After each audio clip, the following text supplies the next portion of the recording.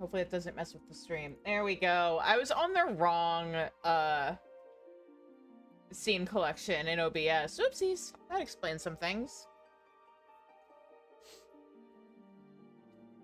I'm a professional, by the way, guys. I know what I'm doing.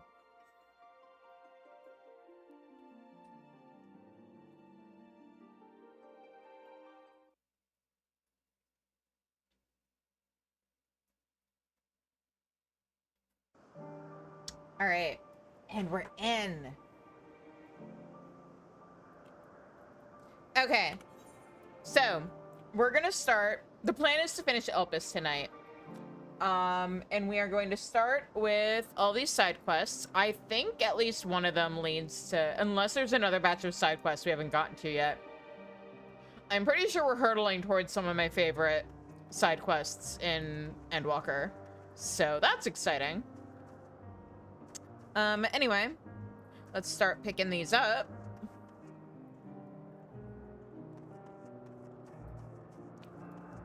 And then I know Moonfire Fair is going on. I am gonna dive into that, haha, on Wednesday.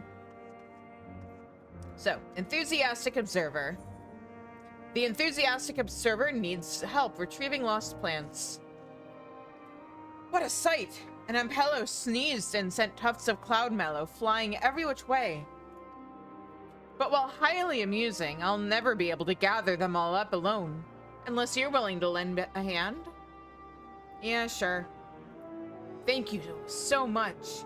Let's split up and start looking for them. Be on the lookout for fluffy white plants floating around Poitin or Oikos, and bring any you find back here. Oops, I'm on Viper. I want to be on Bard for this. Wait, no I don't. Summoner. There we go.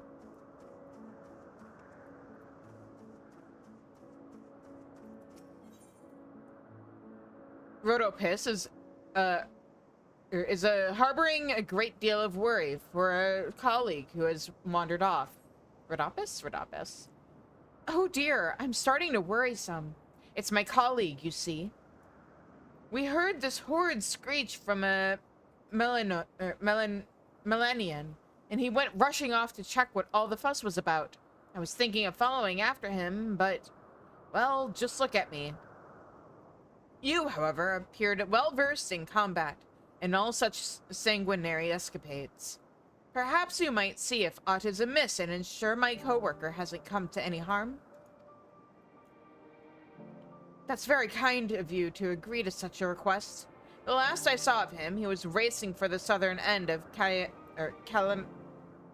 Zephyros. Do promise to hurry. I'm half afraid he has wound up on the wrong side of some nasty fiend's fangs.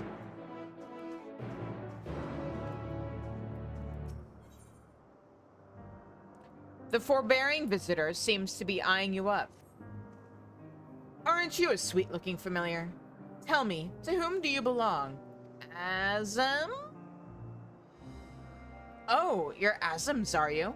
She is a goodly sort, wouldn't you say? Always appearing in times of trouble to extend a hand to those in need. And given that I am one such, I'm sure she wouldn't mind if I borrowed you for a bit. A lengthy debate was held in Kittis's Hyperborea regarding the evaluation of creations. Meticulous minutes were taken during said forum, which I would like you to fetch for me. A dear friend in Amarat asked for them, you see, and I plain forgot all about it. Now, if you'd be so kind, I will send word to the scrivener in charge and ask them to await your coming in front of Peripetia Crystalline, where the documents are being held. Once you've the notes, return to me here. Alright, Cloud Mellow! Yeah, sure, I can grab this on my way to the next side quest. Boop! Ah, more Cloud Mallow.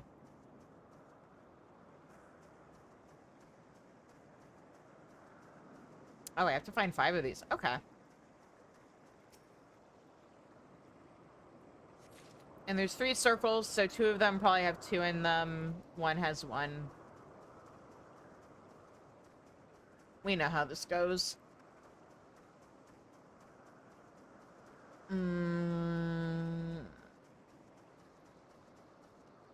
Euros 310.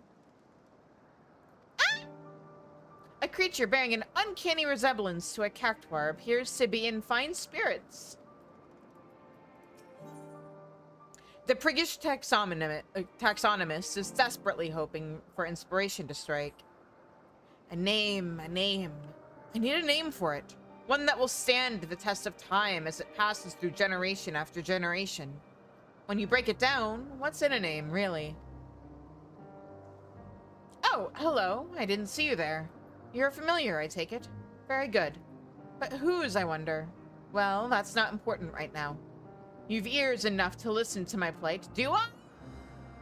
Our don't have ears. We have horns. We hear through our horns.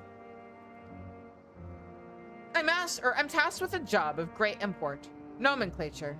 Currently, I find myself facing down a sort of creative blockage in regards to this fellow's name. This is a creature who has not only survived the vicious wilds of the Hungering Gardens, but has thrived in them thanks to its ossified spines. Thus, it deserves a name befitting its rugged tenacity. Despite its singularly unique physical properties, its creator never bothered to refer to it as anything besides its designation. Euros 310. I cannot abide so uninspired a name for a creation as remarkable as this. But therein lies the rub. For all its captivating qualities, I've yet to hit upon a captivating name. I was just on my way to take a turn about the grounds to stimulate the creative juices, so to speak, but seeing you, I realized 2 heads may be better than 1. So, what do you say? Would you care to join me in my walk? Sure. Excellent. You, my quick-witted familiar friend, will be a boon indeed to my imagination. What say we take a quiet moment to cogitate beneath that large tree to the south of here?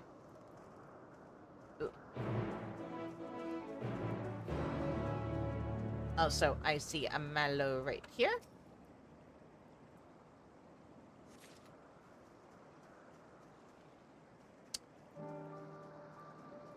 And one right here.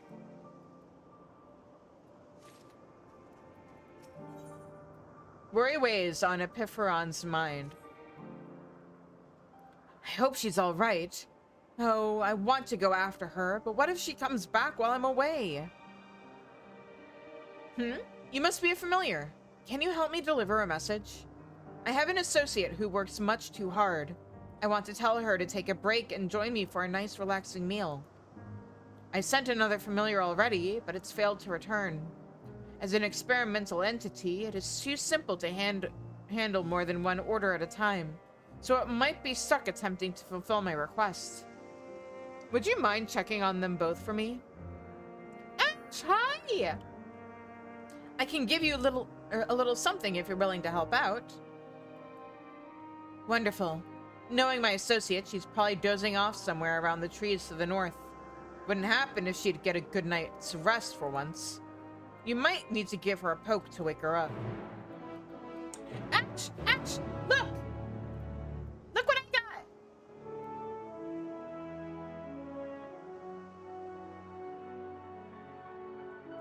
And... oh, not that. Loading screens!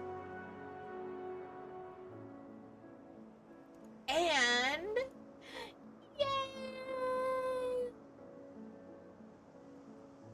yay! Yeah! Technically they were ready Friday, but I was not. So, you guys finally get to see them today! I'm free from the Final Fantasy XIV screenshots!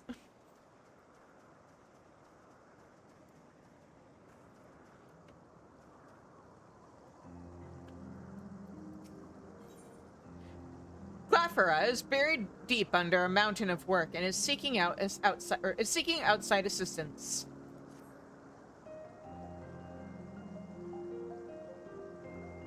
You're familiar, aren't you?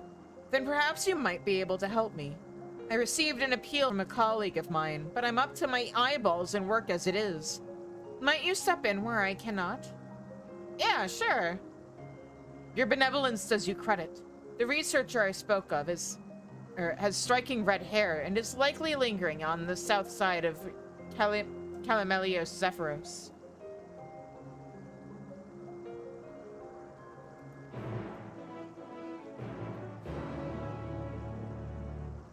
Alright. And there is the last Cloud Mallow. And then there is something over here I need to do.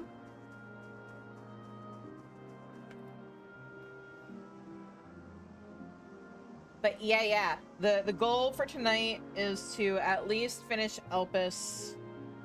Honestly, we should be finishing base Endwalker either this or next week. It really depends on how long. It'll probably be next week, honestly, because we're gonna have to do the last handful of role quests and stuff.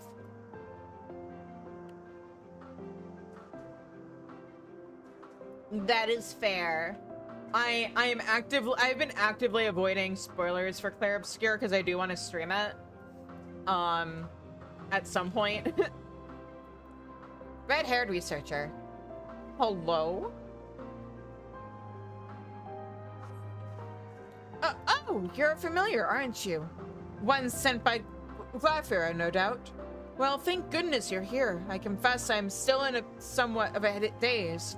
But with you here, I at least feel safe enough to stop and catch my breath. Something came over the specimen I was examining, though I'm not entirely sure what. I'd never seen it behave so erratically before. At any rate, minutes just slipped my grasp and escape. I tried to chase after it, but I'm not half so fleet-footed. To complicate matters, the thing has a very nervous temperament, and will flee if anyone so much as approaches it. I considered imbuing some sort of sleeping spell into a dart which one might shoot from a height, but who has such impeccable aim? Not I, to be sure. Do you? Well, now that you mention it, as a matter of fact, I do. You do? I admit that proposal was made somewhat in jest, but this works out perfectly. So it's settled. You shall put our skittish beasts to bed. Sure, just leave it to me.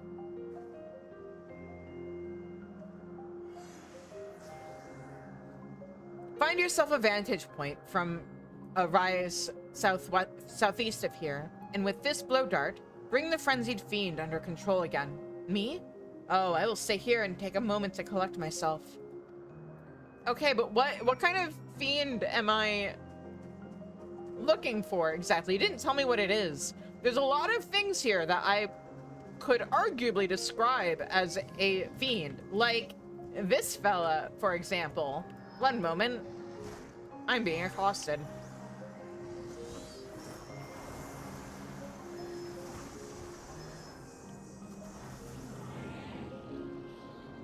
There we go.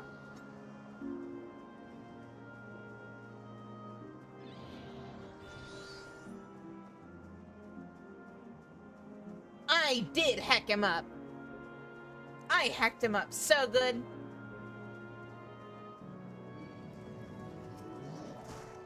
And now for this one.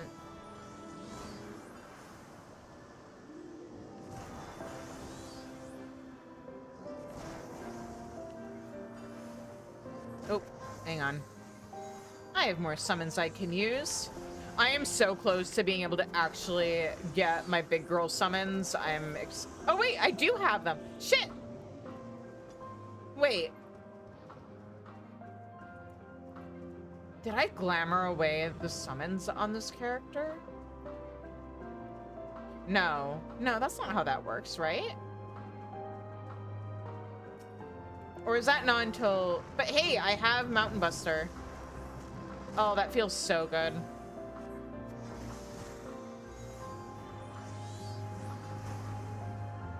I didn't even realize I had this skill. Woohoo! Which does also mean I have Ifrit Dash for all that's worth. I'm sure it's fine.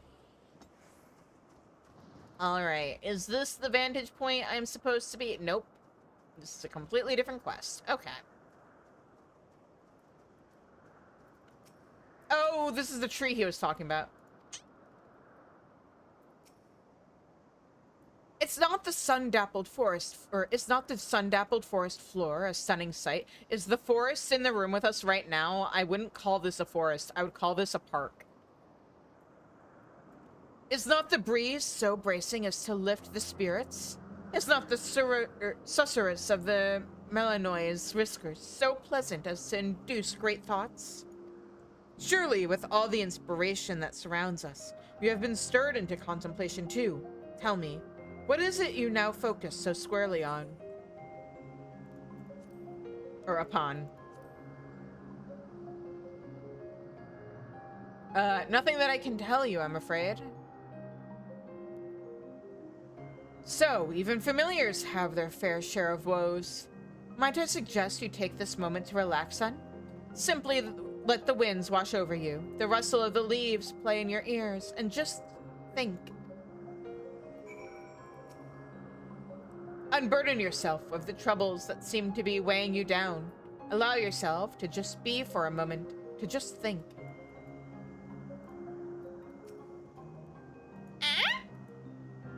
Euros 310 does as the taxonomist does, and falls into what appears to be deep meditative thought.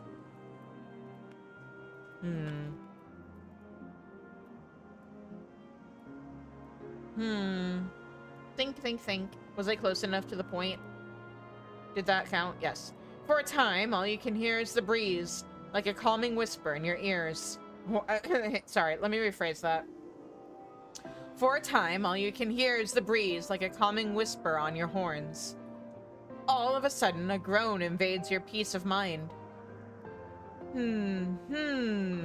Created to survive in extreme weather conditions, whose adaptability is second to none. What would be a name suitable for such a creature? I can practically feel genius on the tip of my tongue, and yet nothing comes. Oh, bother, this won't do, now will it? I hate to ask, but would you accompany me a while longer? Come, let's away to a westerly waterfall. Okay.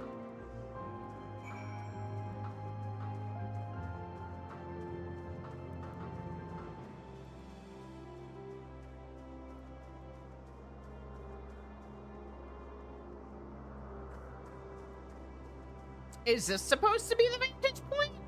This isn't that high up.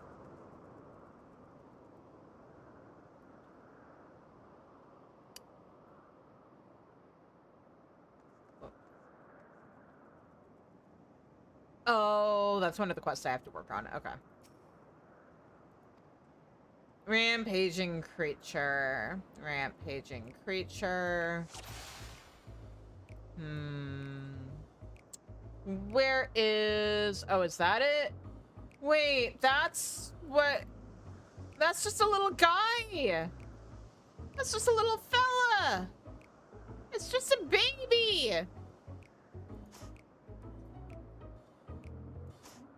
Come here. Stay still. Would you? Gotcha. That's what that dude was asking me to...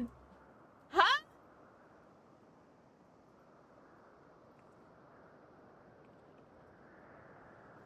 Look at him!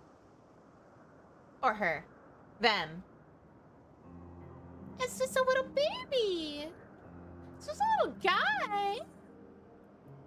Sleeping creature. Look at him. Ooh. Sleeping face first on the ground.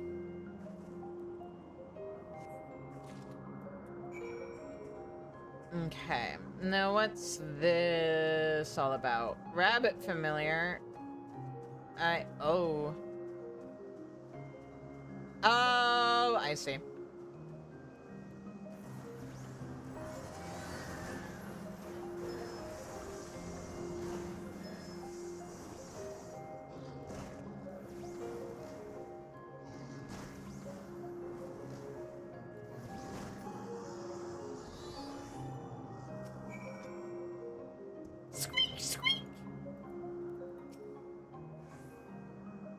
Hey, you good? Are you okay? That was much too close for my liking. Your timing was truly immaculate. I was quite trapped and would have been gobbled up if not for your timely interference. It was the agitated cries of the Melanian which brought me here. When I arrived to see what inspired such howling, I discovered this fellow being set upon by that raging creature. I didn't hesitate to insert myself into the fray, of course. You should be fine, but it's the familiar for whom I'm most concerned. Could you make sure it's unharmed? Your intervention was the most welcome one, I assure you. I would be halfway digested by now if not for your help. Though I hate to ask, perhaps you might examine that familiar? I worry it's injured. Are you okay, little guy? Why are you not a minion? I know there was an Easter event, or I'm sorry, Hatching Tide event a few years ago that gave us a version of it, but it's not the same. Squeak, squeak! I want actual Happy Bunny. The familiar appears free of any injuries, scrapes, or bruises, and has left behind a dazzling carrot, as if to say thank you. Deliver the carrot to the long-haired observer.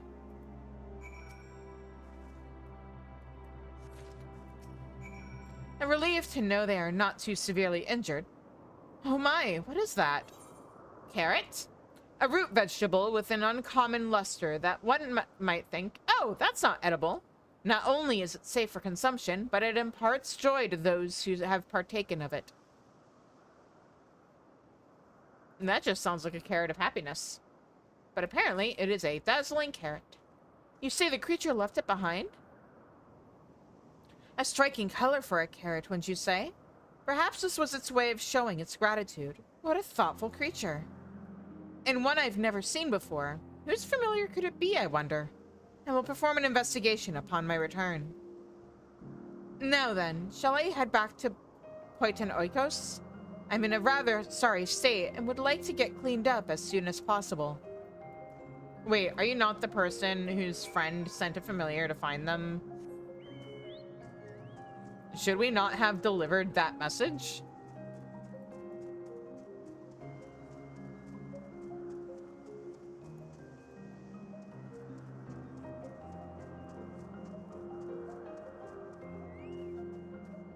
Are you okay? Oh, right, that person.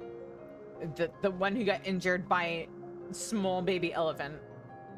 How dexterous you must be to hit a moving target with so small an object. Most impressive.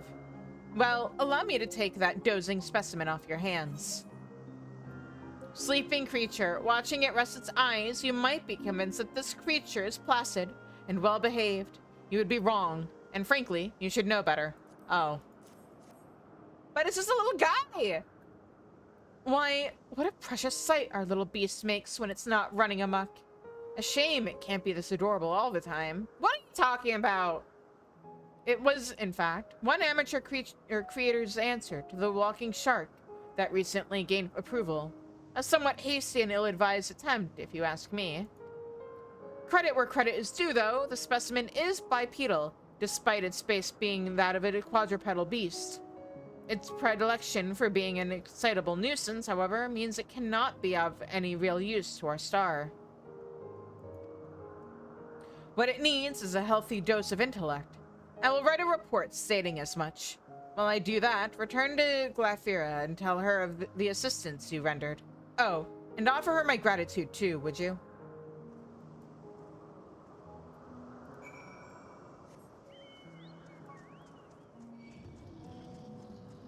No, go away.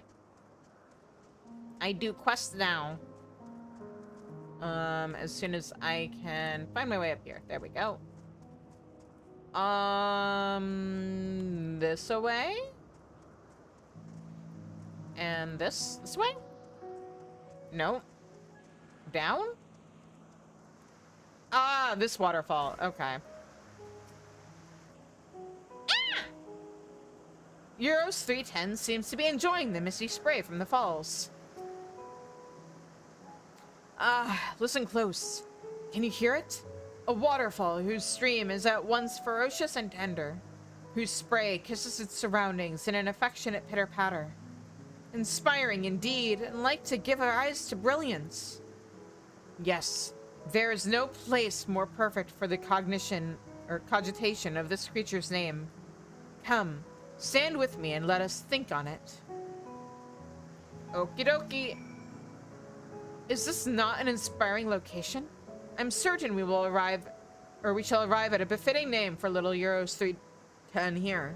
Now, let us take a moment or two to think, so that we might draw inspiration from our surroundings.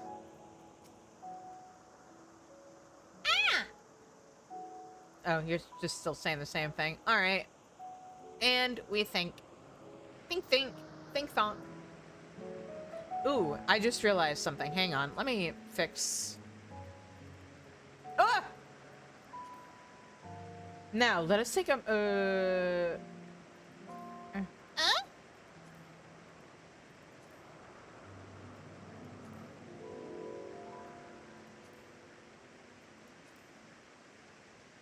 It is a creature that bears a strong resemblance to a plant. So perhaps Planticus? It's also a deal similar to succulent. Aha! I've got it. Succulum. Oh, goodness gracious. No, that's just foul. Agreed.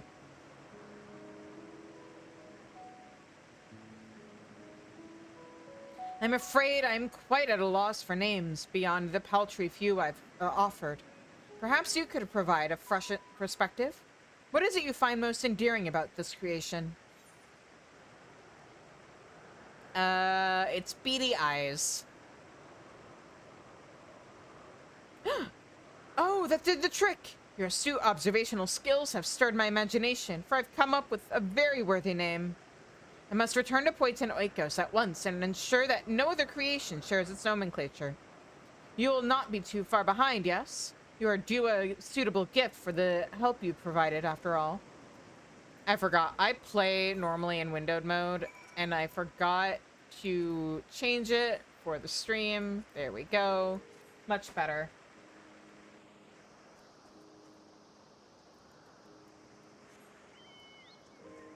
I just tend to be multitasking so much while playing that I don't like having it take up my entire screen.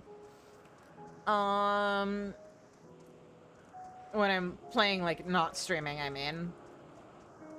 But for now, it's fine. Aha.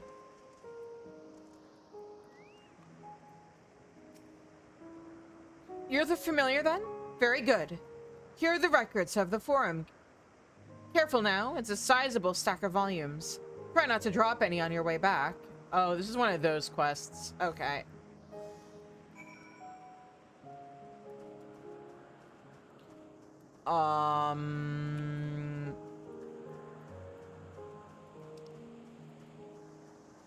There, okay.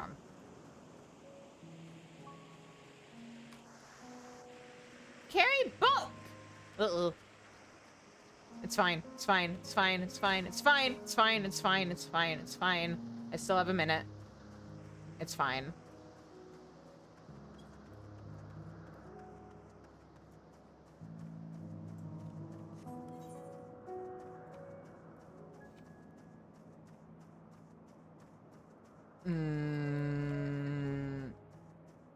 And I need to deliver this to that guy.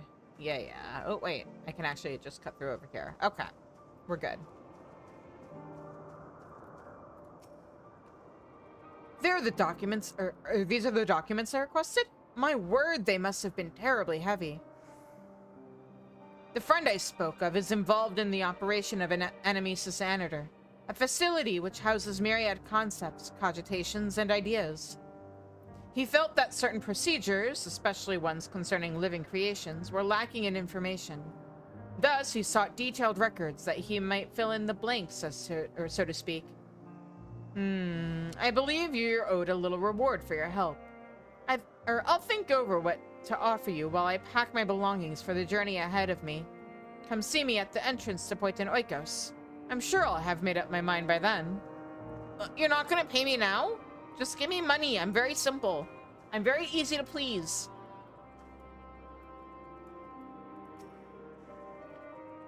How very good is it to see you again, my friend. The one whom you plucked from the jaws of death itself, is seeking treatment for his wounds as we speak. I heard the entire tale.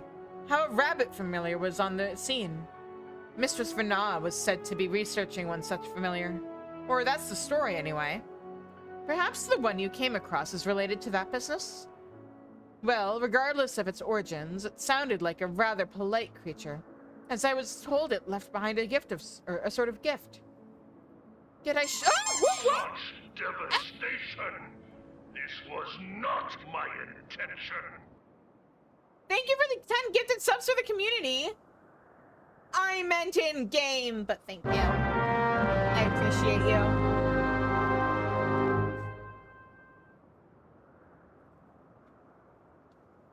Where was I? Yet I shan't be outdone by a bunny, charming though it surely is. Here you are, a present. It's nothing special, but I hope it proves as scrumptious as the carrot, or our mysterious familiar bestowed upon you and my colleague. Is it? Oh, there's a little money.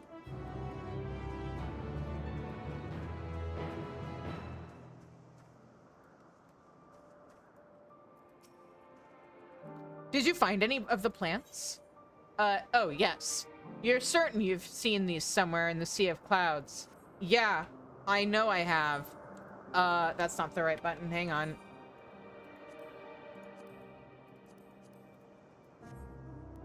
It's these guys.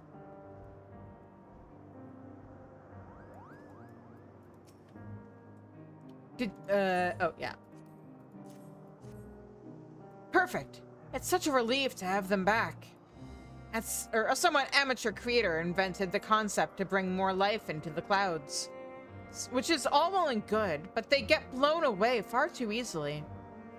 It would be nice if they were a bit more wind resistant. We need to know they can settle in a place without fear of them flying off because some beast breathed on them too hard. Well, I'd better put them back where they belong before a light breeze undoes all your hard work. Here, take this as thanks for your help. I will indeed take thing.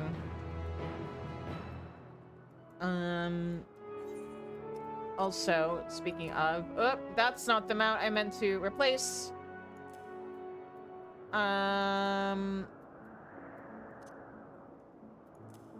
There we go.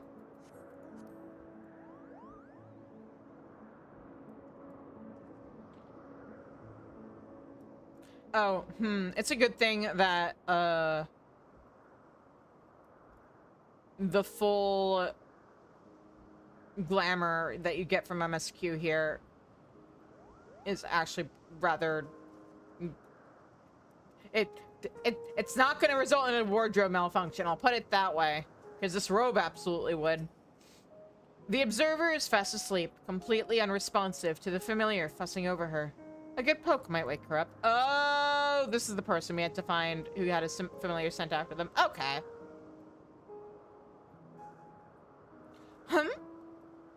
Oh. How long was I asleep? Also, I really wish we could get one of these guys as a minion. They're cute. Epipharon sent you? Just to invite me to eat? Why send a familiar for something so trivial? Although, come to think of it, I could use a meal. Please let him know I'll be along soon.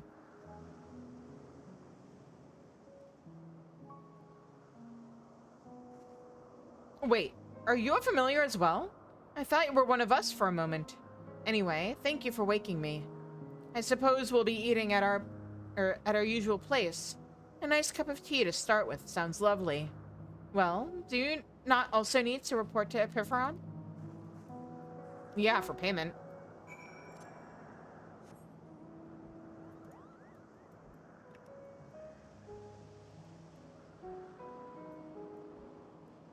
Okay, I guess this batch of side quests is not the batch I was thinking of. There are some very good side quests at some point in Elpis, though. Very fun lore-wise.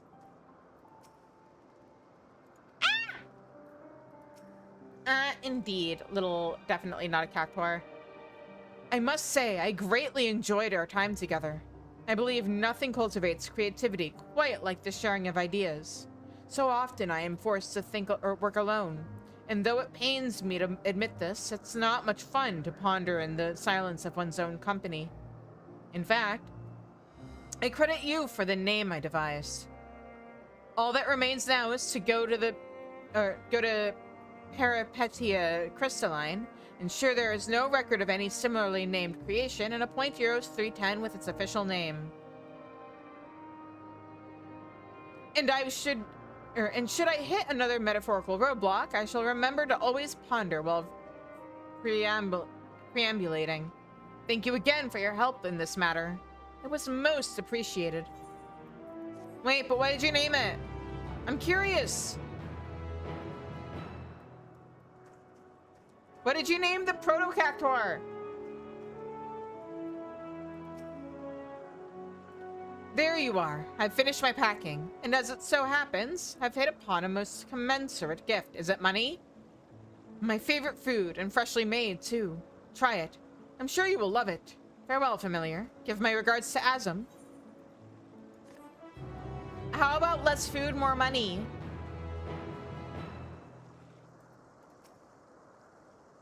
There you are. Thank you for tidying up that bit of a mess for me. Speaking of which, what was the mess exactly? A thrilling name of Chase the Creation, was it? That conjures up a sorry image indeed. It sounds like the researcher was able to glean some valuable information, so all's well that ends well, I suppose. If all goes according to the reports made, and sufficient intellect can be cultivated, then the specimen should prove a valuable contribution to our world. Thank you again for your assistance.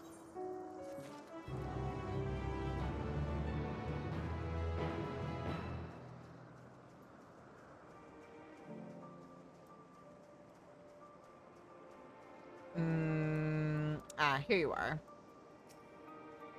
Thank you for your help. My familiar says my associate has accepted my invitation. That is what happened, yes? Yep. Good. That means it can carry out its duties on a basic level, at least. I designed it to convey ideas through information-laden ether rather than words, so I'm happy to see the communication was successful. Oh, elementals are your fault then. It does seem, however, that this method is ineffective when the recipient of the message is asleep. I'll get to work on fixing that. But not now. Enjoying some time with my associate is the priority at the moment. Thank you again for your help.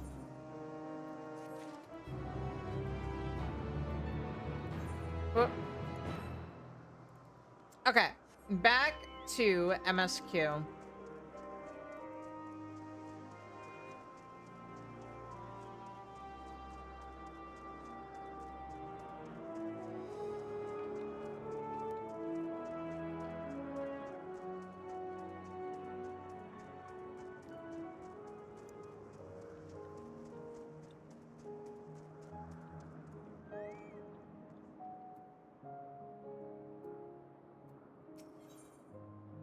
Bina has a new course of investigation in mind.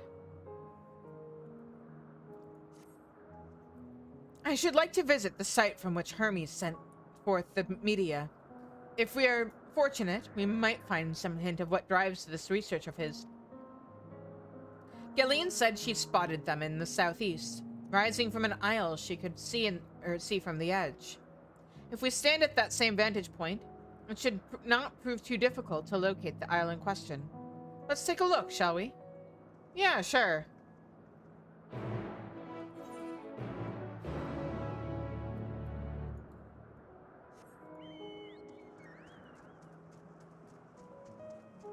Let's go.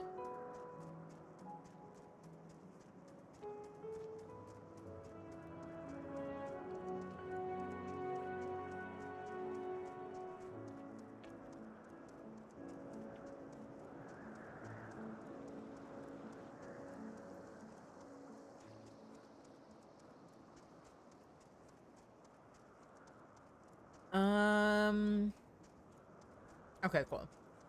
I wasn't sure if I was stuck someplace where I would not be able to get over the rocks, but it's fine. Here.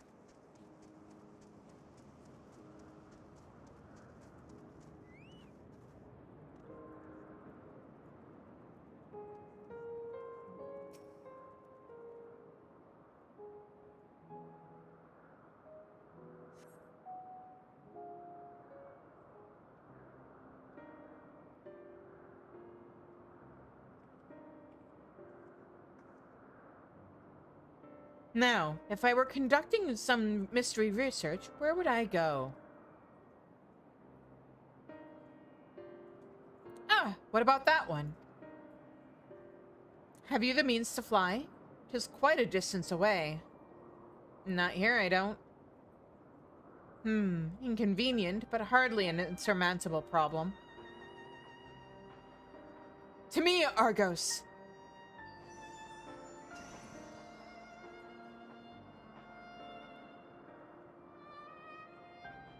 My friend, would you mind creating a double to carry Shizune here over to that isle? Or island?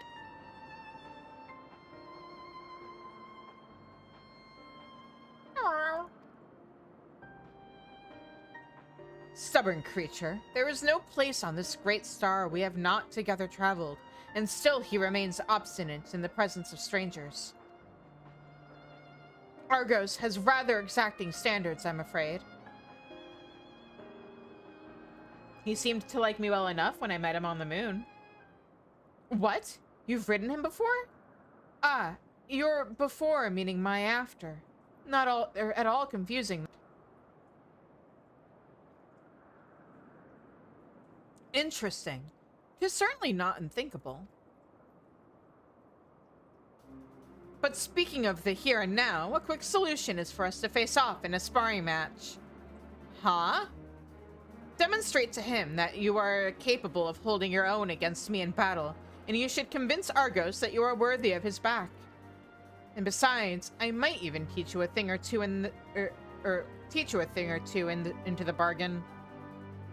I don't think that quite grammatically holds up. You seem doubtful, but useful lesson or not, it will certainly be a moment to remember. A memory of the distant past to cherish. What say you, traveler out of time?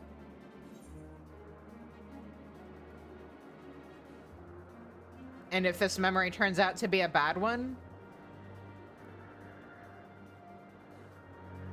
That's up to you, isn't it? If a loss would sting, then you had better win. Clear your mind and prepare your weapons. I will await you at the clearing over yonder.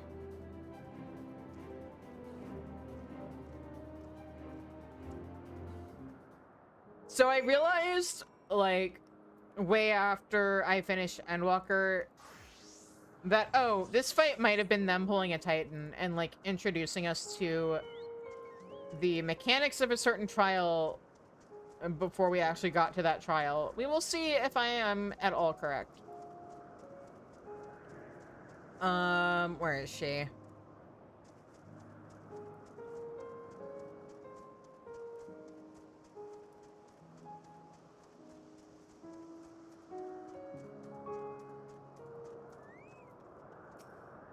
The entity is identical to the one you encountered on Mare Lamentorum, except this Argos is pointedly ignoring you. Okay, Vina, let's go. Shall we begin? Be warned, I'll not go easy on you.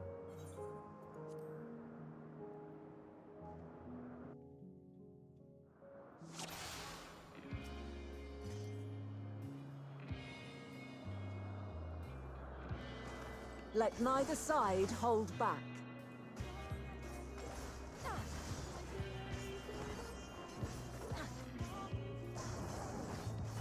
Woo!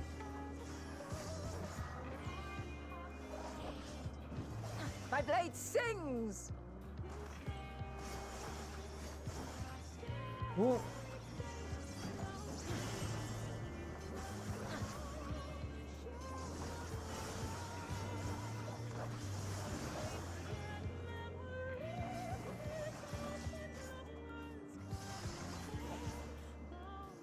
Oh, I don't want to be here.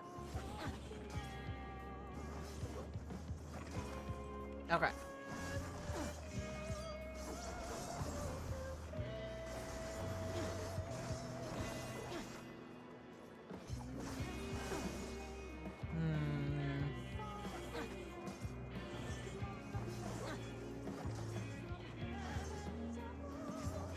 Oh yeah, these are definitely the mechanics from the trial. My blade Get back sings. here!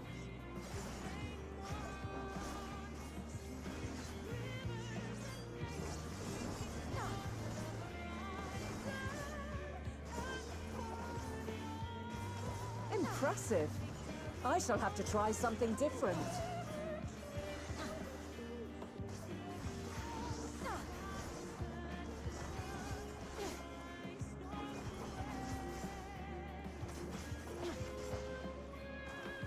No quarter. Nope.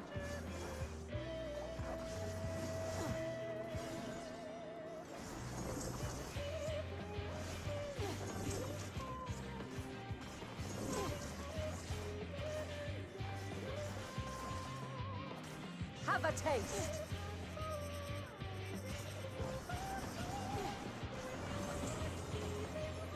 Oh, I see.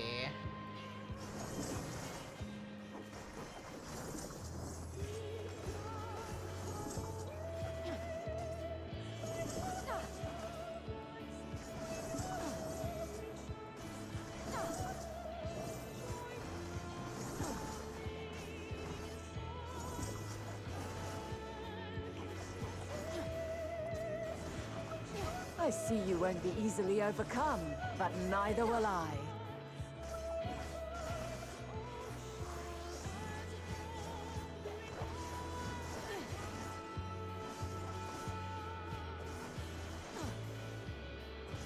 And then she switches over to conjure and just starts using stone on me. That's very funny. Here? Close enough.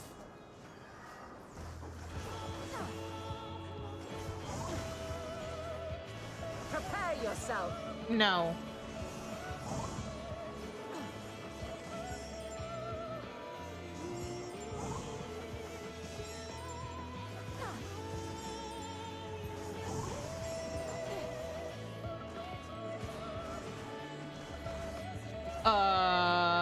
Here? I think... Yeah.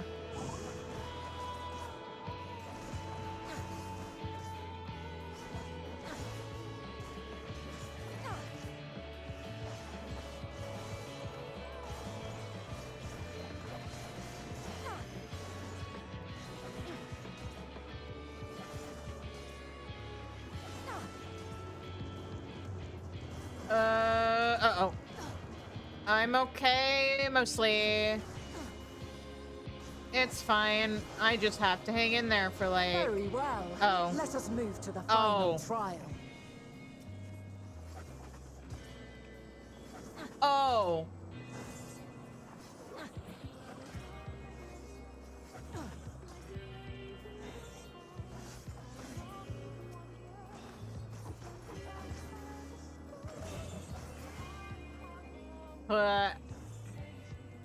I'm out of slithers. There. Oh.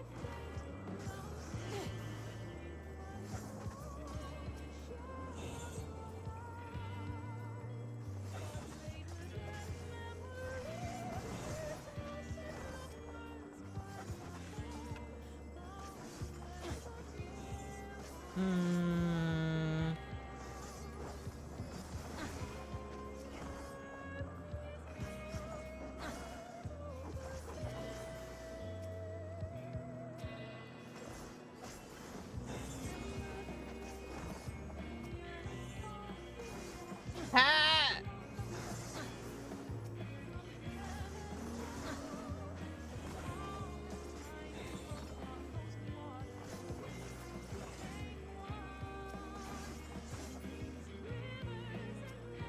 Oh, you're getting me. Okay. We got this.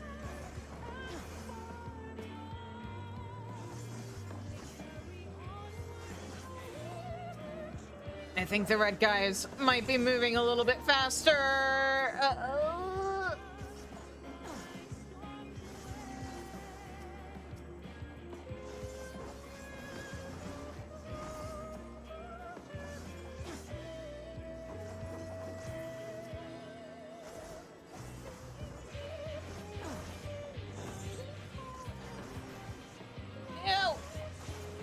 Gotcha! Did I win?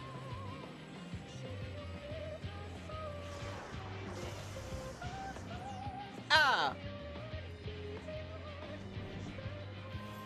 Break your chains, shed your burdens, and show me your strength of will!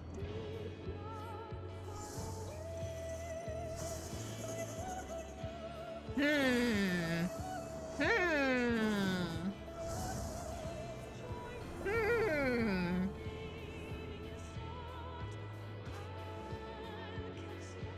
You still stand. The people of your time are more resilient than I had dared hope. I mean, I've that's mostly seen enough. just a me thing.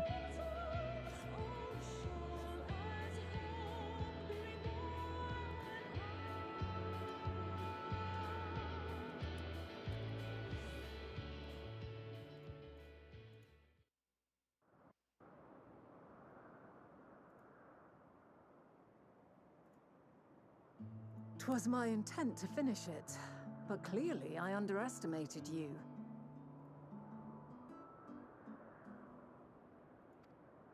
Yeah, people do that a lot. One would think I never learn. I made the same mistake with Azem when we first sparred.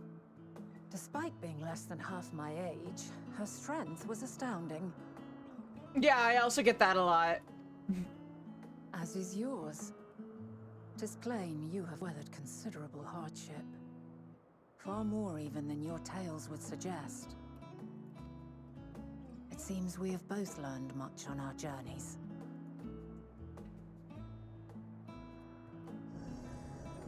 Hmm?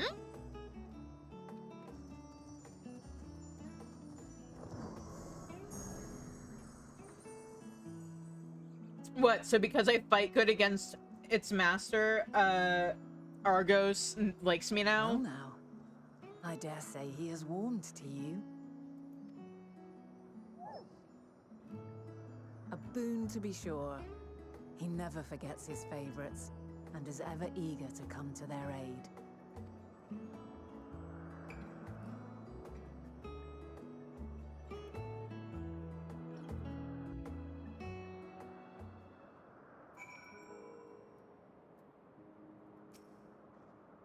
Argos will soon have us standing on the very spot where the media made their departure into the night sky. With luck, we will learn something of Hermes' intentions. My hope is that we find no connection, no festering wish for oblivion. Then we might have Hermes and his considerable expertise working for us rather than against us.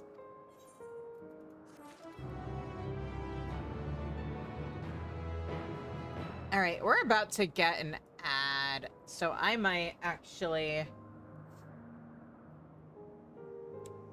I'm gonna wait until after the ad break is over before we do the next quest, because I don't want to get stuck in the middle of a cutscene. I might also seek out a snack while the ads are happening. So I'm gonna put up the BRB screen. My brand new shiny, not Final Fantasy XIV screenshot BRB screen, by the way. And I'll see you guys on the other side of the ads.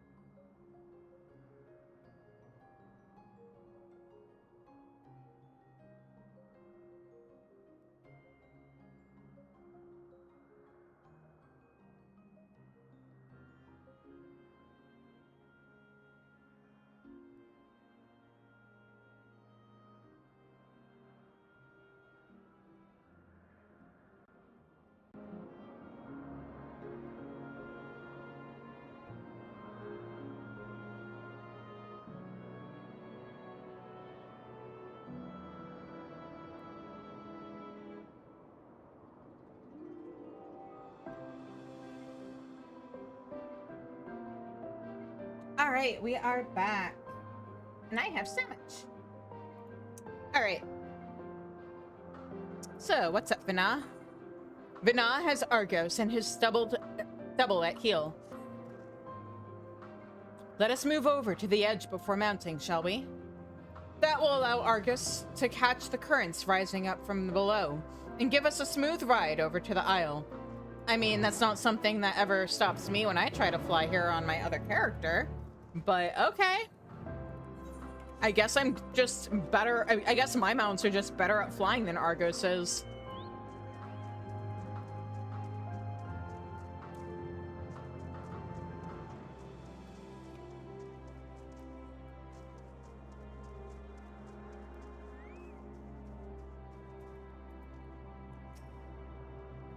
Climb onto Argos's back and we can be off. You know, I honestly can't remember the last time he carried anyone but me. Argos motions to his back with his muzzle. You've been given the go-ahead to hop on. Alright, let's go.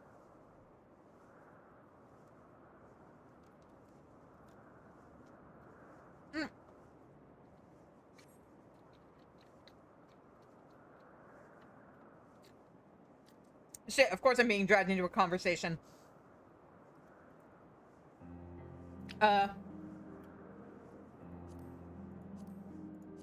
Isn't this pleasant? Argo certainly seems to think so. Now, what was the name of that tree? Noe something. Ah! Noe Toferon. Quite a striking specimen, is it not? I mean, it's pretty.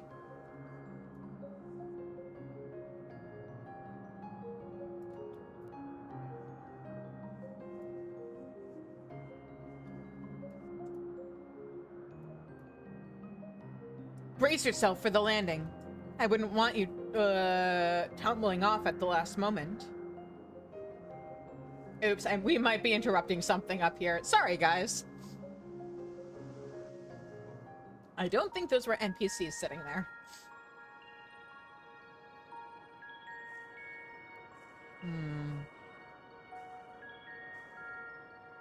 Quite a small place, lacking even the most basic equipment.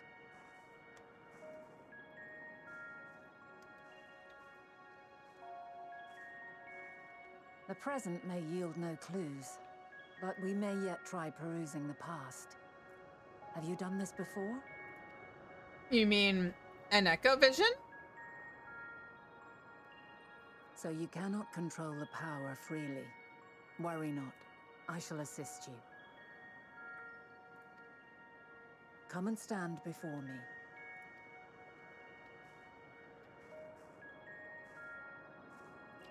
There are two ways to see the past.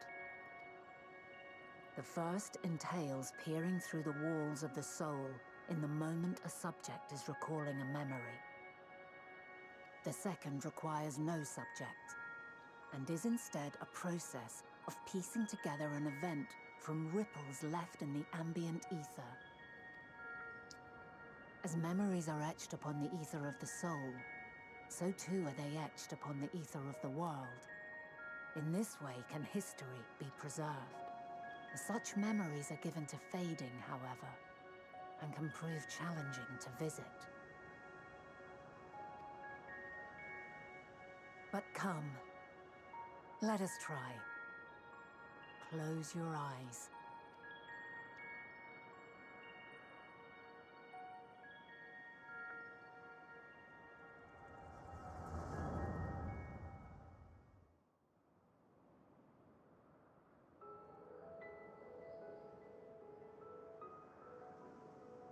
All units fully functional and proceeding on course towards their respective stars.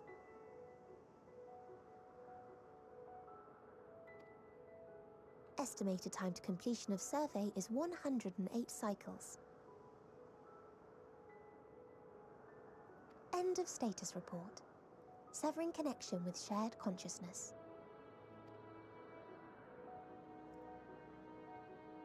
Did you hear that, Hermes? All is well.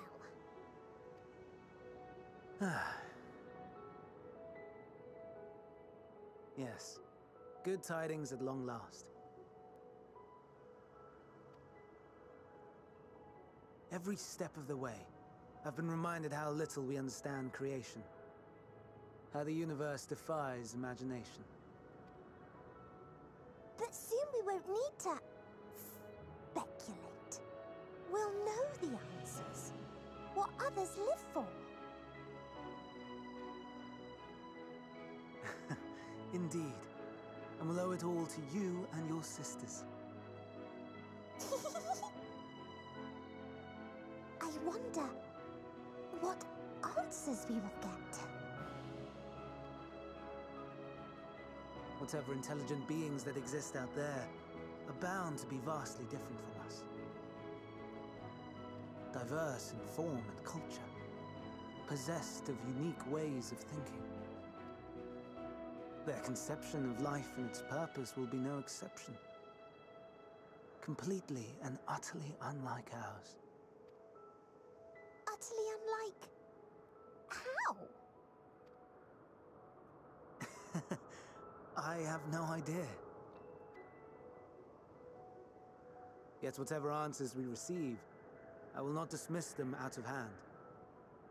No, I will think earnestly on them all, and I will share them with our people, that together we may contemplate our own existence. Perhaps then our star will become a better place, not only for man, but for all life.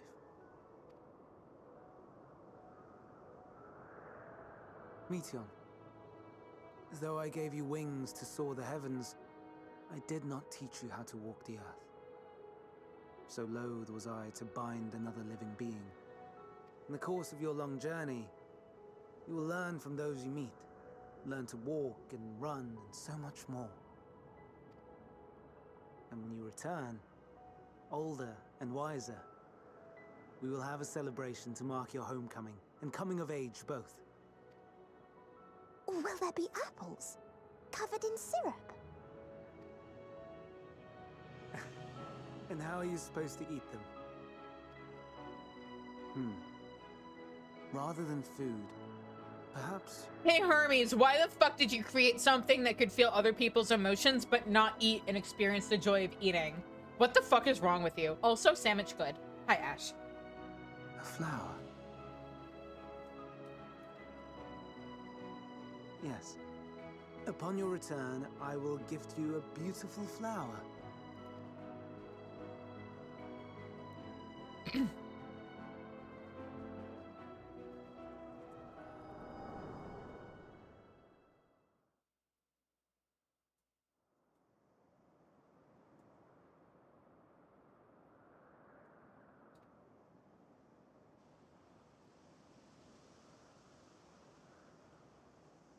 So, what is your opinion?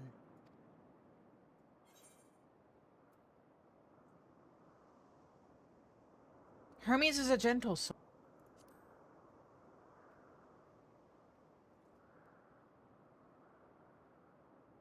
I understand. He is a gentle soul, and well-intentioned. Yet it does not take ill intent to beget ill. We must consider the possibility that something may have gone awry. Perhaps it was oversight, or simply an accident. Oversight that led to on purpose. In light of this, I propose that we reveal your tale to Hermes himself. If he does not wish for the final days, as we believe, he may well join us in pursuing a solution.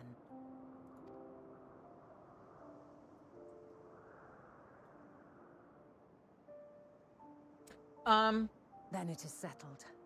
Let us seek out our friend with all swiftness. 'Twould not do to let such a pure soul be blackened by tragedy.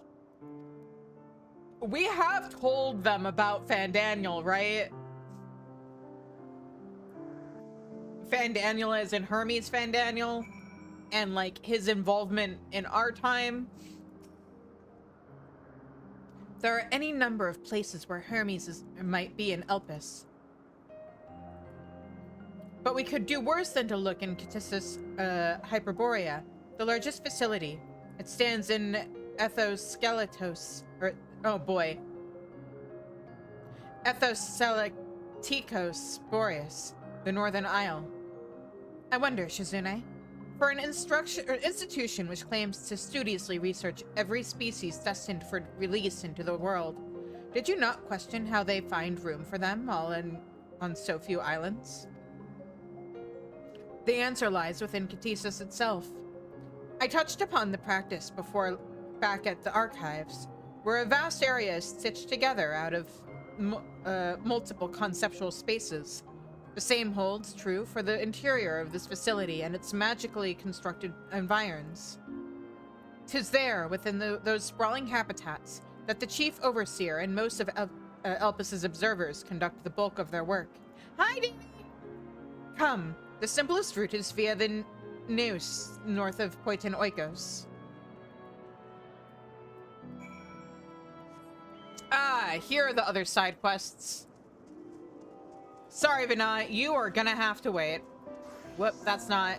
There we go.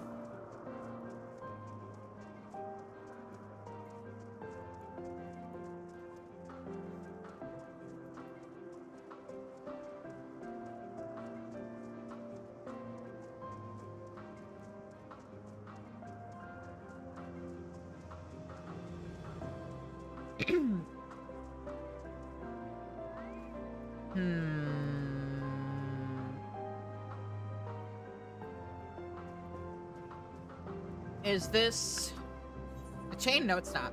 The Academia student wears an expression of concern as she scans the horizon. You're a visitor too, aren't you? Perhaps you might be willing to help me then. Did you happen to see a blue-haired woman in the area? She wouldn't have been wearing a mask. No? I see. She and I are students of Academia Anator, and we had intended to spend our downtime visiting Elpis together. We were just on our way when she realized she forgot something back in Ananoriasis. So she ran back, and that was the last I saw of her. She can be a bit, how shall I put it, scatterbrained. So she may well have simply got lost on her way back. I would rather not search for her myself, for what if she comes back while I'm away? So if it isn't too much trouble, perhaps you would be so kind as to look for her? Yeah, sure. Like us, she won't be wearing a mask, and so should stand out a touch. You'll find her in the area of Philomethes Notos, in all likelihood. If you do come across her, would you help her out a bit? See she makes it back. Okie dokie.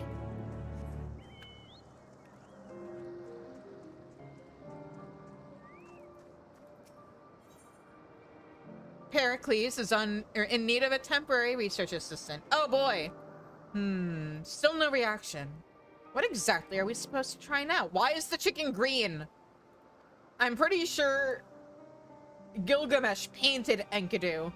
Ah, perfect. A familiar. I'm on the observation team for a new kind of bird, and it's giving us some trouble.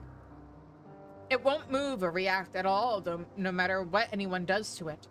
Could you maybe give it a try? I bet I can get a reaction. I certainly hope so. And I've got something for you if you succeed. We have a specialist in avian species working with the creation in question, and he can help you with the particulars. You'll find them by the towering structure northeast of our settlement here.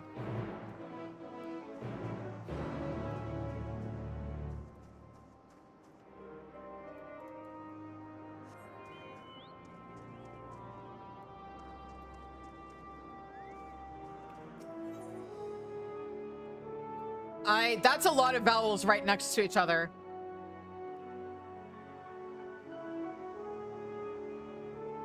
That is all but one of the vowels. Yuion is fretting over runaway creation. Excuse me, but have you a moment? I'm in search of a runaway creation and need an extra set of hands to assist in its apprehension. I had been keeping such a close watch on the thing, and it had been so well behaved. I thought I could rest my eyes for a second. When I looked up, though, poof, gone. Just like that. Please, won't you help me find it? I'll make it worth your while, I promise. Oh, thank you. I'll continue to search in this vicinity, though it's likely the creature scampered off further afield. While I scour the area here, might you explore the eastern end of Rumination's Ramble? Oh, yes, I should probably tell you about the creature we're looking for. We call it a bryon, a seedkin that bears a passing resemblance to a moss bloom. It will wither and perish without water, or become an overgrown monstrosity with too much. Keeping it hydrated is a delicate balancing act. If the creature has fallen into a river, it will be, suffice it to say, too big to carry on its own. Should you find it submerged in a body of water, try to remove as much moisture as you can. That ought to shrink it somewhat. Use this drying agent on it to drain the sodden sop. If it begins to rave at you or act in a way rampageous, subdue it and capture it with this etheric rope.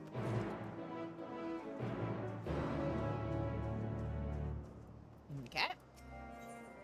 The frazzled researcher seeks help in chasing down a missing creature. You there. Please, it is most urgent. A colleague of mine in Philomethes Notos has just sent word of a most disturbing nature. A blue Charybdis was practicing its flying, but became separated from its fellows. From what I gathered, based on my friend's manic message, it was last seen taking wing to Peripetia crystalline. We are all of us searching far and wide, but could you look in the direction of Peripetia crystalline? Your help will not go unrewarded, I can assure you of that. Oh, thank you. Between us, we ought to be able to locate this lost creature. You should know that Charybdises have a penchant for heights, so I will scan the skies around here and leave the upper floors of Peripetia crystalline to you. If you do happen to find the creature I spoke of, use this etheric rope to bind it. Not to worry. The bindings cause no injury or pain. Good luck, and I shall see you soon.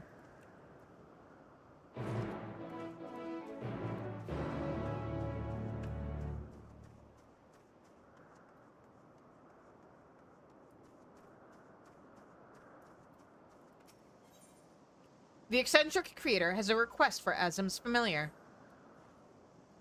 You must be Azim's familiar. I had a favor to ask of the observers here, but seeing as they all seem awfully preoccupied, perhaps I can ask you instead. I'm experimenting with crossbreeding different types of plants. I was thrilled when I finally produced a whole new species, right up until the point where they rose up and floated away. Last I saw them, they were headed toward the eastern side of the island. I managed to wrangle a goodly number, but there are still 8 or so missing. Could you help me recapture them? Thank you. Here, use this etheric rope to capture, say, 4 of them, and I can hopefully handle the rest.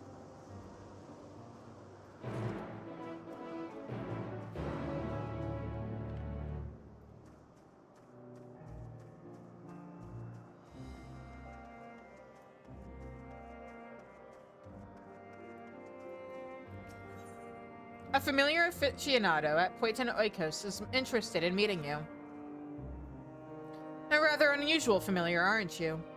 I haven't seen your concept on file at the Bureau of the Architect, and I've never come across anything like you in all my years of research.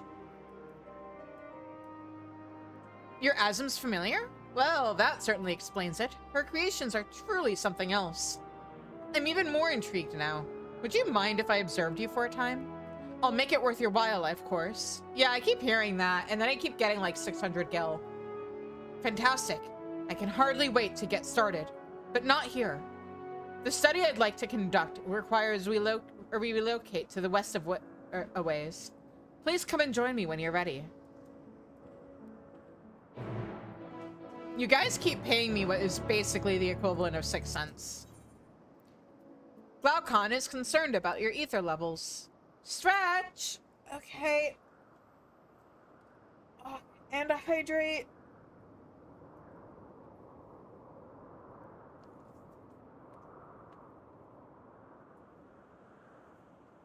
And a posture check? Okay, you know what that means, guys. You guys have to stretch and hydrate and posture check too.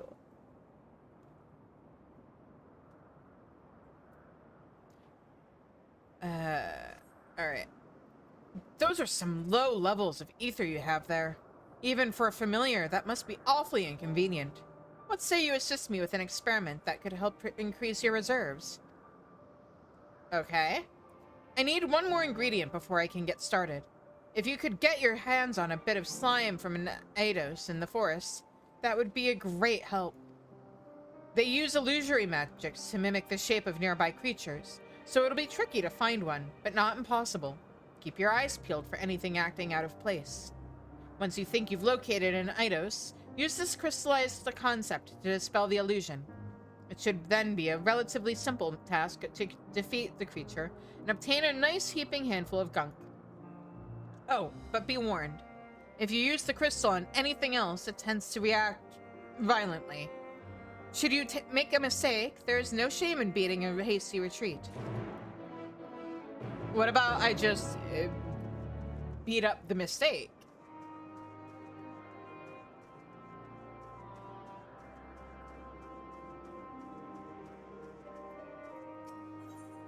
The Metron creator appears troubled. Greetings, I'm a researcher from the words of Metron. I've dedicated my life to studying and creating aquatic life, but my main focus is the development of a new shark species. Oh, Hythlodaeus must love you.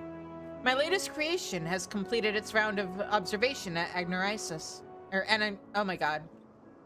Agnorisis, and will be released after one final test. The thing is, I'm hoping to consult with a taxonomist before the Bureau of the Architects hands down its official registration. The same one who named my last shark, if I can. Spewed Brados was such a marvelous name. It turns out it's rather difficult to track down a specific person in a place such as this. Could you help me? Sure. Thank you. Here, take this. It's a model of the previous creation I just mentioned. Whoever named it should hopefully be able to recognize it.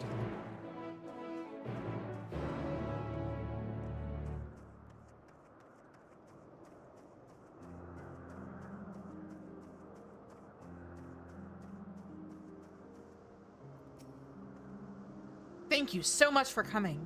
Now, let's get straight to business. All you need to do is reach out and touch some Orpheus songflowers. They're pretty blooms, light blue in color, and they emit these, well, bubbles which enthrall any overly curious creatures. Think of it as a defensive mechanism. It has no effect on sapient beings such as myself, but I'm fascinated to know how it will affect you. Fear not, and we'll be sure to intervene should you begin to fall under its spell. I would never leave a familiar to such a fate, and especially not a familiar created by Azum. Now, I've created 3 flowers of varying sizes and potencies. We'll begin with the smallest and weakest. Oh, I may be able to protect you from the flower itself, but if any nearby beasts are already under its influence, I'm afraid you'll have to be the one to protect me. Fighting was never my forte.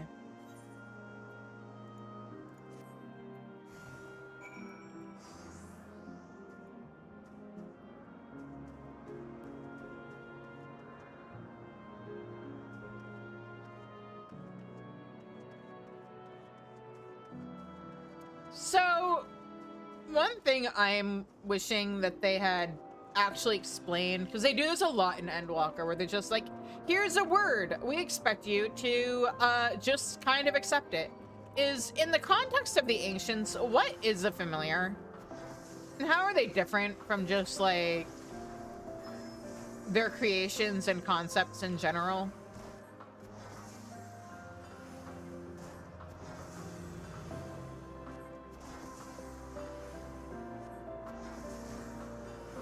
And why is it that so many of the familiars we're seeing just seem to be like animals and stuff, but here I am human-shaped, and nobody's really batting an eye at that?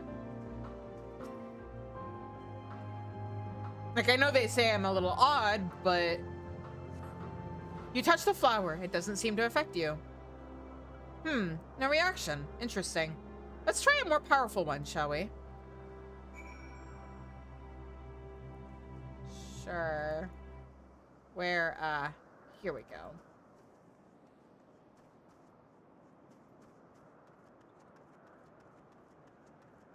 Like, how do people view Medion? I know she's supposed to be Hermes's pet project, but what separates her from a familiar?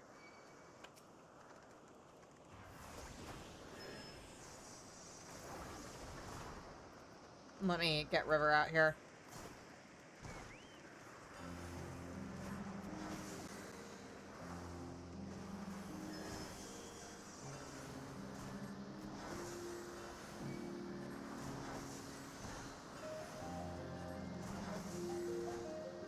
Oh, wait a minute. No wonder I'm struggling.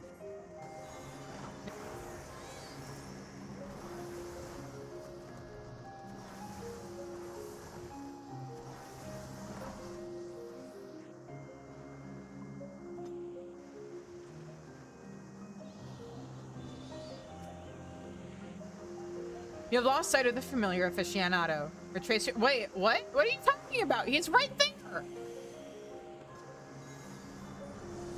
Lost sight of him.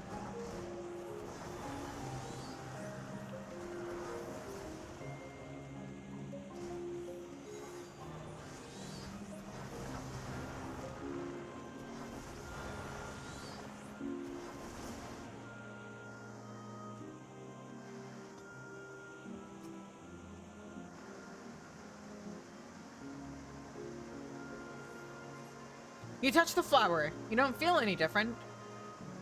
Still nothing? Well, let's see how you fare against an exceptionally large one.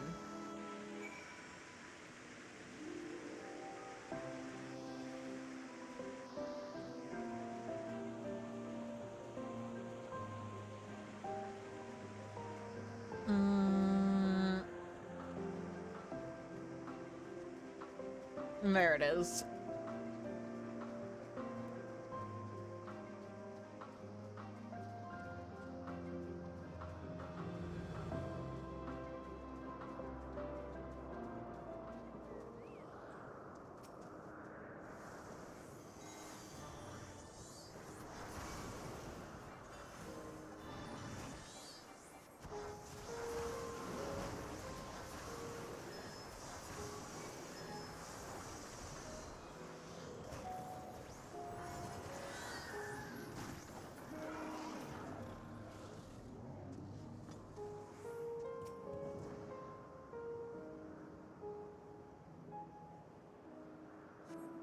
You touch the flower. Nothing happens.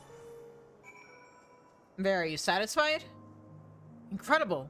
Even a flower this size has no effect on you whatsoever. I thought for sure you would be enthralled. Considering the sparse nature of your ether, it simply doesn't make sense. Asda must possess some mastery which eludes me. In any case, that ends our experiment. I'll dissolve these blooms and meet you back at Point Oikos. Welcome back, Ash.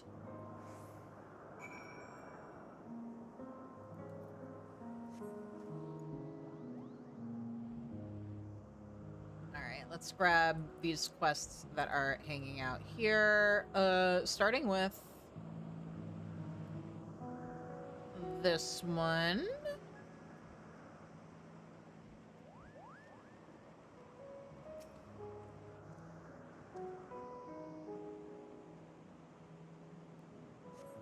There is no sign of the Charybdis. Okay.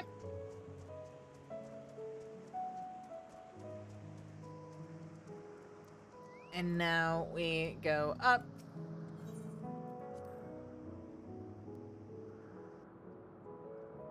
I just realized, do I have a shortcut back down after I finish this quest?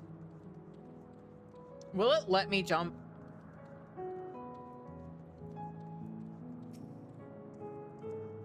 And how much will my fear of heights hate that if it does? The Charybdis is nowhere to be seen.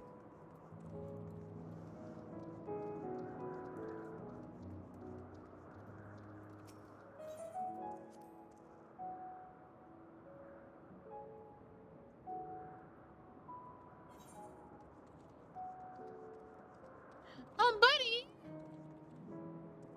What you doing, Sky Pancake?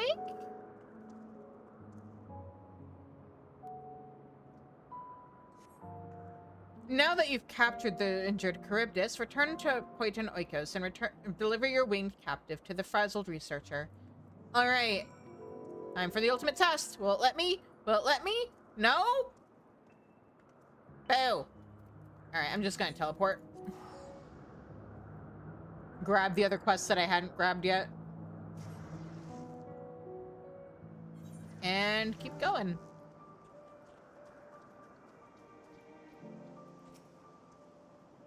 I saw that you were on your way back and hastened to return as well. So what news? Have you found that blue Charybdis? Here you go. A lost Charybdis bound by an etheric rope. Now, at least, it can find its way home. Oh, a great relief indeed. It's rather impressive it hasn't suffered any truly grievous injuries.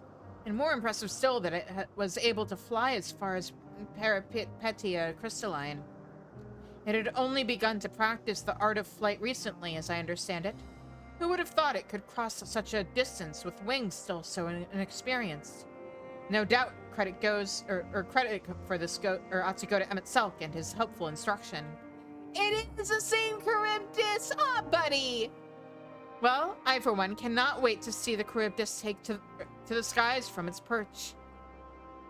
At any rate, I will see this creature return to Anagorisis at once. Though it isn't much, considering the services you've rendered, I hope it's not too lowly a prize for you. Wow, I get the same amount of gil even when they don't give me food. What the fuck? What have we here? A roaming familiar? Baby shark! Sued Brados figurine. Oh, right. This model of a two-legged shark species looks terribly familiar.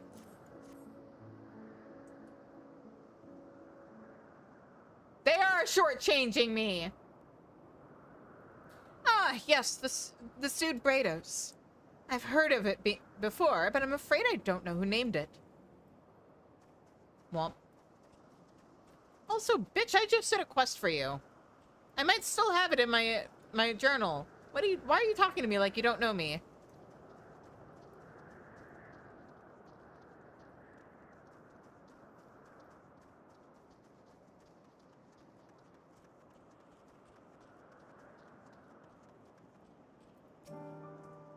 Thank you for lending me your time. It was most enlightening.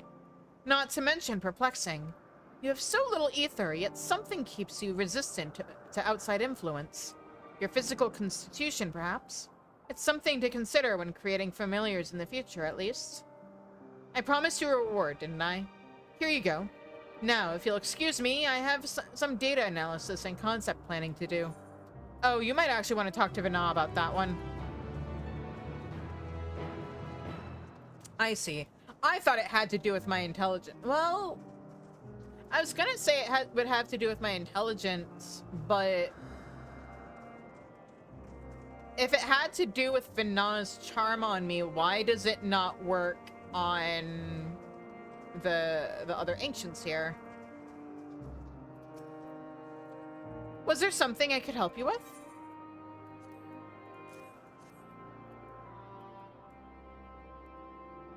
Who named this species? I'm sorry, but I haven't a clue. Certainly not me.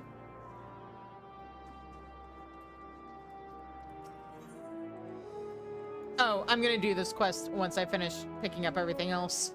That's a quest chain.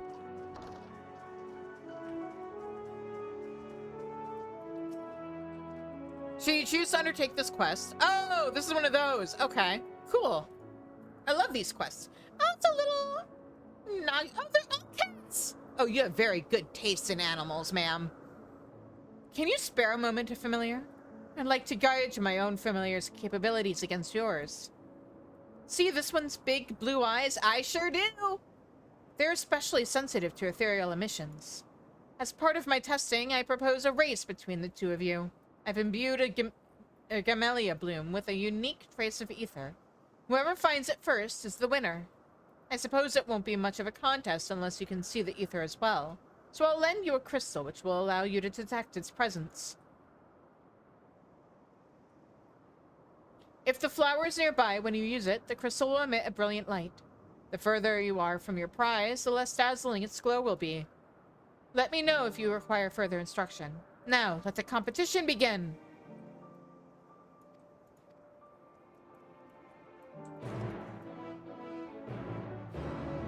Interesting. Okay, now all that's remaining is... Oh, I remember what that chain is about, too. Okay. What's that you have there? Do you know who named this?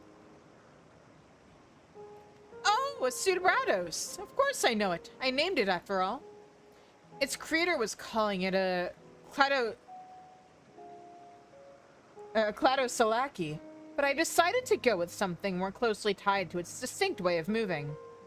I wanted to really capture the image of it rushing forward with its tiny steps, somehow swift and slow at once. In case you were curious, the name comes from a proverb meaning more haste, less speed. And if the creator wishes me to name her newest creation, I would of course be honored to do so. It's in Undersized, you say? I look forward to seeing it soon.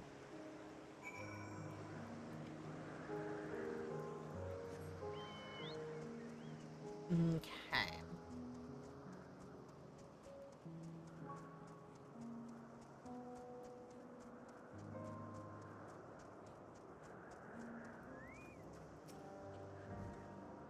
Any luck finding my taxonomist? Yep.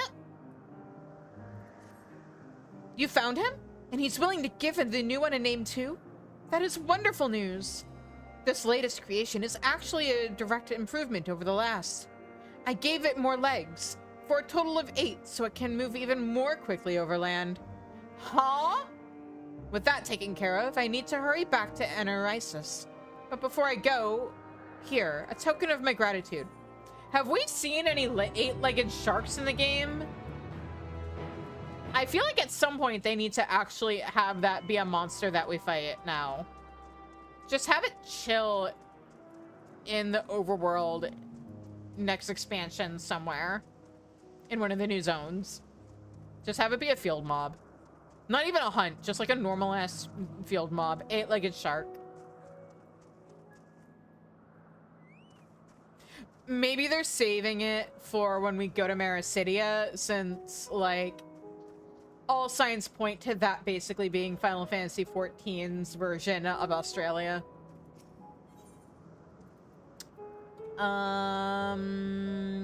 Spelling concept? Snort. Hee! Oh. Oops. I'm sure it's fine.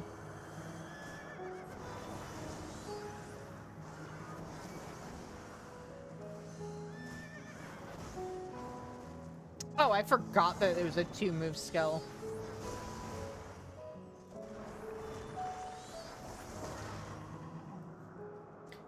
It's been a while since I've played higher level summoner. I don't really play it much on my main, because my caster main is actually a red mage. So, yeah, it's been a while. How do I know which one is actually suspicious and which one is just, like, hanging out? Loop? Oh. I hope this guy isn't having me fight these things to make something he's gonna make me eat.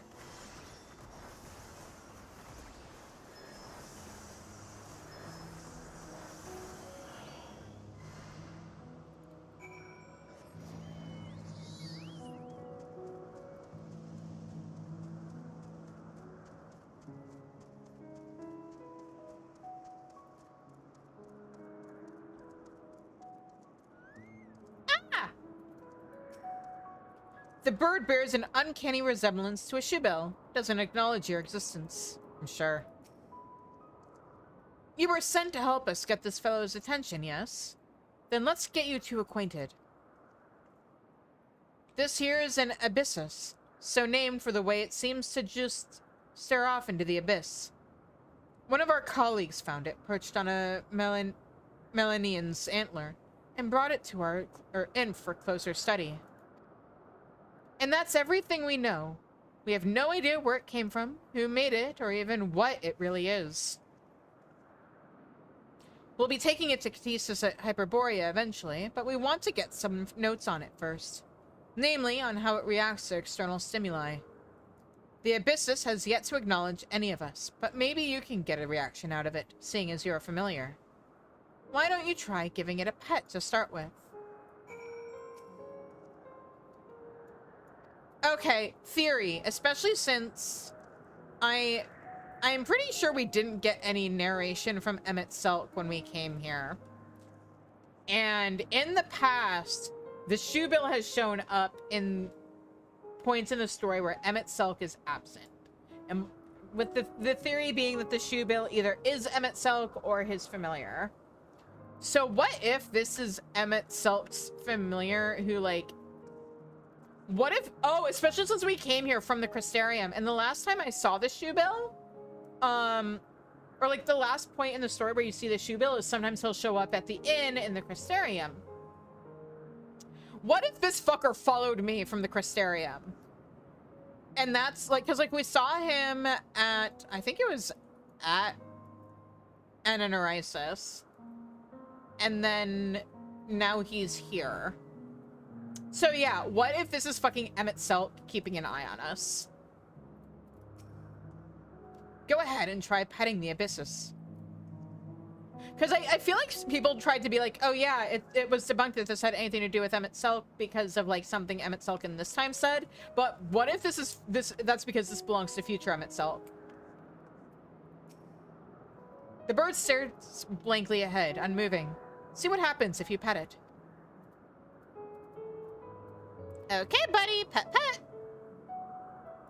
Like, the minion even drops from, the Amarok dungeon. The Abyssus doesn't seem to notice you touching it and continues to stare into the distance. Nothing. Like some great thinker lost in a meditative trance. How about giving it a poke? This is especially funny if it turns out that this bird is, like, some portion of Emmett Selk. Poke, poke. The Abyssus doesn't acknowledge your prodding. No good? I'm all out of ideas. Unless you want to try giving it a hug? Hey, definitely not Emmett Selk. Do you want a hug? The only other thing I can think of is, or think to try is a hug. The bird's gaze remains unchanged, fixed, perhaps on some point in the far future. Maybe all it needs is a hug. Come here, buddy. Aww. For a brief moment, you could have sworn the Abyssus glanced at you, eyes narrowed in irritation. Still nothing. Too bad, really. Actually, I think it moved. What did it do? I can't believe I missed it. Perhaps the Abyssus only responds to signs of affection. As such, I'll need you to help us experiment a bit more. We'll run dozens of tests, each with a different expression of love. Oh, no, why are you rejecting that? No? Well, I suppose you have other duties to attend to. Still, I'm thrilled we got a reaction out of him. Thank you, and please give Pericles my regards when you go to collect your reward. Hey, buddy. The Abyssus is perfectly still, you're gazing intently forward. Pericles should have something to give you as thanks for your help.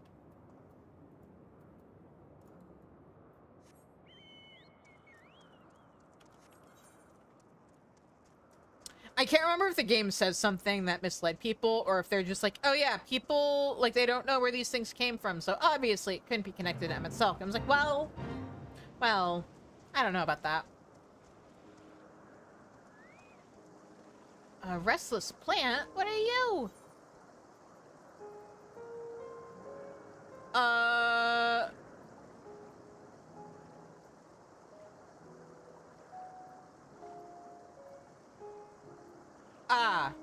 Okay. I see. You, I just need to use rope on, and you... You're overgrown. You seem pretty normal size, actually. Do I have the mount on this character? Actually, probably not. Yeah, I don't have... Yeah, I don't have the mount on this character, because I haven't gotten the MGP, and the Chocopur was one character only. But in an overgrown creation resembling a Corpacur, and is likely the Bryon you are in search of. Use the drying agent to remove some of its excess moisture. Drying agent.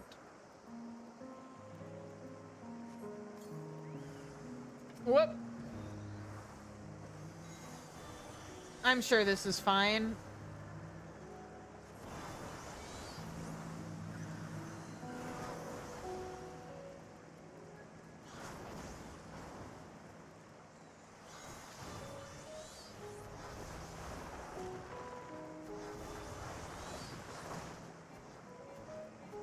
Oh.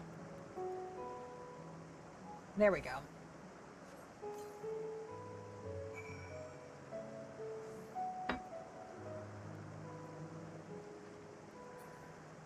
Why? Oh. It took a really long time to disappear, huh? Okay, and then there is something over... Damn it. I was trying to avoid making that thing angry. Go, go, go, go, go. Damn it. Alright.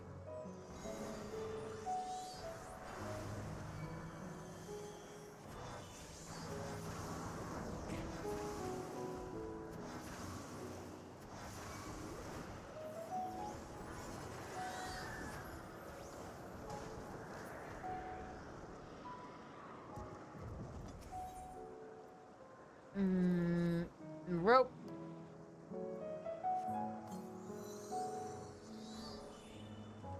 And, nope. How do I get up? Do I need to get up, actually? No. The last one is over here.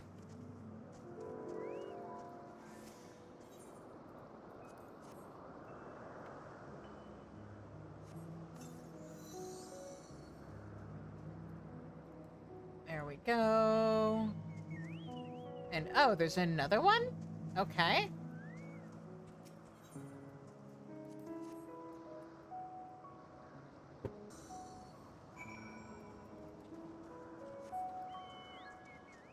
Something just fell off my desk. It's no big deal. Okay, and this quest is making me teleport over here.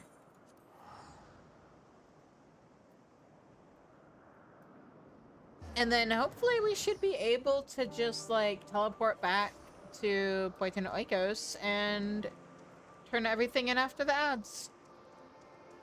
And then it's quest chain time.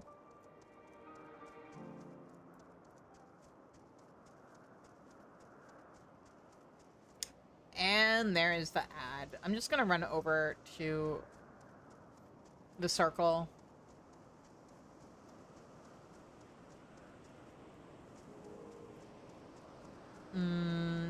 Here we go.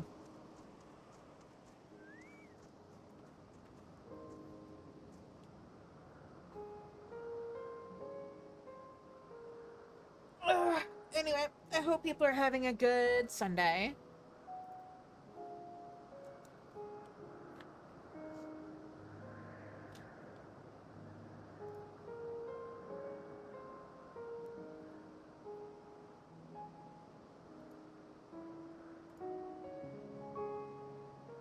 I'm actually gonna put up the BRB screen during the ad break so I can take care of some stuff. So I will see you guys on the other side.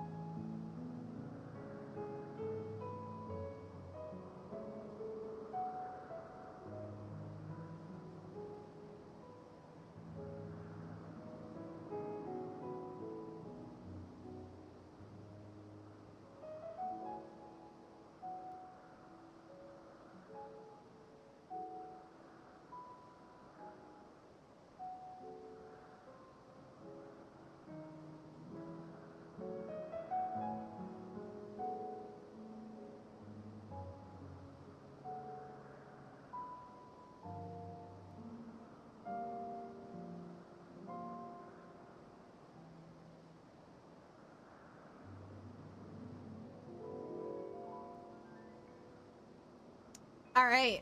We are back. We have found the blue-haired student. Let's talk to her. Yes, can I help you? Oh, wait. Do you need directions somewhere?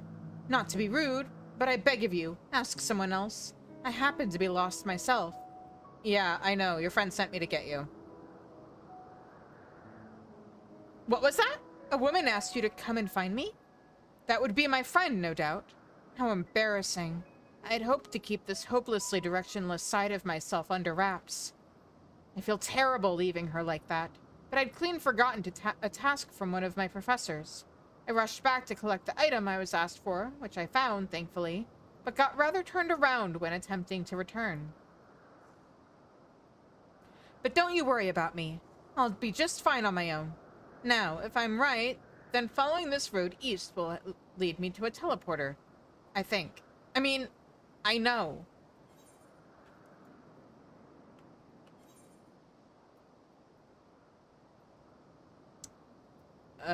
East? That's literally the opposite direction that she wants, or from where she wants to go. Are you sure you'll be able to ride on your own?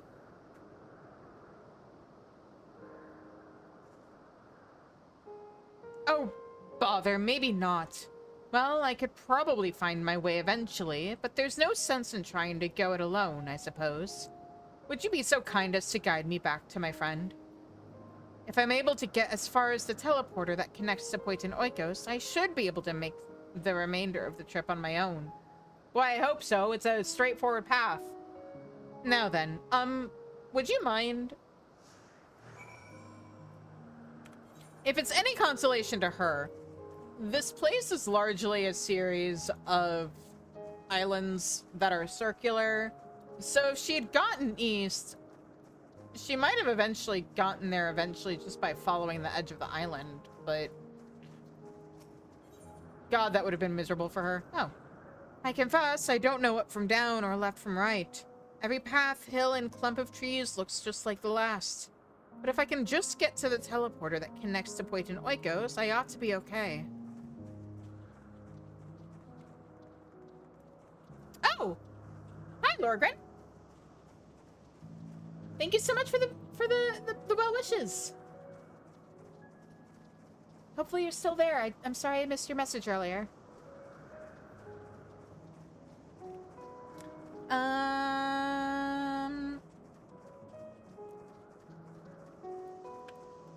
Alright, man, ever since the graphics update, Elpis was already really pretty.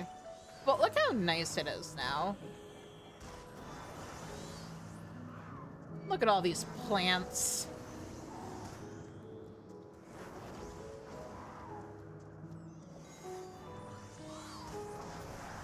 There we go.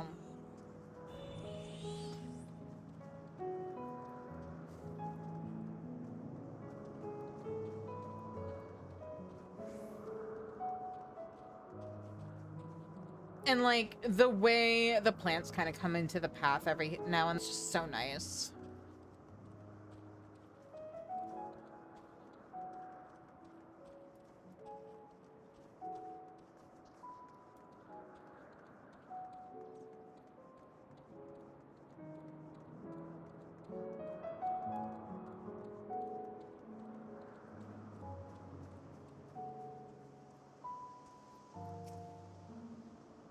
What a relief it is to see a familiar sight.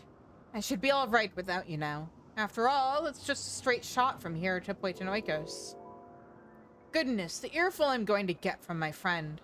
I've kept her waiting for far too long.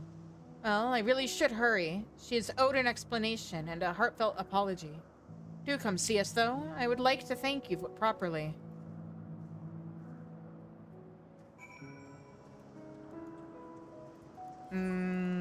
And we use the return button.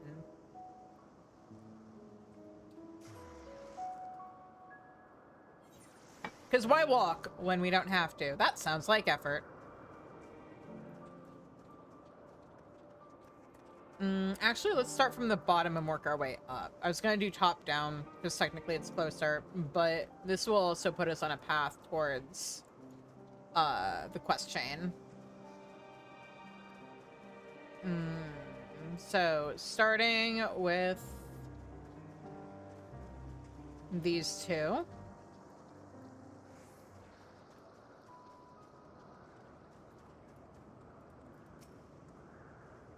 I should have been upfront with my friend and simply told her why I went back. My blasted pride was so often gets in the way. Thank you for your help. Truth be told, when my friend first dashed off, I had assumed it was because she forgot an assignment from Metron. Lo and behold, I was right. We are studying at the Words of Metron in Academia Anator, learning all we can about the engineering of aquatic life from that selfsame master. Honestly, though, I have no idea why Metron would ask me to procure a flower of all things, and one that's still undergoing testing in Elpis. It's very beautiful, yes, but what has it to do with ichthyology? Or ichthyology? Well, nothing, but that's the point, surely. It must be intended as a present, when meant for Logrith.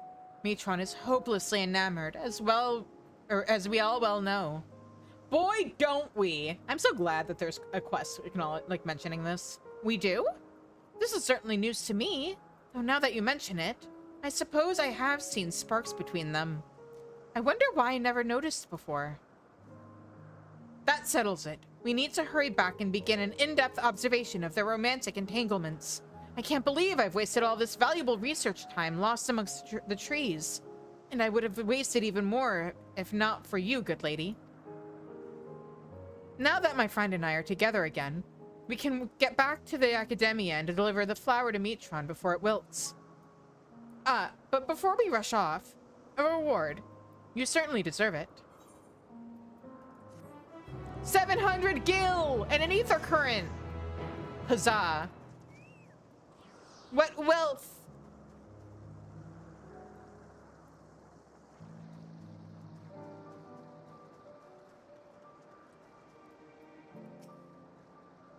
My associate said you were incredibly helpful. You have his thanks as well as mine. What did you think of the Abyssus? Strangely enthralling, isn't it? With those penetrating eyes that seem to stare right into your very core. It almost feels like it's studying us as much as we're studying it. I have to wonder who made it and for what purpose. I'll have to consult with Vana. If anyone would know aught of this creation, it's her. Oh, and before I forget, here is your reward for today's work.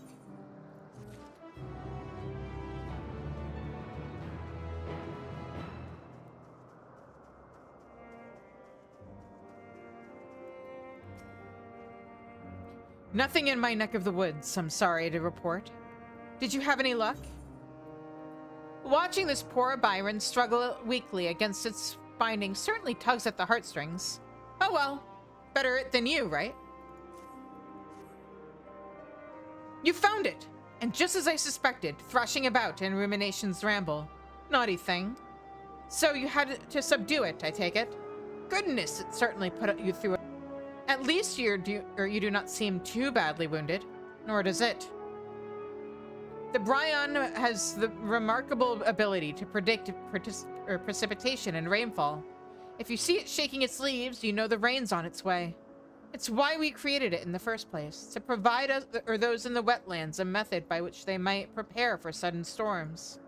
Unfortunately, as we have discovered, it becomes absolutely enormous when exposed to liquid in large amounts, rendering them rather dangerous in humid areas.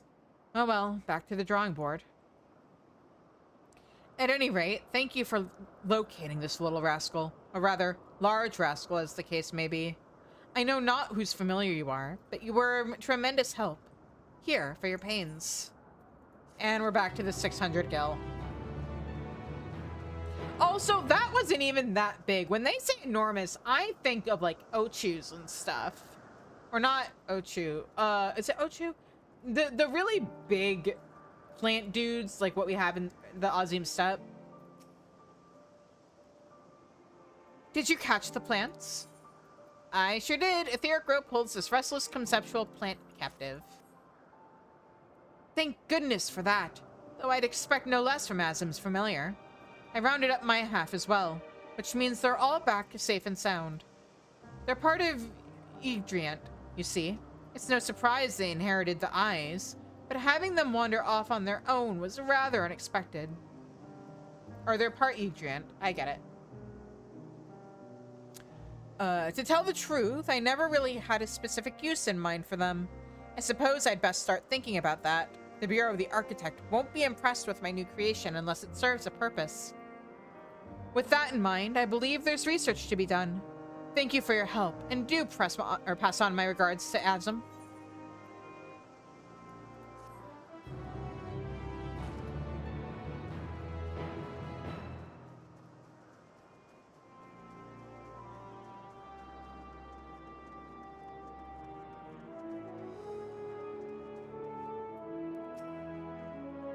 Back so soon?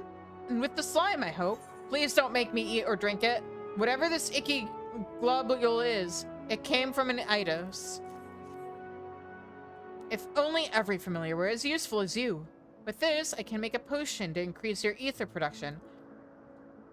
All the other ingredients are in order. Hippogriff brain, a Monoceros horn, and Ophion entrails. The concoction will supplement any natural deficiencies, relying on the chameleonic properties of the slime to generate ethereal ether compatible with your existing etheric signature. Clever, yes? Uh-huh. Once this is brewed for a bit, it'll be ready to drink. Oh, this is so exciting. I can hardly wait to see just how explosive the increase of your ether will be. I just remembered I have something very important to do. Very far away.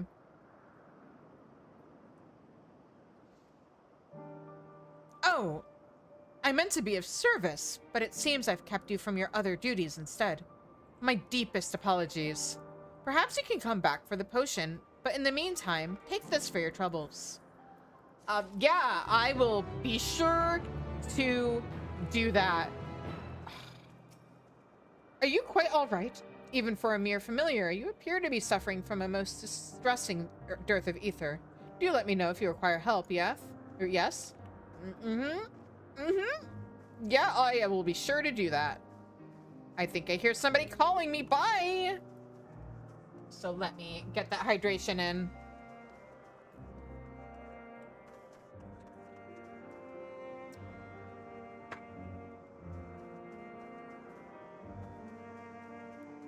Okay. Myra appears to be mildly perturbed. Well, this is a pickle. Whatever am I to... Please tell me you're here to deliver a message from Cleon. You are a familiar, yes? I am a familiar, but I don't know who this Cleon is. Azim's familiar. Oh, and I do like the name, Shizune. But if you belong to Azim, then what has become of our visitor from Amarot? He was meant to arrive some time ago. Our wildlife subjects are accustomed to the presence of long-term observers, but when someone from outside of Elpis comes to visit, the reactions can be somewhat unpredictable, and occasionally violent. Would you be so kind as to track down Cleon and see that no harm has befallen him? Visitors don't wear masks, so he should be easy to spot. And if you do happen to find him in the process of being mauled, you have my permission to terminate the offending subject. Safety first. Sure. Oh, I almost forgot about the crystal quest.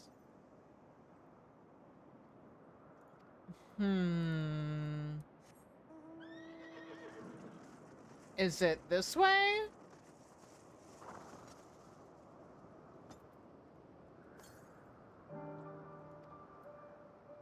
Okay, wrong way. Is it down here? We had something earlier. Glimmer's warm. Okay, we're on the right track. More this way?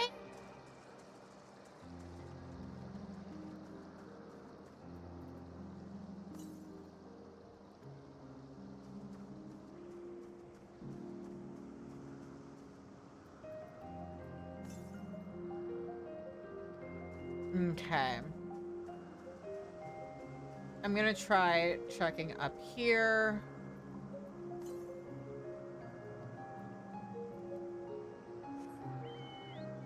Okay, supposedly on the right track.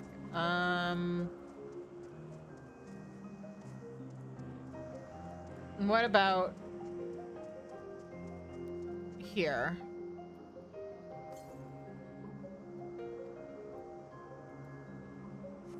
Still on the right track? Is it like at the oh, here we go. A Gamellia bloom. This looks to be the right flower. Bring it back to Arena. I will do so later. First things first.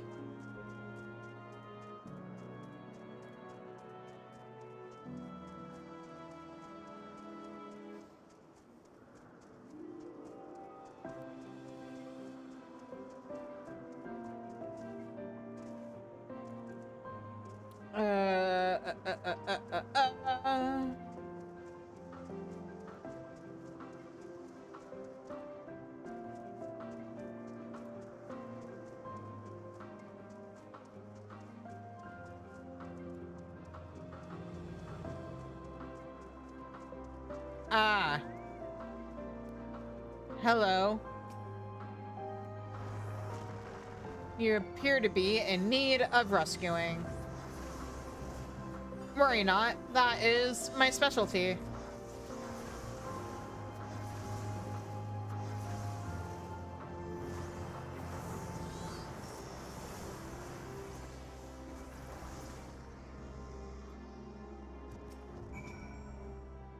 Thank you for taking the initiative. I wasn't sure about the etiquette of destroying a creature under observation. I'm Cleon, recently arrived from Amarat. I assume Myra sent you to fetch me? I see. Well, we had best not keep her waiting any longer. Fear not. I will avoid upsetting any more of the local inhabitants.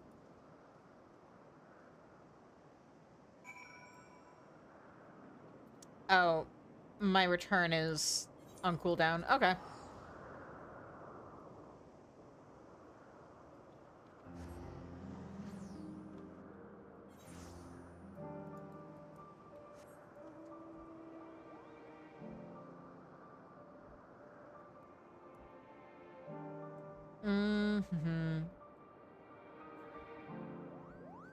Here you go, lady of good taste and familiars.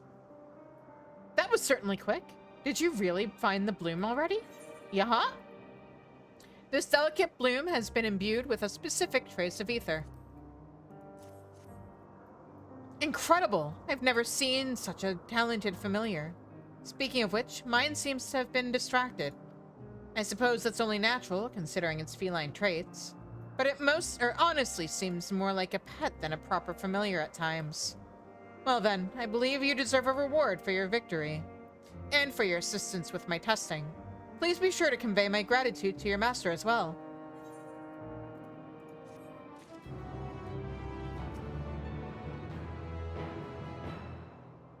Registrations for amphibious creatures have come to dominate of late, but felines remain as popular as ever.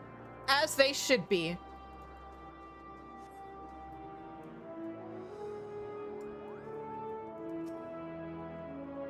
This is Myra, yes?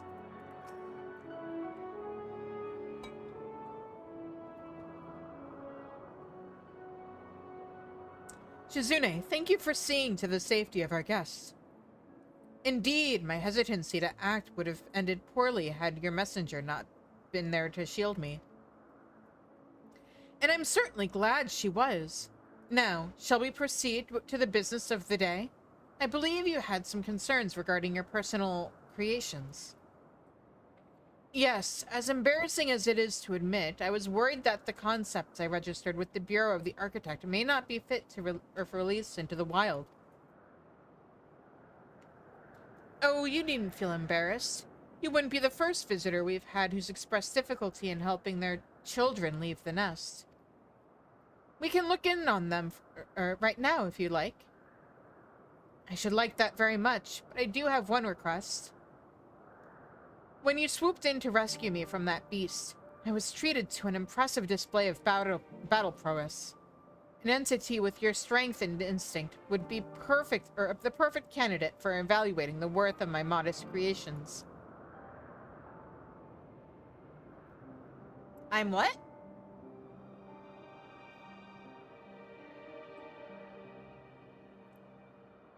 You must insist that you join us. What a fascinating notion. Yes, I quite agree with your assessment. Then we all go together. Whenever you're ready, Shizune.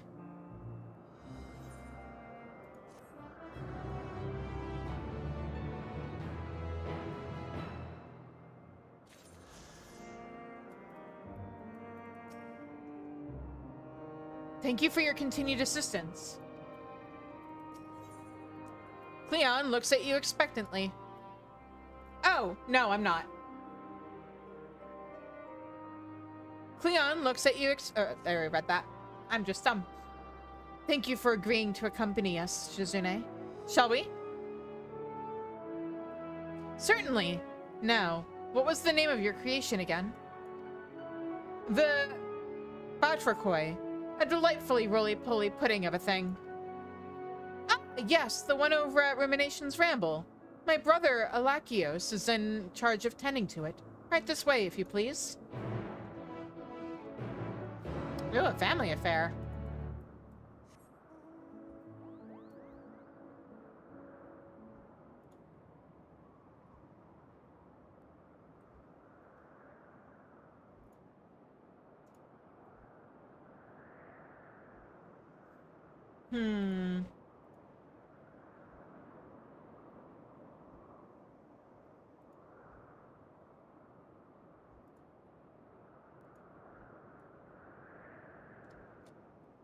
One moment.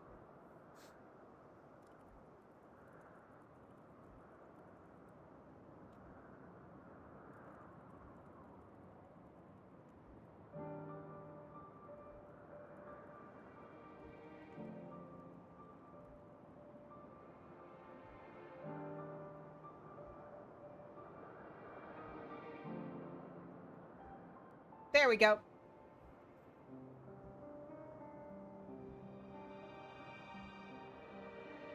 What a wild thing to go into a streamer's chat to do and say.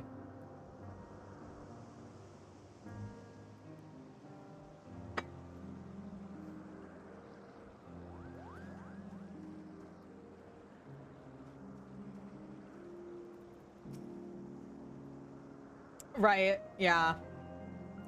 This is my brother, Alakios. He might seem a tad gruff, but don't be fooled. There are a few more gentle or kind than he. There's my beloved Batraquoy. Did he miss me, I wonder? The toad-like creature endures your scrutiny. You must be Shizune. Myra has told me so much about you, in an impressively short span of time. As you have likely already deduced, I am her brother, Alakios.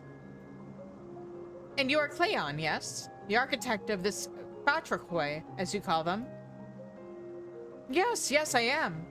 You think them ready for release? I would so love to see their endearing, rotund forms bouncing around free in the wild. I've completed my report for the main evaluation criteria. The final decision will be made after a committee discusses the results, but based upon my personal observations, no, they're not ready. No? And might I ask why? Shizune, would you be so kind as to give this Batraquoy a solid poke? The creature's lack of familiarity with you will help prove my point. Do I have to? Do as he says, Shizune, just not too hard. Alakios would never ask if he thought you might be hurt, but do be careful of your toes. At that size, even a passive creature can be a danger to those around it. Go on then, before it hops away.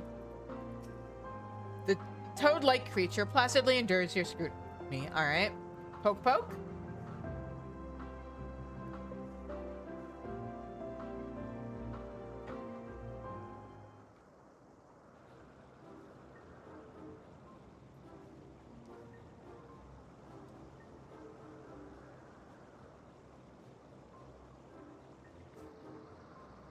You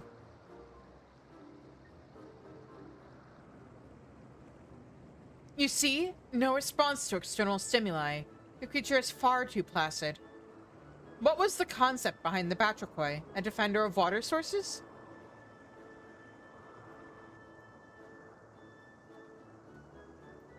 In its current incarnation, it has neither the instincts nor the means to defend itself, much less fend off entities intent on fouling the waterways. I cannot, in good conscience, certify a subject so poorly equipped to carry out its intended purpose. In fact, I suggest you redesign your concept entirely. Thank you for your candor. And I was so invested in this starling ball of pudgy flesh. Such a pity.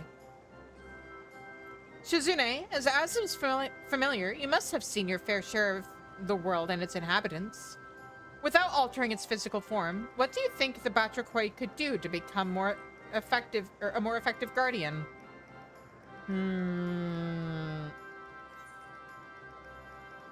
It could use its tongue to grapple opponents. It could secrete slime, an immobilizing slime.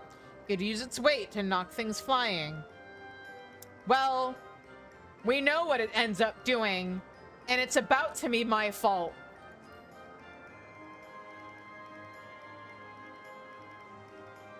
Brilliant! What an innovative mind you have, Shizune. Yes, that may suffice. The introduction of an effective offensive measure could very well tip the scales towards a favorable judgment.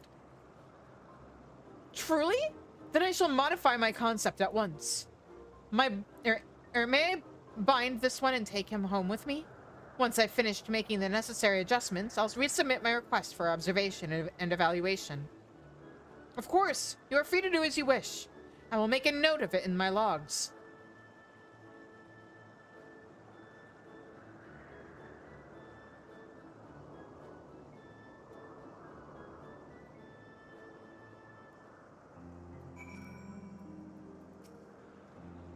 I sense your suggestion was based on personal experience. Boy, was it! A most valuable source of wisdom. Well done, Shizune. What a helpful familiar you are. Cleon seemed so very pleased. Thank you for your creative assistance, Shizune. I knew bringing you along would be a good idea. Why, I almost wish I could have you as my own familiar. It's a shame Azum hasn't published your concept for the world to see. But seeing as you're here now, would you mind lending me your talents a while longer? There is one other creation of mine that I feel may benefit from your unique perspective.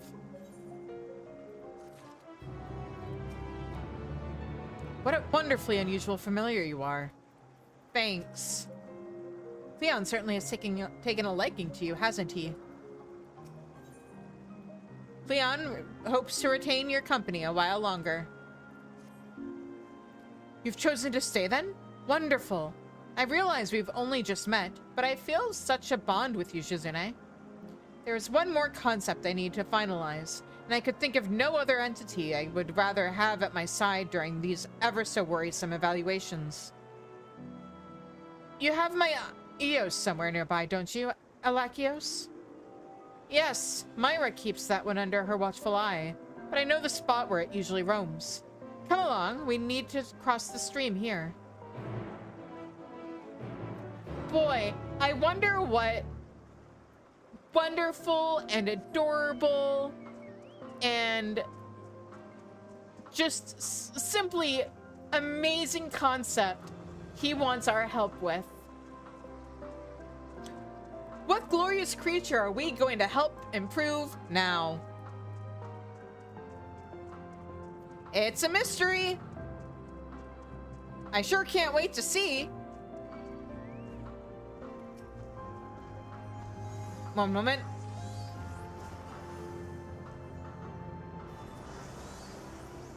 Ooh.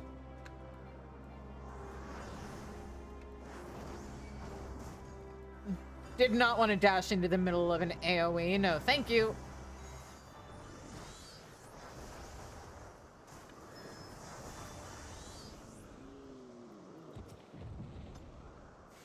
Well, that's strange. Oh, I don't see my IO anywhere. which seems impossible considering how big she is.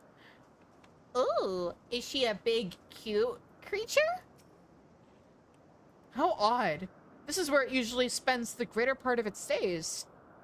Yes, she never strays far from this spot. Perhaps the scent of unfamiliar visitors has made her wary. Let's split up and try to find her. Her being a shaggy, four-legged beast with rather majestic horns. Sounds adorable. Is it a giant sheep? Perhaps? Boy, oh boy, I sure can't wait to see this giant, fluffy sheep. I love sheep. Sheep are so cute.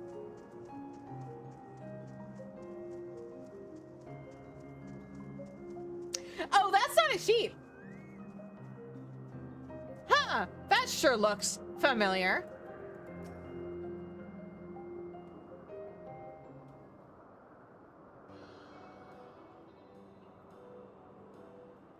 Someone may have overdone it with the horns. You find a shaggy four-legged beast, and the horns really are rather majestic. This must be the Io. Ah, there she is, the naughty thing. Nicely tracked, Shizune.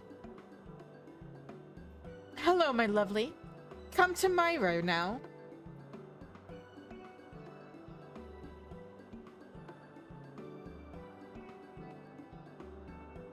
Well, would you look at that? I think she's taken a liking to you, Shizune. Okay. And I see that Cleon has a liking for that stout and stocky, and I see that Cleon has a liking for stout and stocky designs. Yes, the heftier the better. The Io is one of my favorites. Round and robust and bristling with spiky protrusions. A truly powerful beast. I envisioned her dominating any habitat she entered. What do you think? She's certainly an imposing specimen. Its physical strength is readily apparent, yes, but more than muscle is needed to dominate a territory.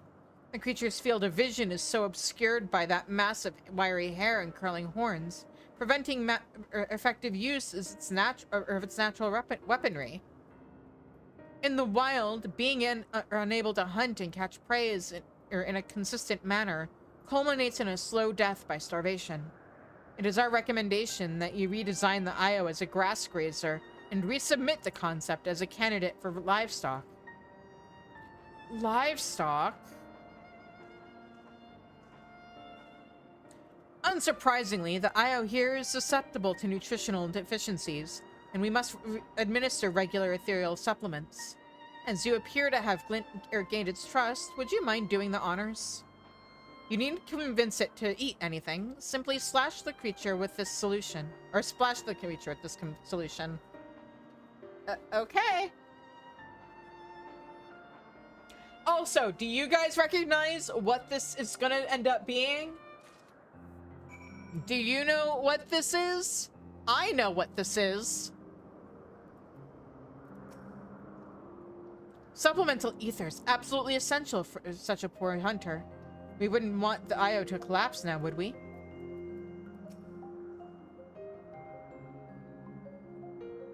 Such a good-natured creature, which is a large part of the problem, I'm afraid.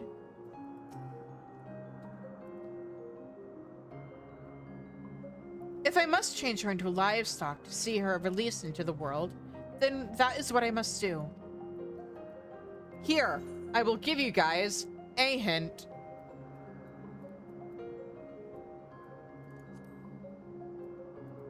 As soon as I find it.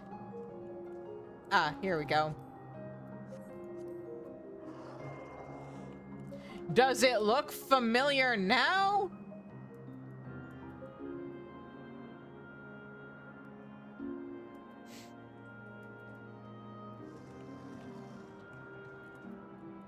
Anyway. Time to definitely change history and prevent a terror from being released upon the world. The ethereal supplement is absorbed into the Io's body. Thank you for tending to my creation, Shizune. My Io would likely thrive as a livestock animal, but I did so dearly want her to become an apex predator. Oh, maybe there's still hope. You have an eye for these things. Could you offer any more of your insightful suggestions? Do I have to? The Io appears calm and content in your presence. Whoop. Here in Elpis, we only observe subjects worthy of evaluation as decided by the Bureau of the Architect. Cleon should be proud of his work. It's heartening to see the Aya warm up to you so readily. She's always so timid around the observers.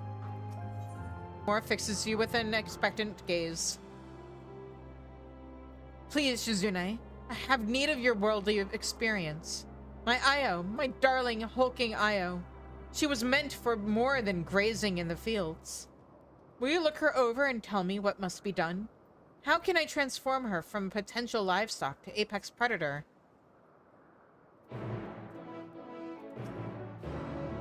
Please tell me you have some suggestions. I would hate to see my Io relegated to the rank of cattle. Cleon is very protective of his children, isn't he? I'm very curious to hear the results of your assessment. The initial design has flaws, but Cleon's passion for improvement is to be commended. Okay. Let's see here.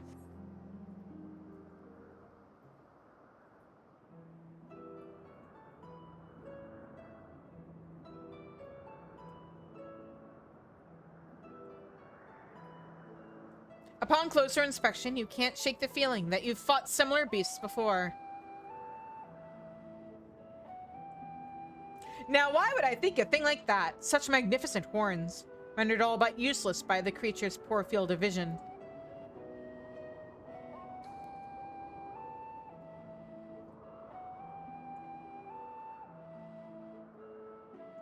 The Io's monstrous claws seem capable of tearing a man limb from limb.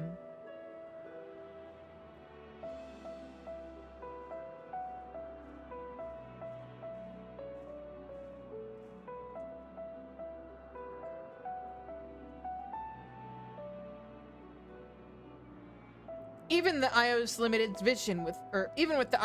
vision, with one swing of its muscular tail would be enough to shatter bones. But for true dominance, the beast will need something more, something overwhelming.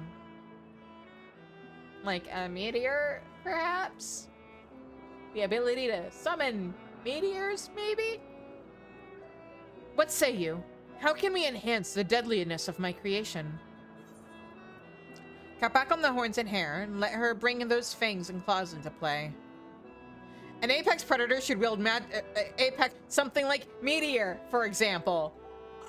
Man, both of these are good answers. The first one is the smart answer. The second one is funny. I'm gonna go with the first one. I don't want meteor to be my fault. Cut back on the horns and hair, and let her bring those fangs and claws into play. Yes! Deceptively simple, but devastatingly effective. I can already picture it. Alakios, Myra, will you permit me to implement some new ideas? Shizune has given me much to think about. Strictly speaking, any significant adjustments would be authorized by the Bureau of the Architect, or should be authorized by the Bureau of the Architect. But I think we can allow some temporary modifications for the purpose of experimentation. That sounds more than fair. Thank you. If you could spare a few more moments, I shall take my creation and return with a new and improved IO. Also, just randomly being like, what if you made it cast Meteor? Feels oddly specific.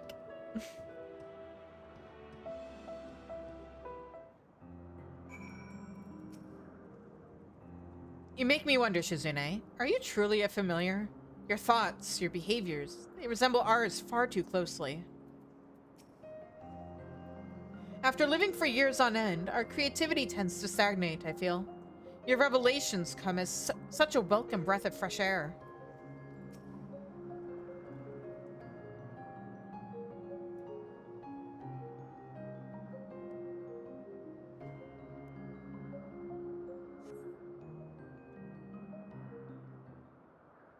And after a little bit of a shave and a haircut, Cleon has been gone for more than a few moments. How extensive could these changes of his possibly be? It's done! Or it is done! I can read.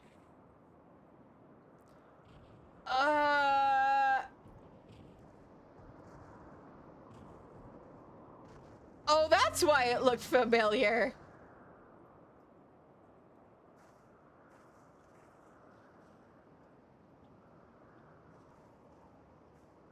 How about that? Cleon, well, you've certainly been busy, haven't you? I didn't tell him to put spikes on the tail. Shizune's advice began the process, and then it became difficult to stop. After pruning back the horns and hair, I reinforced the talons, then moved on to arcane ability. She can now cast Meteor, as well as Charybdis. Huh? Surely now my Io stands at the pinnacle of predators. What do you mean cast Charybdis? Isn't Charybdis a monster here? Or a concept? Are you saying you made it so that Charybdis can also cast Meteor? I don't understand. Is that a skill that behemoths have that I have just forgotten about? In all my time as an observer, I have seen many a creation, but this concept ranks in the highest echelons. The strength inherent to your Io is more than sufficient to ensure its domination. Wonderful. Then I shall submit my refinements to the Bureau at once. But I think perhaps this new incarnation requires a new name. And I know just the familiar to bestow it. Shizune, have you a fitting title for this glorious creature? Yeah, mistake.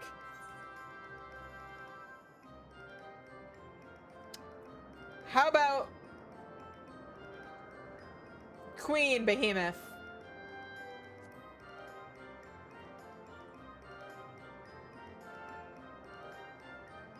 Ah, perfect.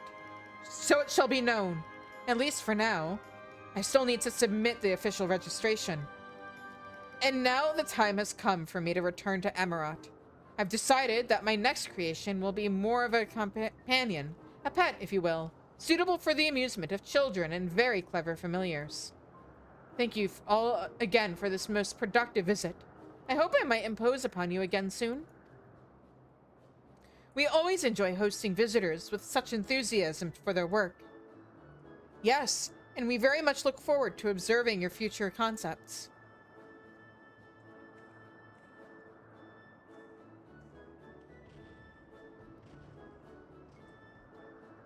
Well, brother, Shizune, shall we head back to Poitin Oikos?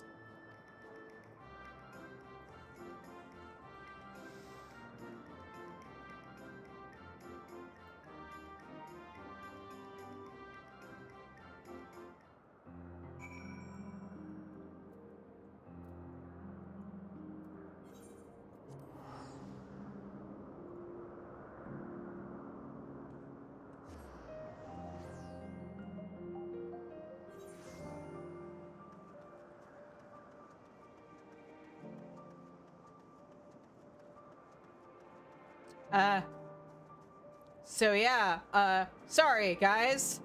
I guess the fate in Quarthus and the boss in Loda, those might kind of be my fault. Haha. Ooh, enchiladas, nice. You did well, Shizune.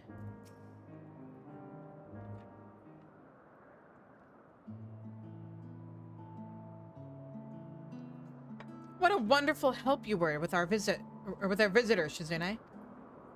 Even for a familiar of Azam, I cannot help but be impressed by your intelligence and unique sense of creativity. I wholeheartedly agree. Your intervention salvaged some promising but unfortunately flawed creations. You have our gratitude for providing us with such a fascinating experience. Oh, Elakios, must you always be so formal? Although he has trouble expressing it, I assure you, my brother is absolutely giddy with joy. I know I did. You don't have to remind me, Danny.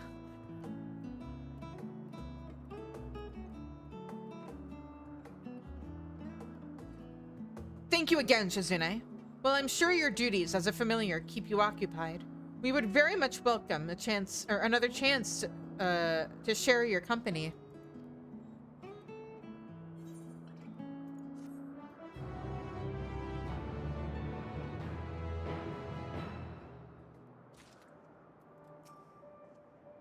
Will you accompany us a while longer? Sure. Myra and her brother Alakios look set to leave on an errand of some kind. Tell me, Shizune, have you seen much of Ananorisis? I have, actually. Oh, so you've met Overseer Socles, then. He sent my brother a request for aid, and we were just on our way to render our assistance. You're welcome to come along if you like. You may be interested to witness the duty which lies ahead. Come along, we mustn't keep the Overseer waiting.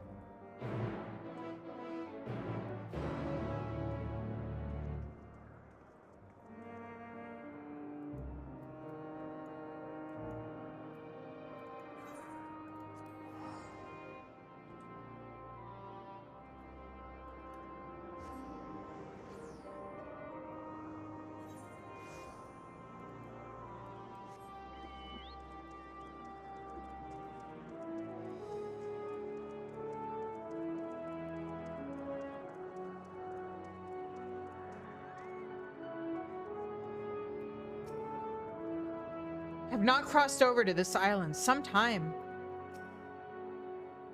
There's only one reason they would ask for me by name. Shizune? You're acquainted with Alakios and his sister, I see. I am. Alakios, Myra, and Shizune as well. Welcome, all of you. A summons from you can only mean one thing. There has been an incident? Yes. The Iacones went into a frenzy, and more than a few of our observational projects were prematurely ended.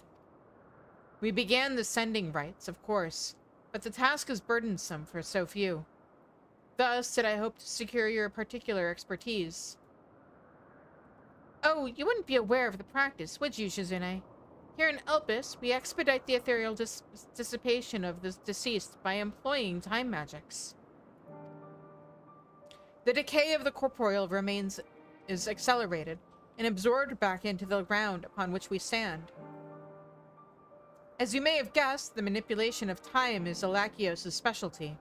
Whenever some unex in the mass loss of creations, it is him to whom they return. That we do. Nevertheless, I do regret tearing you away from your important work. We've prepared a site to the southwest, so if you'll follow me, we can put this unpleasant business behind us in short order.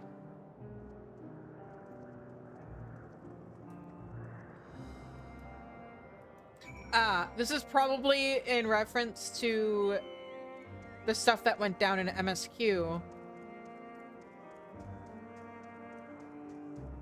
You know, and us having to clean up Hermes' mess, basically.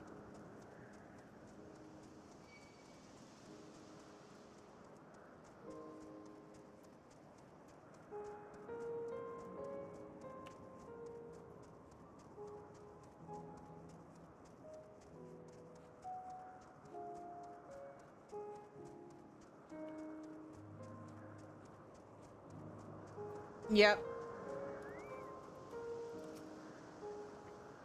When you research such an eclectic collection of wildlife, it's almost inevitable that some of them will meet a sudden and unanticipated demise. Ocupides. The Overseer and I moved the bodies here, away from the site of the violence. It's easier this way. This is them, the Ocupides, which fell victim to the Iacones. Man, I wish they'd been a little better about giving us a pronunciation.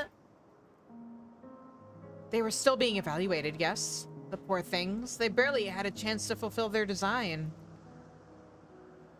Their flesh and bones will return to the land. We will ensure that their existence was not in vain. Seeing life taken mid-purpose can be distressing. Have you witnessed such events before, Shizune? Tell me, how do you express yourself at these times?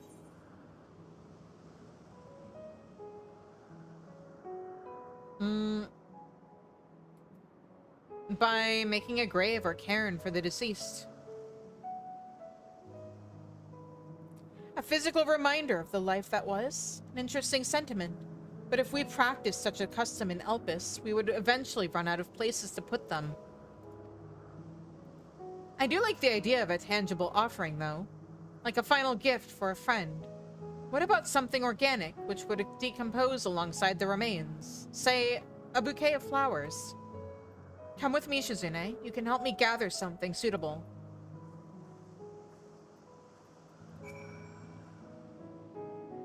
Were you finished with helping Maria? Man, I keep saying Maria. Myra?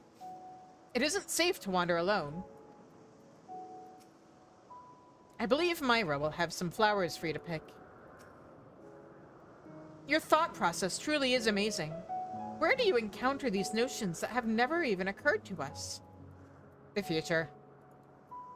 Which means funerary rites are probably also my fault. Oops. But, like, this kind of goes back to my frustrations with Hermes. Because, like, he's all upset about the concepts that they have to put down because they're causing problems. And in the meantime, he doesn't seem to give a shit about these creatures that got killed by those concepts. Who his own, like, the people he thinks don't care are trying to hold a funeral for. Here, I've made some flowers of our own. Even those fashioned directly of ether tend to sprout with more life and color when you grow them in the soil. Pick yourself a handful, and we'll take them back to the overseer. I was thinking that earlier, but I didn't want to say it. But I also question that. Well, actually, no. Because on one hand, I do absolutely think he's the kind of person who would rather let an animal suffer than euthanize it. So I don't know, because PETA sure seems willing to put down animals when it becomes inconvenient for them. Oh, I'll be just fine by myself, but it's sweet of you to worry. I'll pick a few more of these Creoni, then join you in a little while. But at the same time, yeah, he would probably be like PETA or PETA adjacent at the very least.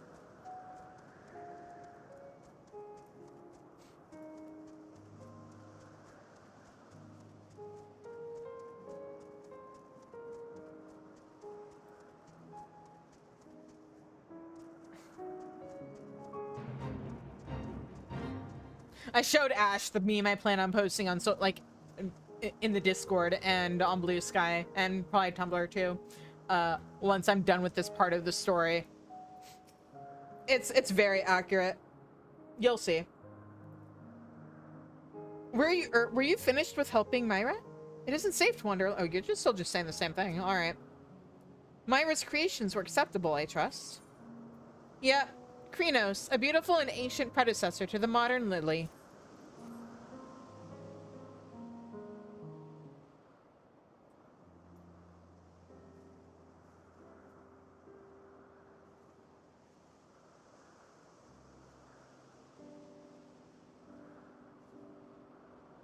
My apologies.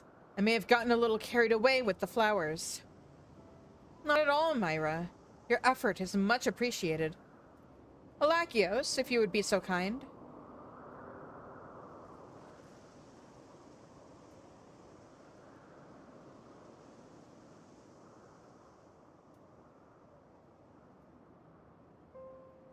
Vessels within which life once flowed, cheated of purpose, stilled and cold.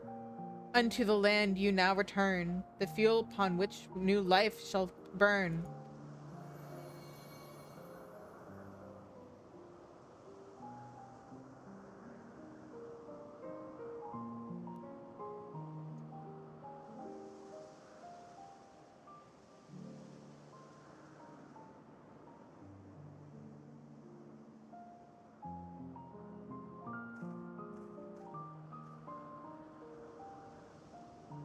That was a beautiful service. I like to think it brought some joy to their departed souls, much as one feels when receiving a thoughtful gift. Yes, the flowers were the perfect addition.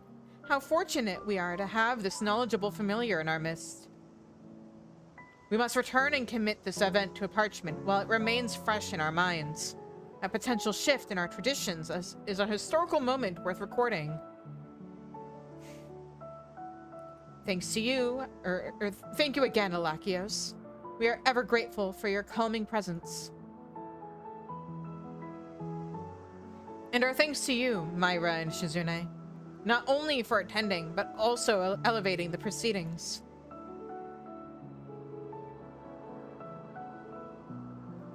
Yes, you've contributed more than enough.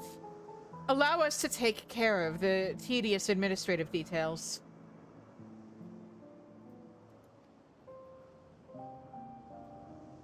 We hope to see you again soon, Shizune. See, the thing is, I bet Hermes would absolutely do something like that, Zev. It is time we are headed back ourselves, dear sister. Actually, if you think about it, that's kind of what he did with Medion. As you say, please, Shizune, join us back in Poiten Oikos.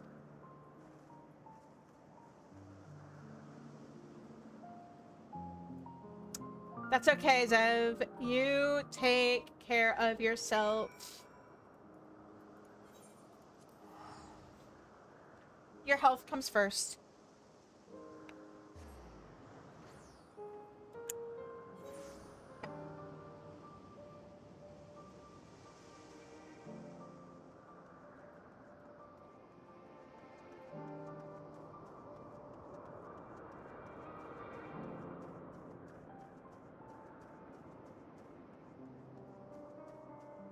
Go rest.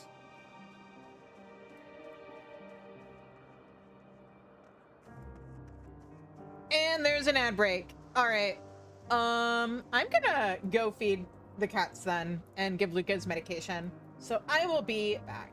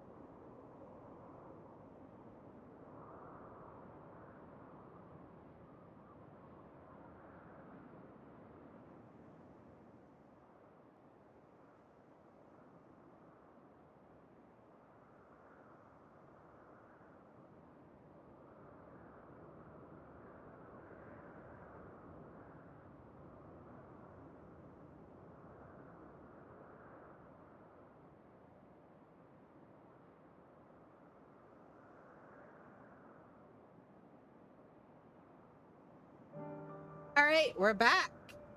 Now let's finish this quest, and then it's back to MSQ. That was a different kind of service. I think, yes, we might consider some changes.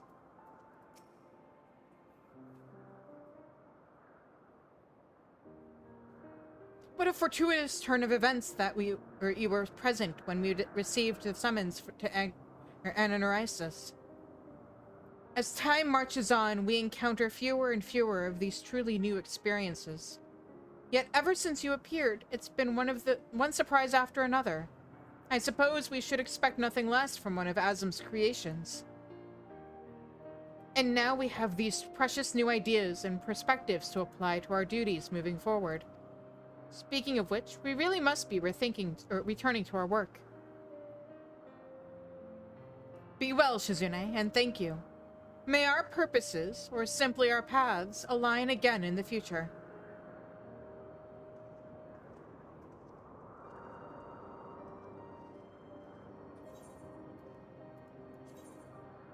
Oh. Shale, acorn, cork. Maybe I can do something with that.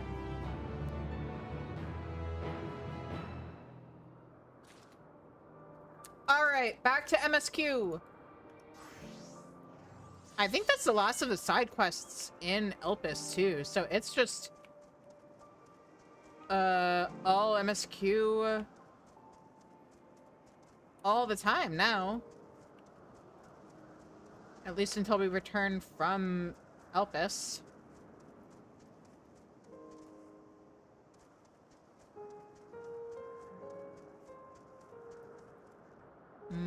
Where is she? Oh. Do I just have to interact with this? This appears to be the teleporter Vana told you about. Motes of light yet hang in the air, suggesting the device was but recently activated.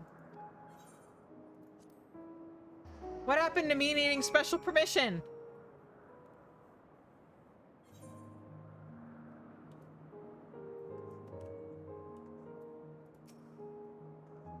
Ah, good. The news acknowledged you as my guest.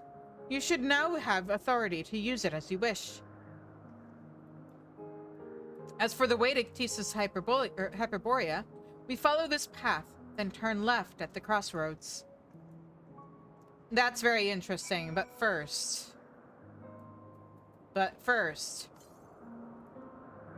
Northwest? Maybe it is along the path to to where MSQ is taking us. I'll just have to keep an eye out.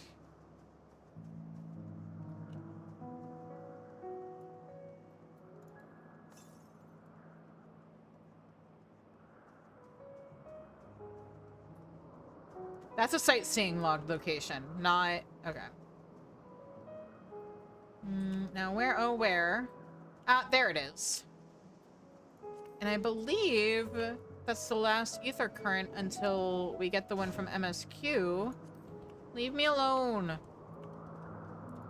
Stupid monster.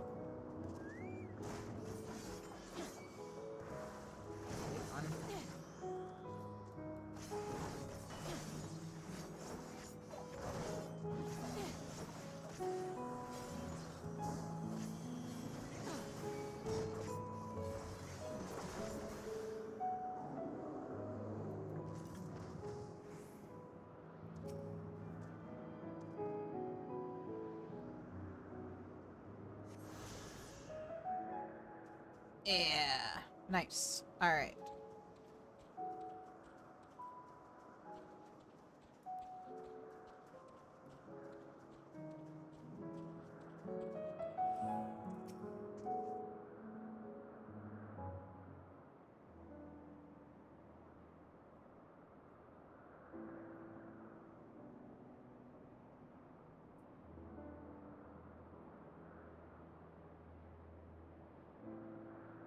Here we are, the grandest research facility in Elpis. We should head inside and ask after Hermes' whereabouts. Hey, but what about Pandemonium? Isn't that also located here? Hermes is at another facility, as we have just discovered. Oh, hi, you two!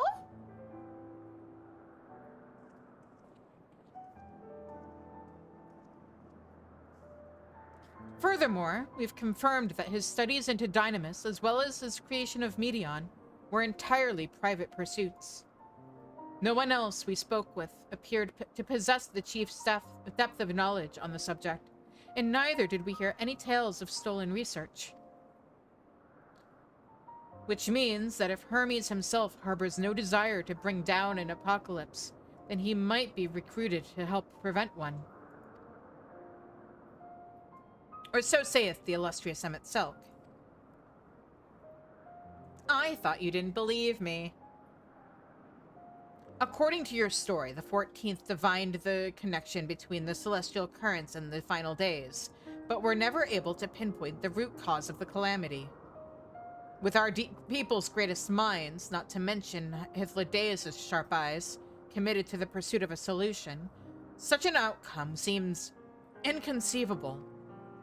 The only possible explanation is if the nature of the catalyst was so inexplicable that even we fail to perceive it. And what better fits that description than the invisible, intangible Dynamis? Which in turn leads us to our next question. How did Hermes, in his role as Fandaniel, not recognize the subject of his own research?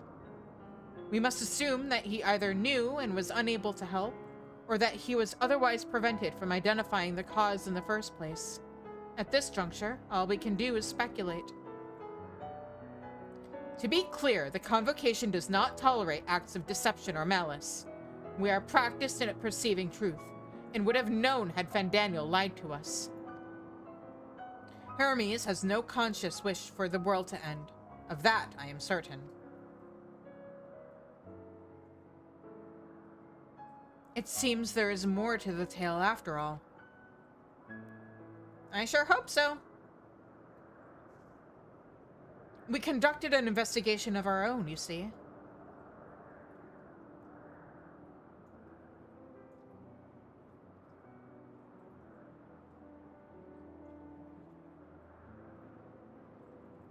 How comforting. We seem to have reached the exact same conclusion. I see no reason to delay further. 'Tis time we brought Hermes into the fold, as it were. I still think this is a bad idea, but okay. Thank you for your understanding, I guess.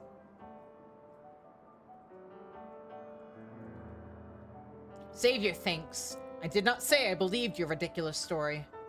But as Emmet Selk, I have a duty to examine any potential threat to our existence, no matter how ludicrous or personally offensive I may find it.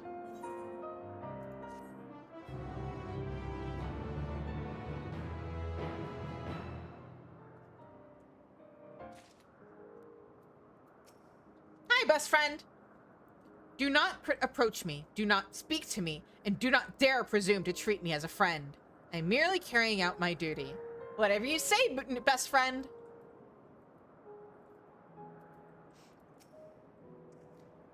How lovely. Our married duo has become a quartet. Past disagreements are no reason to reject collaboration in the here and now. I commend Emmet Selk for his practicality. Hythlodaeus is eager to find Hermes. I think the time for leisurely exploration is past. If I might have a moment to adjust my vision. There he is. On the next isle over, Meteon is with him. Hermes appears to be in the midst of an observational study, but I suggest we hurry over before they venture elsewhere.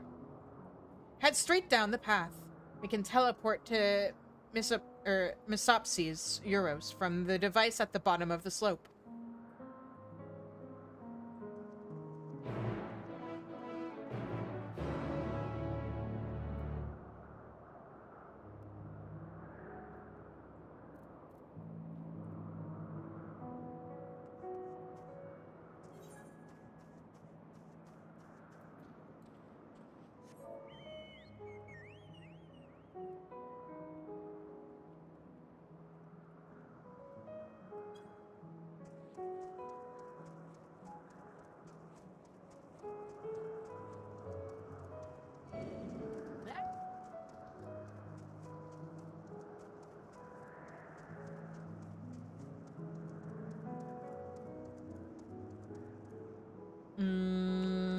Oh, right.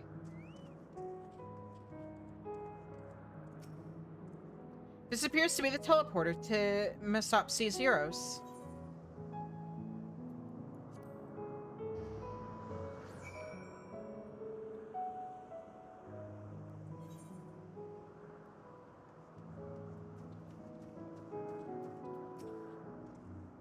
What, you expect me to praise you and your progress? On the contrary, I'm simply surprised you made it this far. Then again, even with you slowing her down, there is no denying that her wealth of wisdom and experience is unmatched, and her achievements in creation magics, in any field, frankly, are nothing short of extraordinary. Though the singular brilliance which sets her apart can make her motives somewhat impenetrable at times. As her student and successor puts it, she is a force of nature, at once so close, and at the same time so very distant.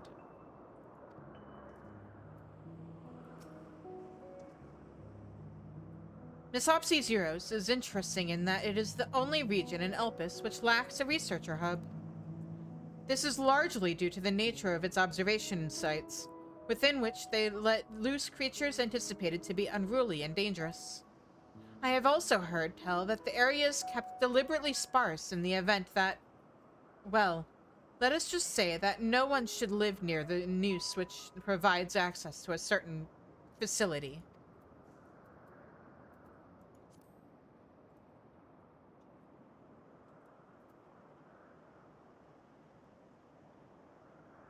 Wait! Oh, is this in reference to Pandemonium? Is that what she's talking about? They are close by, within the Hungering Gardens. That would be this circular enclosure you see just up ahead. Or are they talking about leave? Well, then, Shizune, make yourself useful and bring Hermes out here to us. If I were to go, he would assume I was only there to press him on the Fandaniel matter. Of all of us present, you stand the best chance at convincing him to put aside his work for the moment. But the creations in there are not exactly... Then again, perhaps Shizune can handle them. She did survive a bout with Vana, after all. Off you go, then. Or off you go to find Hermes. But do be prepared to come to blows with the garden's denizens. Because Leith is here.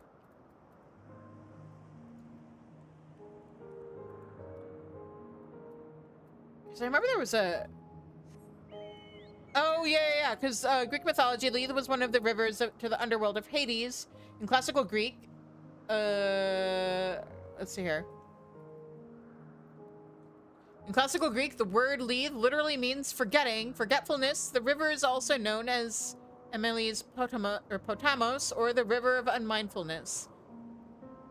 Leith flowed around the cave of Hypnos and through the underworld, where all those who drank from it experienced complete forgetfulness. The river was often associated with Leith, the personification of forgetfulness and oblivion, who was the daughter of Eris, or Strife.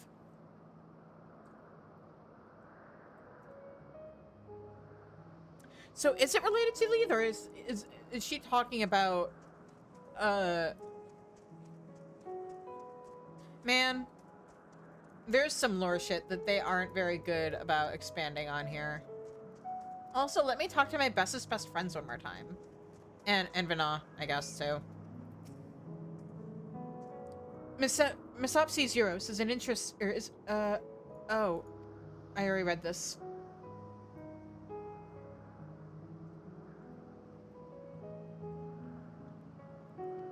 But a certain facility. They've got to be talking about Pandemonium, right?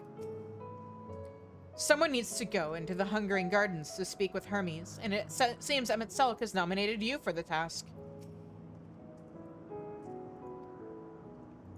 Okay. You're still saying the same thing. Okay.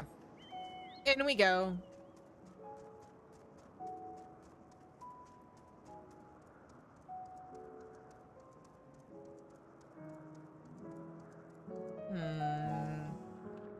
Oh, this place doesn't seem so bad.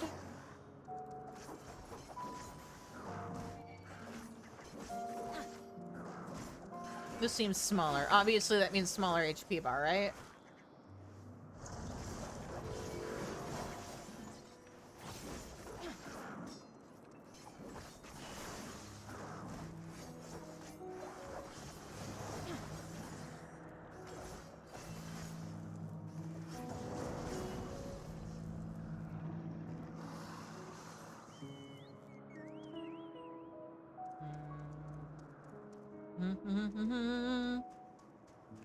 Where, oh, where could Hermes be?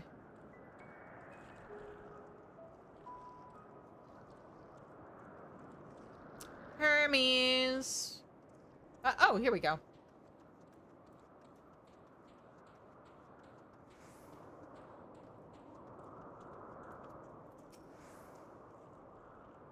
Shizune, where did you come from? Funny story. I'm about to explain that to you. Shizune, what are you doing here? I thought you were keeping Hythlodaeus and Emet-Selch company. About that. An important matter. And unrelated to my decision on Fandaniel, you say? Then yes, I will come. As soon as my work here is finished. It will not be long, I promise. But you should really wait outside the garden with the others. This is no place for idle exploration.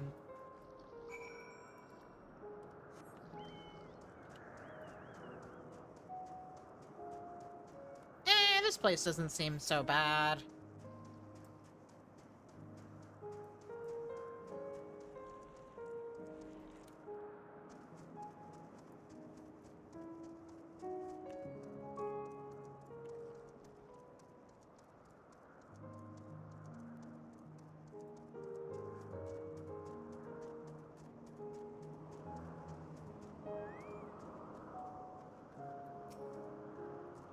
What is that ghastly odor? Hey!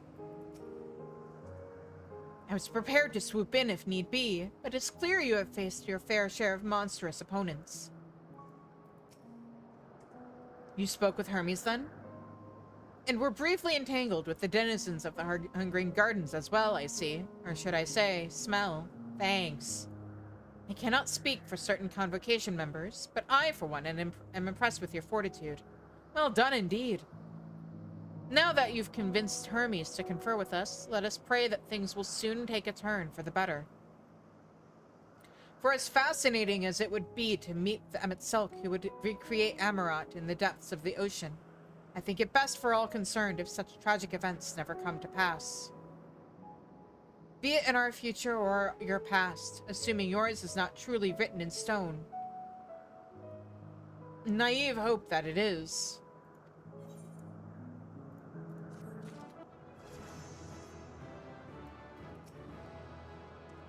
I was oh, okay. Why am I always so forward-thinking? I simply wish to enjoy all that life has to offer. Emet-Selch seems content to stay where he is. Hermes said he would not be long, yes? Then we shall wait here until he emerges.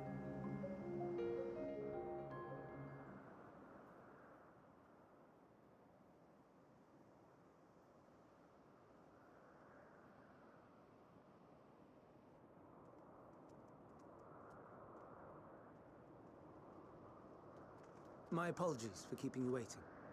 I understand there is a matter you wish to discuss. Aye. A matter of the utmost gravity, if one can suspend disbelief. Go on then. Tell him what you told us. Who you are and why you came.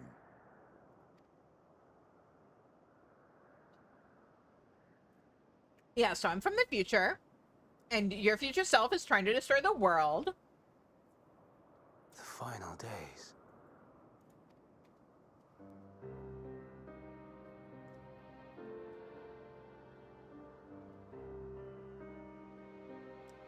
The phenomena observed during these star-encompassing calamities is likely the product of a dynamis reaction, and none is more versed in the applications of this energy than you, Hermes. But he's also the one who caused it. At least in the future. Stress, that we do not believe you would desire such destruction. We come not to lodge accusations, but to beg your wisdom. And so, distressing though the exercise may be, I ask that you share with us your opinion on the matter, on the assumption that our visitor's tale is true.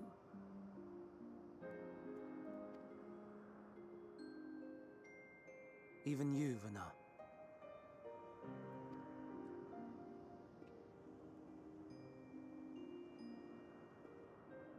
As you said, the phenomena observed in the two calamities may both be attributed to Dynamis. Of note is the difference in its effect. In the first final days, it warped creation magics. In the second, it warped the people themselves. The key variable, I suspect, is the etheric density of the men of each age. As you know, ether, in essence, negates Dynamis. Harboring high concentrations of ether, we ancients cannot readily manipulate Dynamis, nor be manipulated by it. Therefore, rather than ourselves, the calamity affected our magics. In contrast, having been sundered, the people of the future are composed of but a fraction of our ether.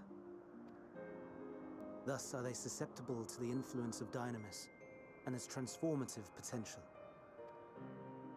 But that would explain only the mechanism, not the cause. Though perhaps...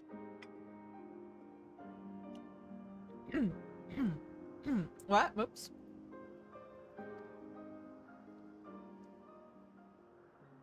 What is it? Even should it be a hypothesis, we would hear it.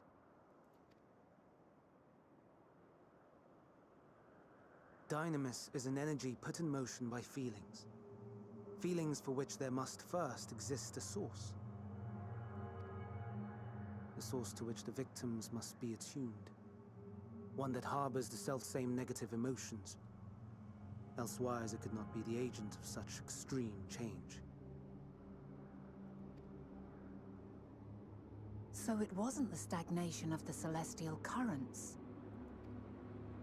Someone, or something, is instigating the star's demise. So, we've a villain on our hands after all. Any idea who or what it could be? I have an idea.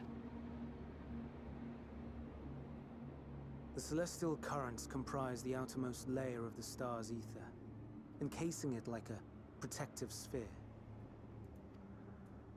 Look at your tail. It was where the currents were weakest that the phenomena first manifested. If the inciting factor came from without Aetheris, then its effects would first be seen in those locations.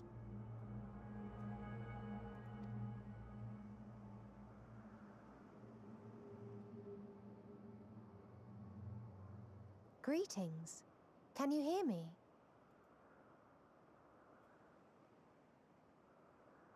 Do not be alarmed. I mean you no harm. I wish only to hear your words, share your feelings, know your thoughts. May we please be friends? Meteon. What is it? Executing scheduled task, suspending individual self and connecting to shared consciousness. Connection established. Commencing status report.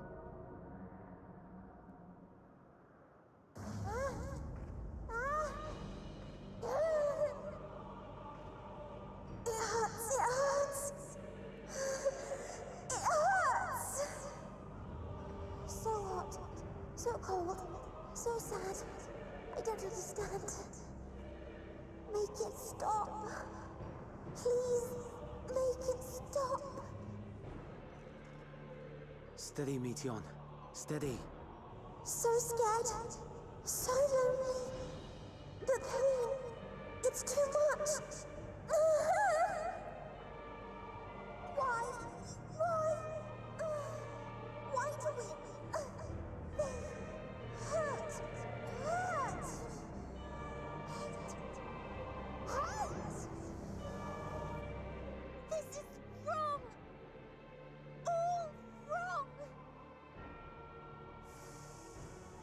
She's gone? But how?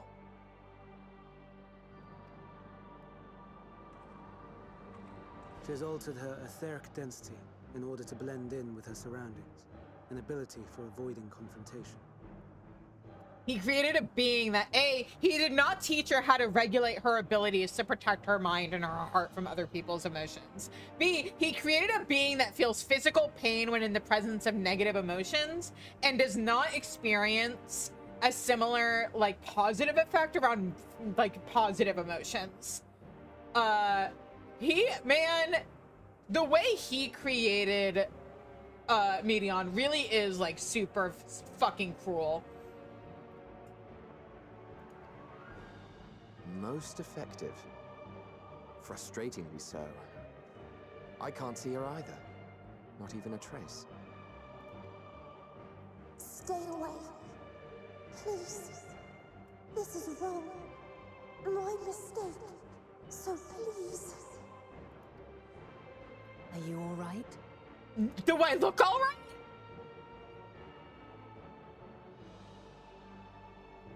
In your mind? No. We only heard her speak the instant before she vanished. Of course.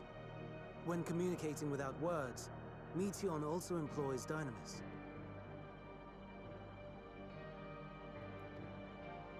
That would explain why you were able to hear her, when we could not. Then you are our best chance of finding her. Follow her voice and try to track her down. Hindered though we may be, let us split up and search as well.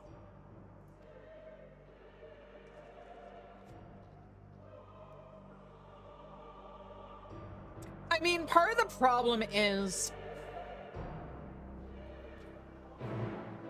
he couldn't have prepared her for the mission he sent her out on, because the reality of that mission is that he was looking for basically a cure to his depression by sending her out to other planets with the assumption that the cure to it would be there, instead of just like talking to the people of his own world and interacting with them. It's like with that whole side quest we just did. You know, here he is all upset about the Icones, and he doesn't care about the creatures that they killed. He doesn't care that actually his, like, the other people of Aether's do give a shit. Otherwise they wouldn't be holding a fucking funerary rite for these beings.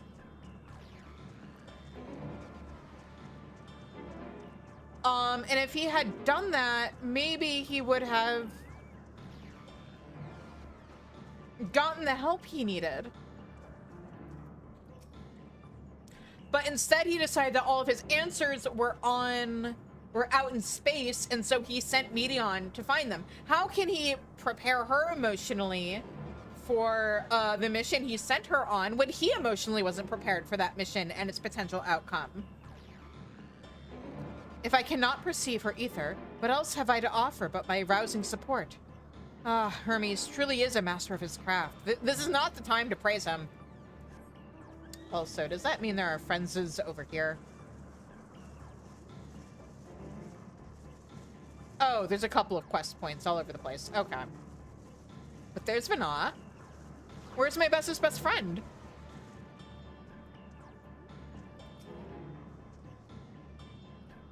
I've strained my senses to their limit, but found nothing. You must calm your mind that you might hear it, that you might feel her silent voice. Here, feel, think.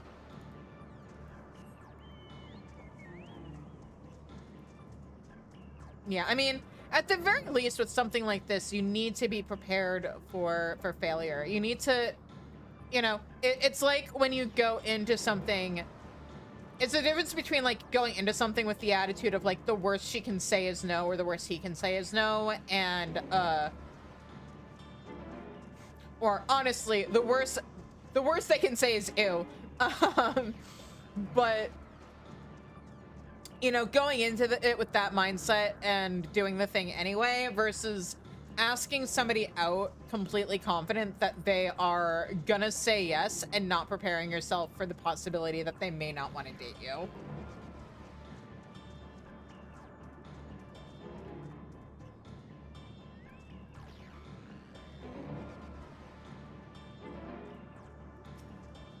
Yeah, you calm your mind, you're sense questing for any hint of Medion's presence.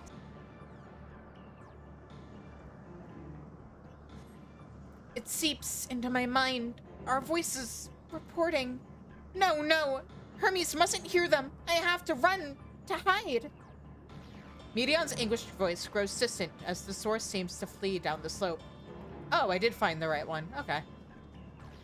If I remember right, Bessa's best friend is somewhere down here.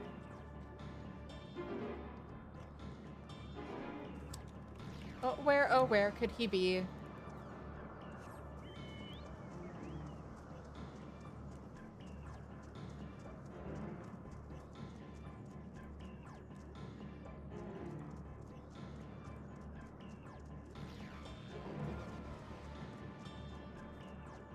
Well, it probably also would have helped. Even if she hadn't had those life experiences, Hermes needed to, A, make it so that she would experience an equivalent reaction to positive emotions as she did to negative ones.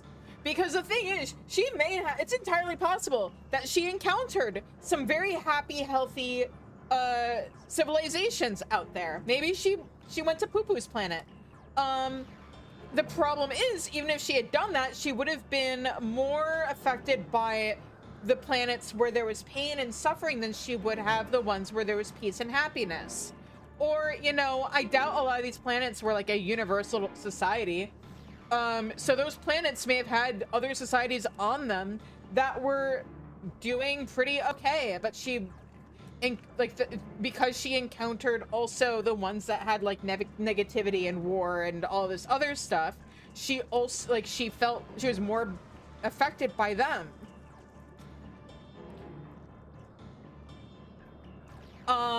And Hermes did not create her in a way where she could survive. He did not give her a way to shield herself from negative emotions.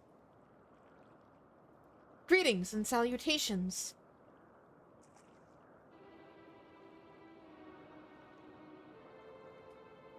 Commencing report. Oh no! We can't tell them that. We must run! Run far away!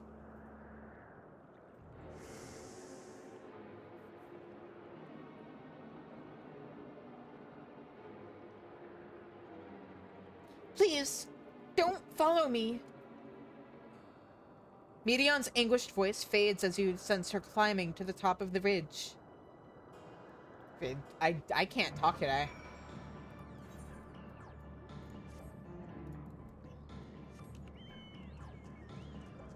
But yeah, he did not, like, beyond just like the life experience he did not give her, he did not create her with the ability to function, and I think she is slightly the result of his longing for there to be someone else who felt the same pain he did. And so he created a creature who would feel physical anguish when encountering negative emotions, including his own, so he would have somebody to suffer by his side. And I don't know if that was necessarily a conscious thing that he did, but it still happened.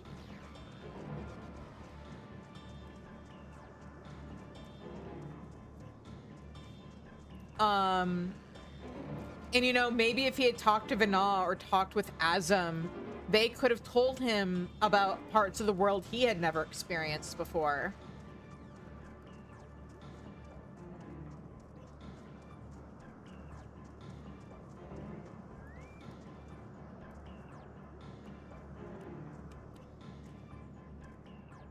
I could have sworn Emet was somewhere down there. Oh well.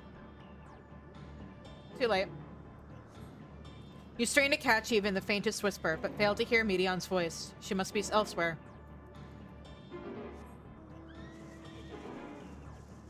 Oh, there he is. Hi, buddy.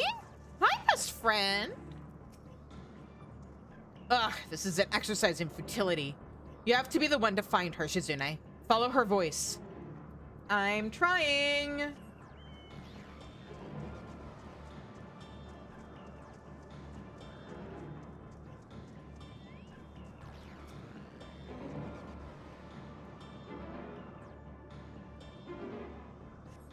How? How did it come to this? Is this the reason we traveled till we sought out other life forms? Is this it? Is this the answer? No, it cannot be. It cannot be. To the south. All right.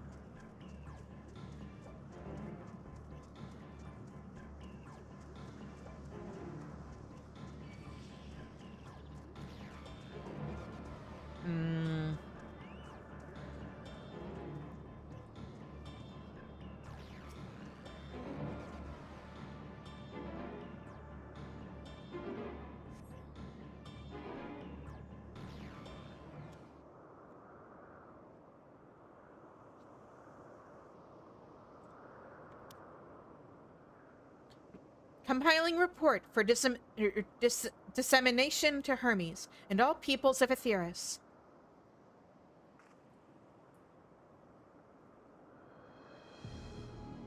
Processing expedition data.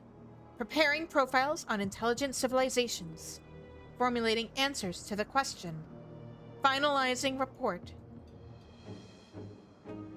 No, Shizune, you mustn't listen.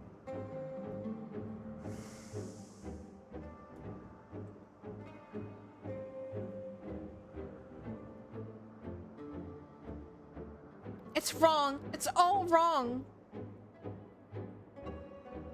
Medion's anguished voice flees towards the lake. It's kind of like a really good example of like what I talk about when I mean like he created her basically to just feel pain from people's emotions. Is that she thinks she likes candied apples because Hermes likes candied apples. But he created her so she can't eat. Any sign of Medion? So she can't actually experience the candied apples. Panicked and confused, which will make it all the more difficult to predict her movements. Hermes, what do you make of this situation? The media are linked to a single mind, a shared consciousness which connects them across any distance. I suspect something has happened which disrupted its usual harmony. How might we access this shared consciousness of theirs? As much as you would approach any sentient being, directly. In the media's case, that means speaking to any incarnation within physical reach. So unless we can track down the Medion we just lost, we have no means to communicate with them. No way of knowing what befell her sisters. No way to provide directions or guidance. Then we had best set our musings aside and concentrate on how we might find her.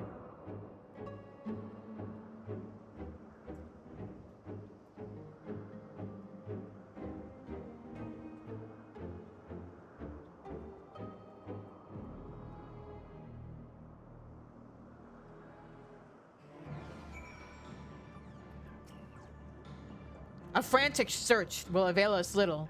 We must be clever about this. 'Tis a shame there is no registered concept we could use to create another Medion. Assuming, of course, we could link her to the shared mind. But no, if it were a viable solution, Hermes would have surely suggested it. I mean, why isn't it a viable solution? Why don't you ask him?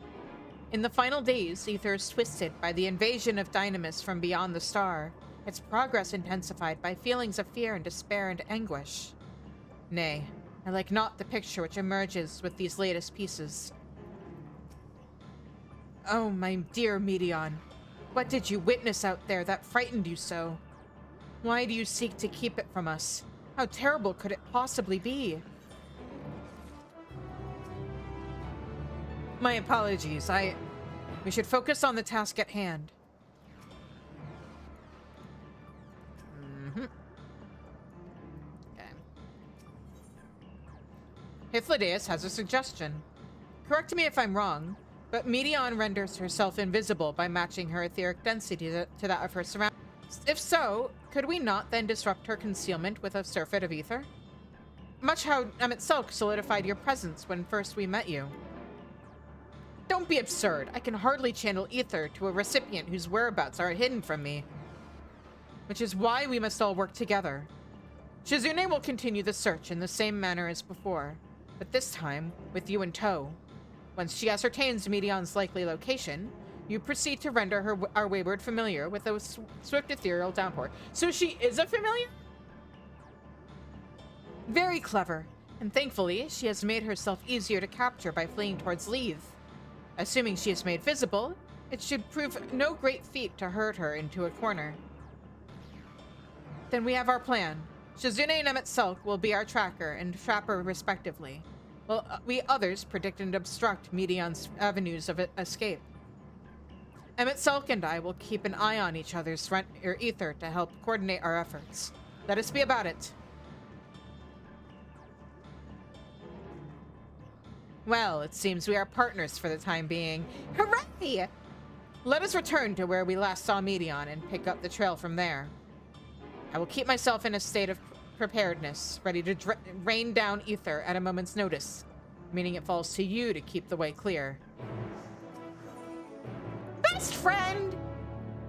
Now, did Medion go straight ahead towards the pier, or did she stray from the path somewhere? As the only one who can hear her voice, you will need to take the lead.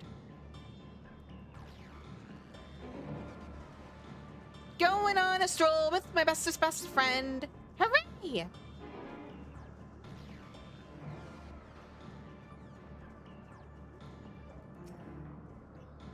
You calm your mind, your senses questing for any hint of Medion's presence.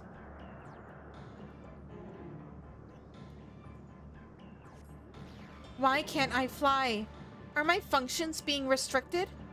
Hide. Yes, I'll just have to hide then. Where no one can find me. Medion's anguished voice heads towards the water's edge. She went into the lake? As if this wasn't tiresome enough. Well, at least that open expanse should make her easier to find. We won't lose her this time.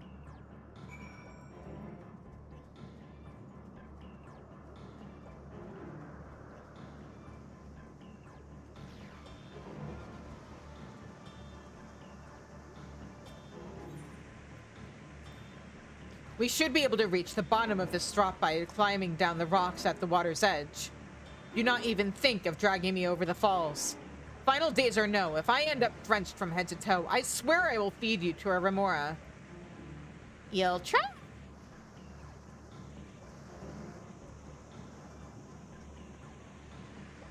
That's such a best friend thing to say, Emet-Selch. I'm so glad you're warming up to me.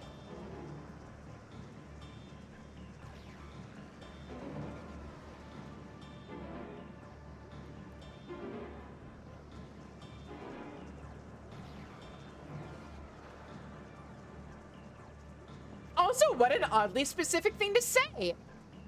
Azim didn't do something like that to you, perchance, did she?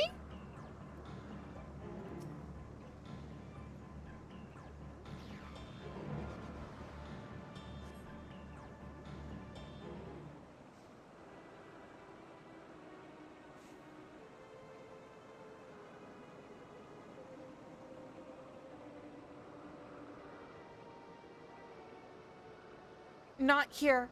I'm not here. Please.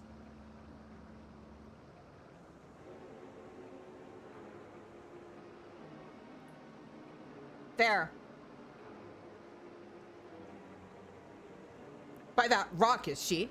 Very well.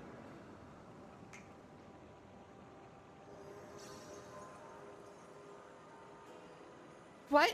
Why can't I hide?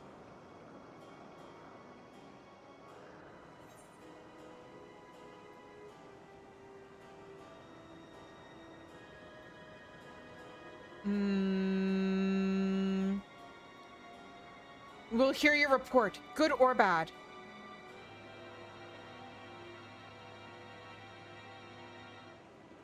Shizune, what are you saying? Everything is so faint. I'm sorry. I'm not strong enough. Stay away, I'm you. Don't make me say it. It will break him. His poor, fragile heart. I mean, there it is, right? Like, the problem isn't that Medion is fragile, it's that Hermes is fragile. And he made Medion. Now we have a chance. Once the others are in position, the two of us can herd her into their midst.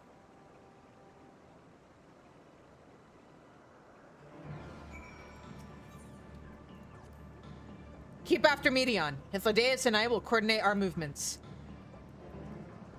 She is, and I would argue she's emotionally stronger, especially with the way that this specific Medion is, like, actively fighting the influence of her sisters. And also, without spoiling things, how this expansion ends, I would argue, is proof that she's emotionally stronger.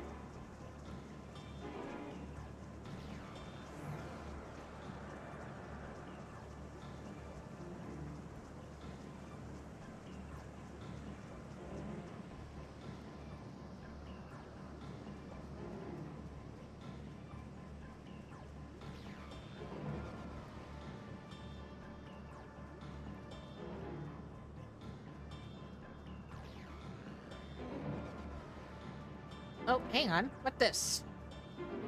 You want to talk, Emmett Silk? Is this the noose not in use? It seems to have been left to the mercy of the elements. Either way, it bears no trace of Medion's essence. We move on. Gee, I wonder where this leads.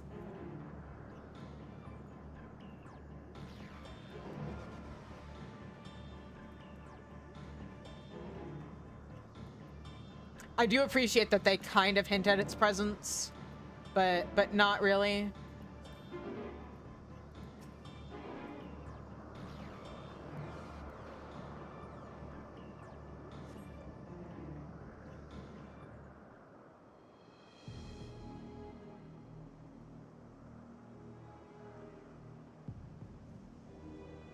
There, I see her.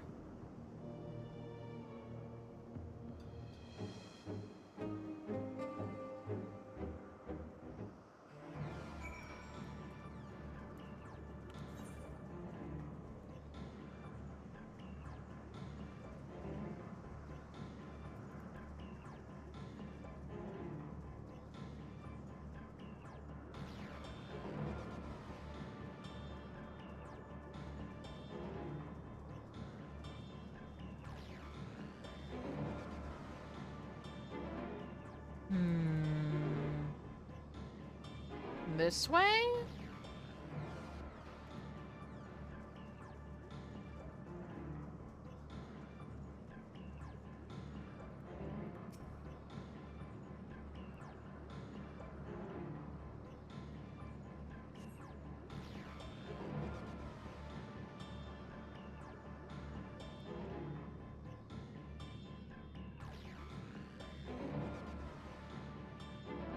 There she goes.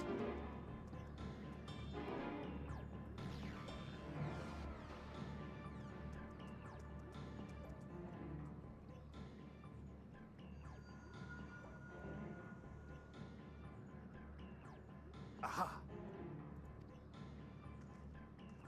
Give chase. We shall herd her into the shelter.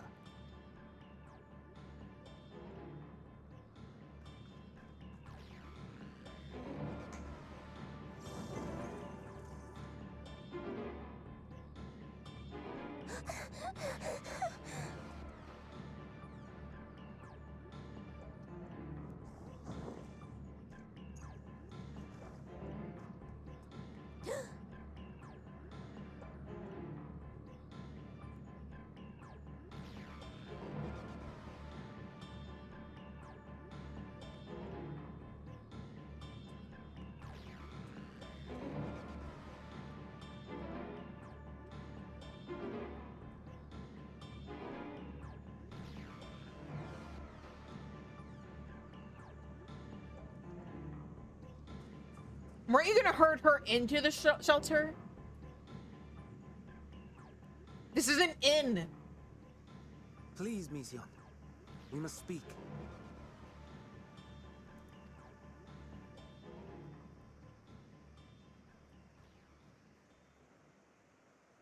Well, I think she's also running from herself. Remember, this is one individual Medion who is probably resisting the influence of her hive mind right now. I'm sorry, Hermes. I'm so sorry. If someone can hear these words, then please. Please protect them. Protect them all.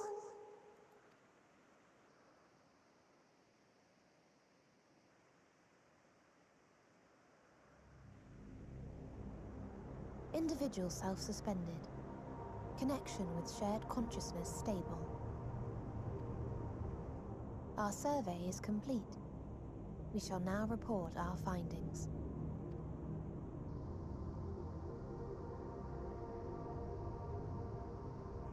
All units safely arrived at their respective destinations. Seeking answers to Hermes' question, we attempted to make contact with the intelligent denizens of each star.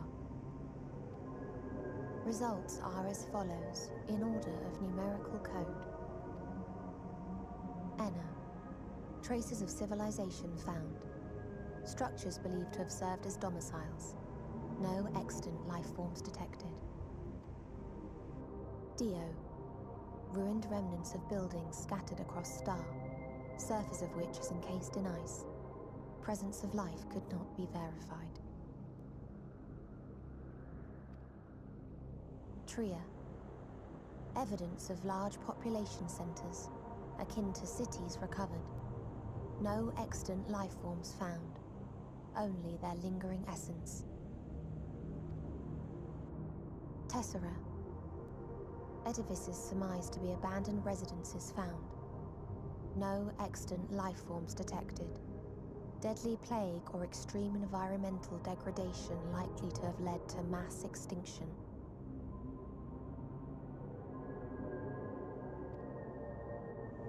They are all dead. Octo. Star found in state of violent conflict. Contact successfully made with inhabitants, but deployment of weapons of mass destruction resulted in total annihilation of local population shortly thereafter. I'm gonna snooze this ad. Hang on. There we go. Inea. Star is a barren desert. No identifiable flora found. Bones of living beings resembling men discovered beneath sands, but determination regarding their intelligence inconclusive. Remind me, Hermes, what exactly was the question you entrusted to Meteon? I tasked her with asking what others live for. What gives their lives meaning. Did you consider what may happen if the premise of the question is flawed? To be able to answer it, one must be living and desire to continue doing so. But if Meteon finds no living beings in the course of her journey, or none who desire to live, what then? What answers would she derive from their silence?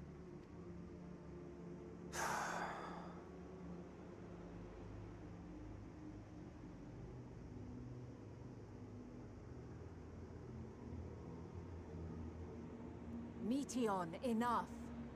Suspend your mission and return hither at once. Decapente. Local civilization once flourished under auspices of higher power. Said power later laid waste to civilization in fit of rage.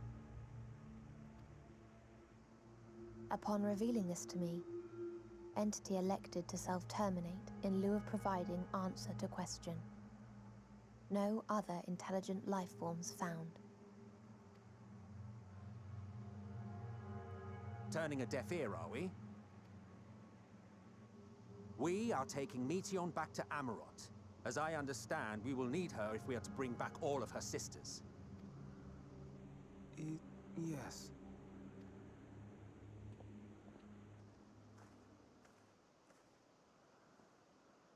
Meteion.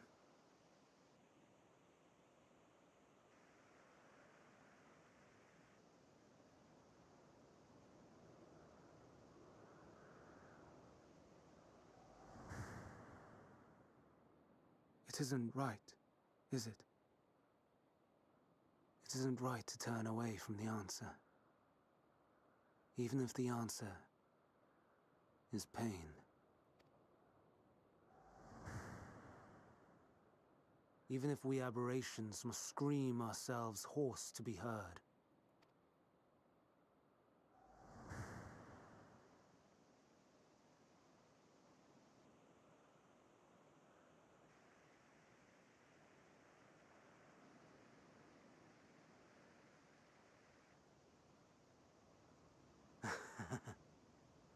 Aye.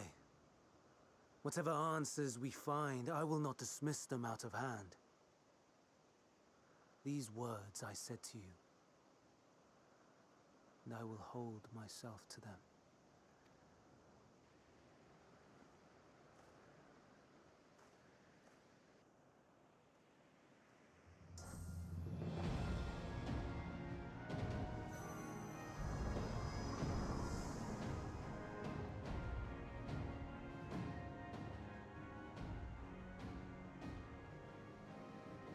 What is the meaning of this? You cannot take Meteion. Not until she has finished her report. We didn't say she. Must wait. We didn't say she couldn't finish her report. We're just trying to stop her from causing the apocalypse, you asshole! She even asked us to protect everybody!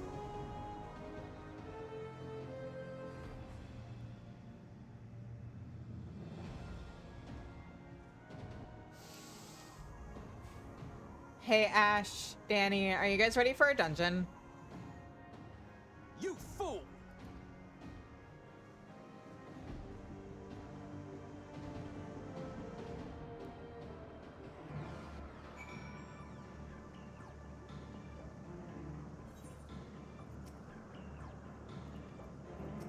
And Fladeus is speechless. If all Hermes means to do is listen to Meteion's report, then it is his right to do so.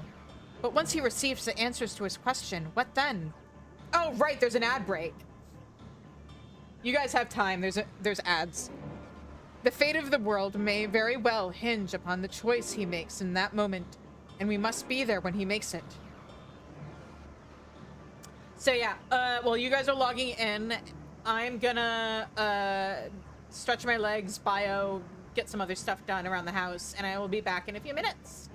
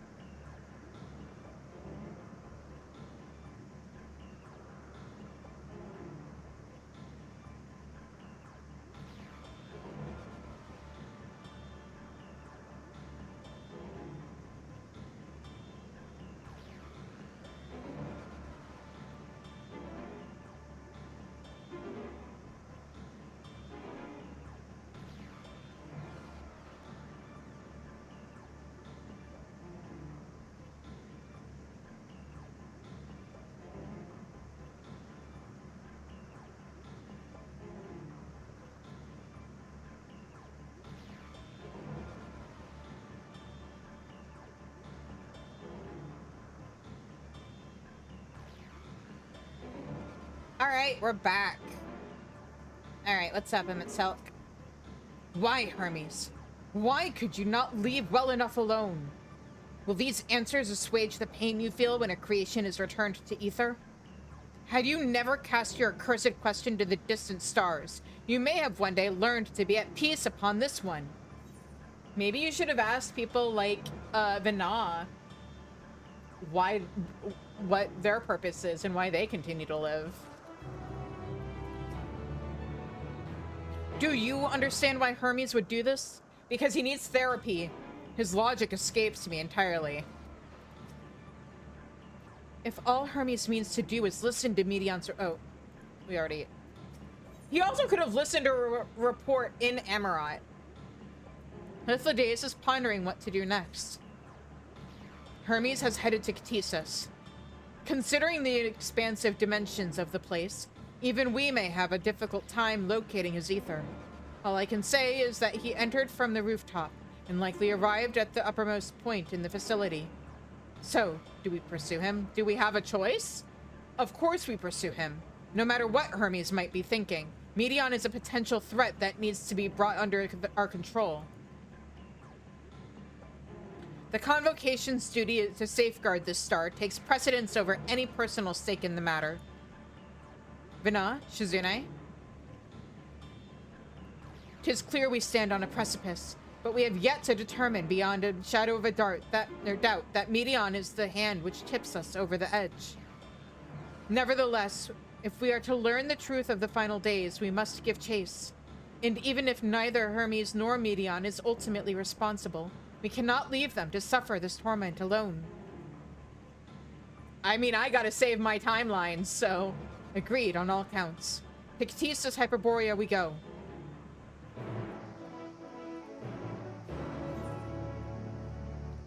Ow. How nice of the game to teleport me here.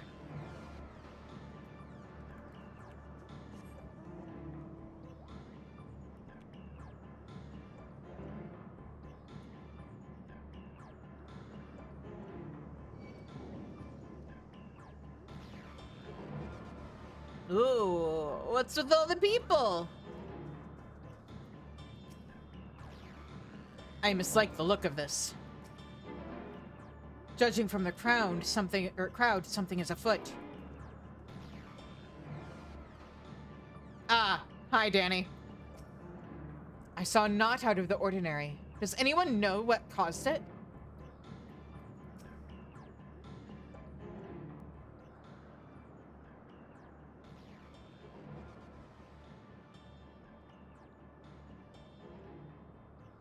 What have we here?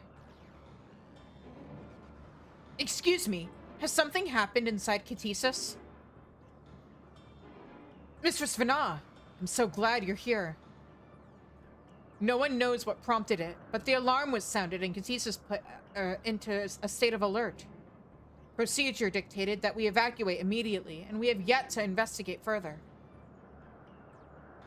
This is Hermes doing, obviously. And what does this state of alert entail exactly?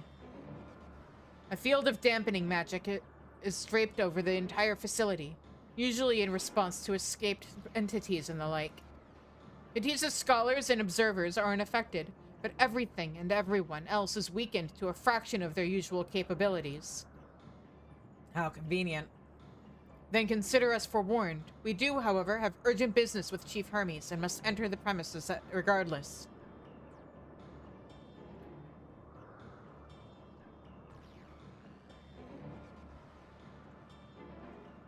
That said, if Hermes is willing to enact such measures, I wonder what other obstacles he has seen fit to drop in our path. With that enfeebling spell in place, we are not like to be at our fighting best. And I was hardly an effective combatant to begin with. I have little to offer beyond my ethereal vision. Then you will put that talent of yours to good use. You were fairly skilled at spotting weaknesses, if I recall. Fairly skilled? Now you've gone and raised everyone's expectations. You all need only make the most of your strengths, and I will fill in the gaps as required. I was once Asm, after all. 'Twas my job to rise to the occasion, be that as defender, aggressor, or healer. I feel better about my lack of prowess already. And you, Emmett Selk, can impress us with your arcane majesty. You lob potent spells as easily as breathing, but can also channel that power in a protective manner if you so choose, yes? Well, yes, should the situation call for it. Excellent. That should cover us on all fronts. Emmett Selk's a Dark Knight. He tank, cause he protect Asm. Your tale led us here, Shizune, so 'tis only right that you lead us now. No matter what lies ahead, we will win through to Hermes and Meteon. And then we will face the future together.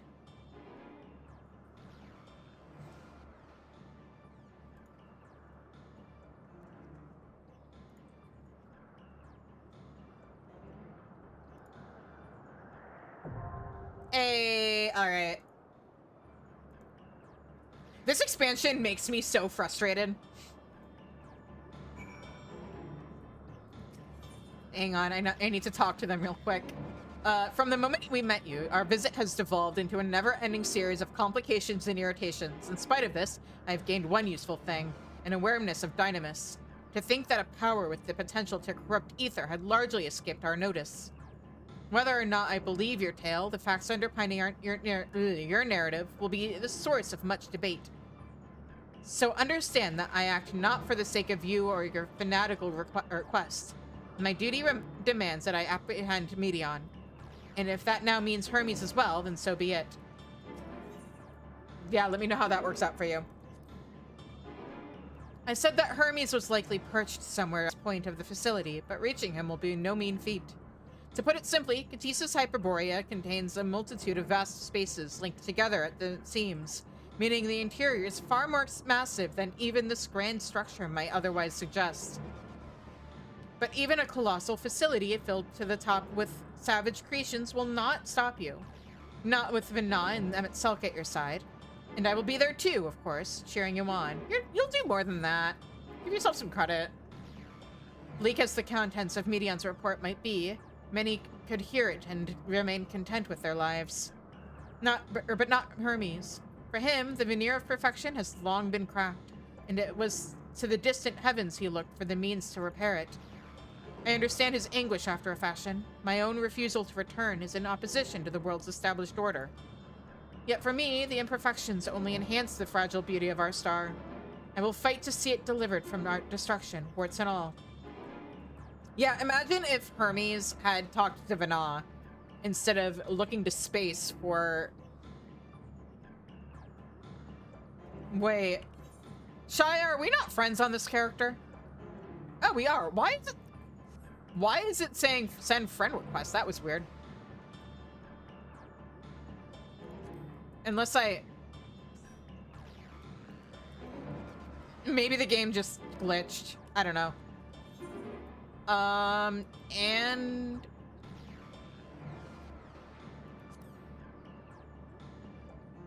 Yep.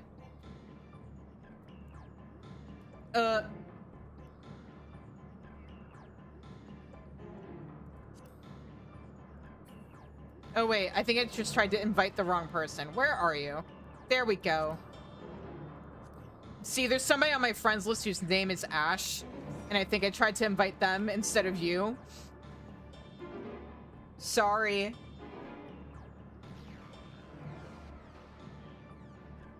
I know. I'll let you guys figure this out.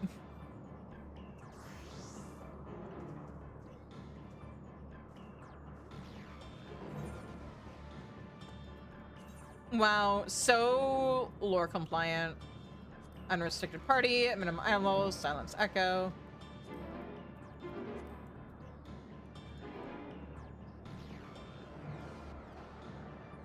Uh-huh.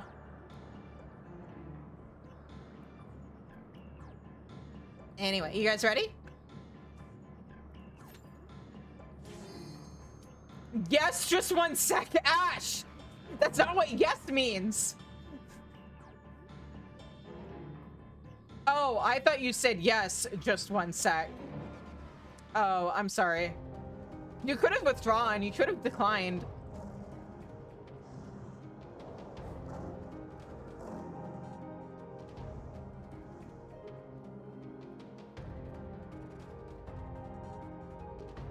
I'm just sad that, like, the Endwalker theme, or, like, not the theme, but, like, the trailer has little snippets of previous expansion songs, including, like, a rock cover of the Stormblood theme.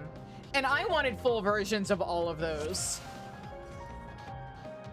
And a full version of the song that... Oh, go ahead. Please, turn back, else I might be forced to.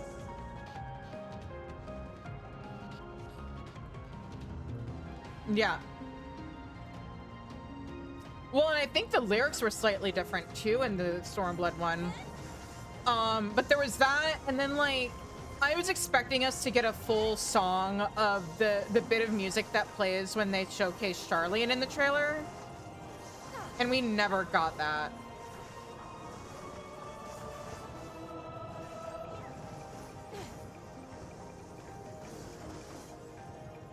Flow's a completely different song, isn't it?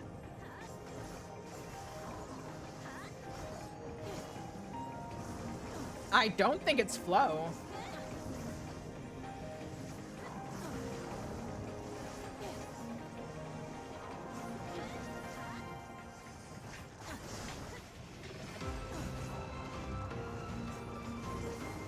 Yeah, but the final boss is also just like a medley of different pieces of music from throughout the game.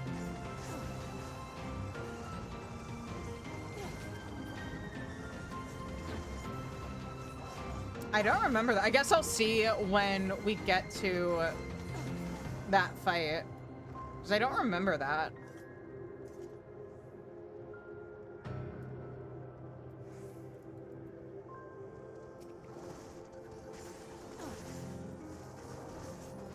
Yeah. Yeah, we're getting there. I'll probably be done with the expansion by, like, next week-ish, I think.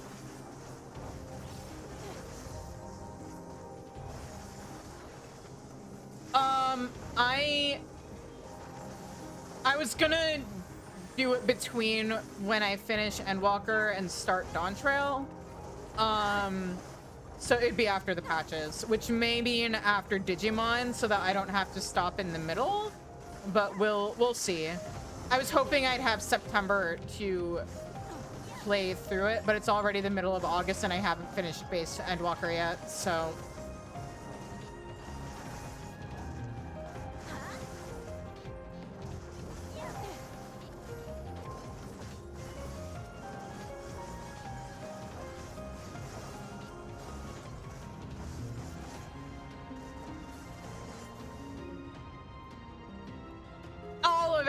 I've been doing all of it because it's all important, and that some of the side quests are really good, like the ones I did today.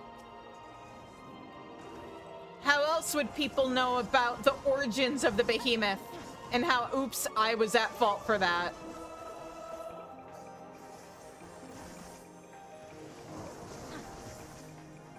Wait.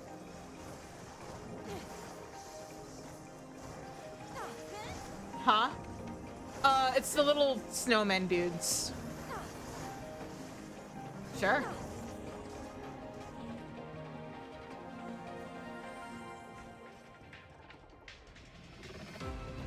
Also, it's just like 2 of them. And they got little snowmen on their heads. It's so cute. They're just little guys.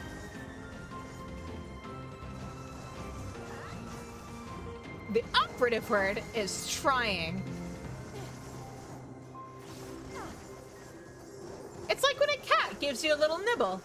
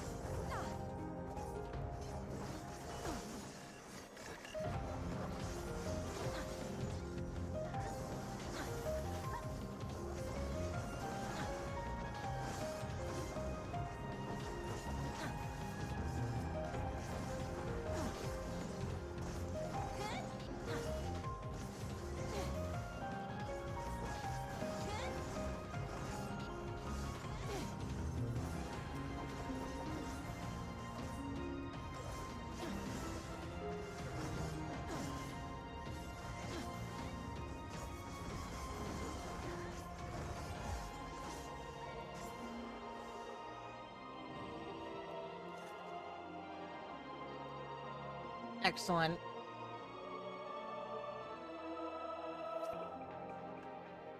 But what do you mean, Ash? Do you not like this boss? Do you not do well with this boss? You'll be fine.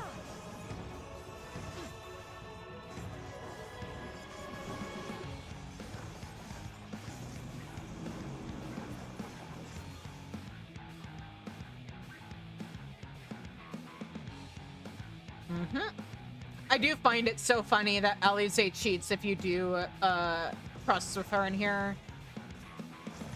Because she uses spells that you technically need a target for to try and make the thing visible. I think she uses Contra Sixte.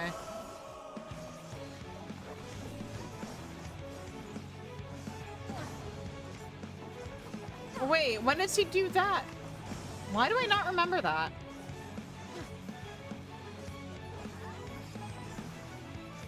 I mean, he and Thancred both cheat in Ilmeg. Or in Donmeg, sorry. Urianger teleports across the gap or when the boss creates the whole, like, balancing beam thing with the ditch in the middle, and yeah. Urianger teleports and Thancred gap closes. Spoiler alert, tanks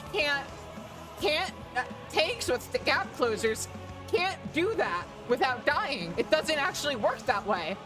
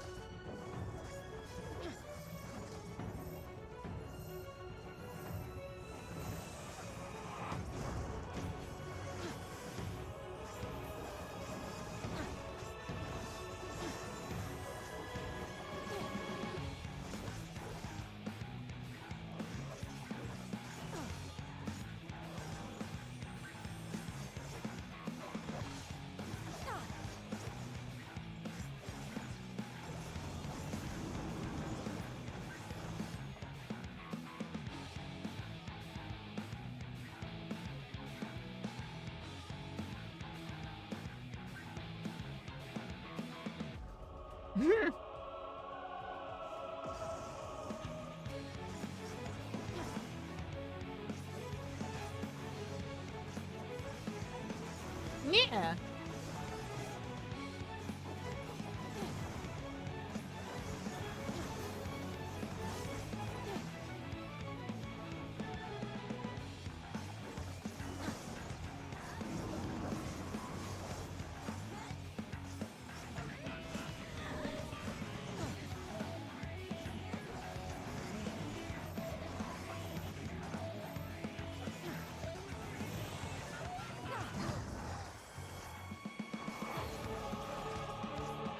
Good job. I'm so proud of you.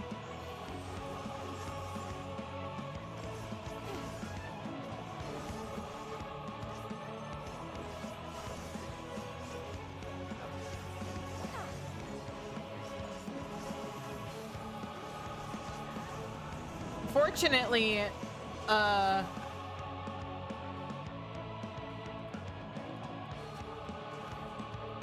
the only really big tank thing you need to worry about in the last boss is also a ranged physical mechanic, but we don't have a ranged phys in the party right now, so it's all you. It's just silencing the boss. Oh wait, that was a rear positional. Whoopsies. Yeah.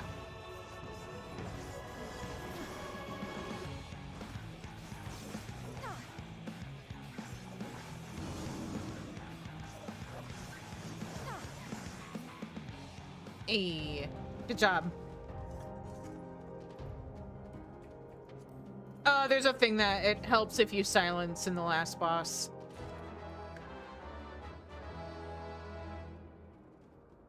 So, okay, You know what? Before they introduced interrupting to the game, there was a mechanic called silence, and all the things that you could silence became interrupt things. So, same fucking difference.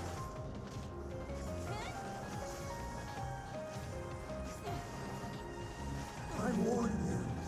Stay away. No. Get therapy.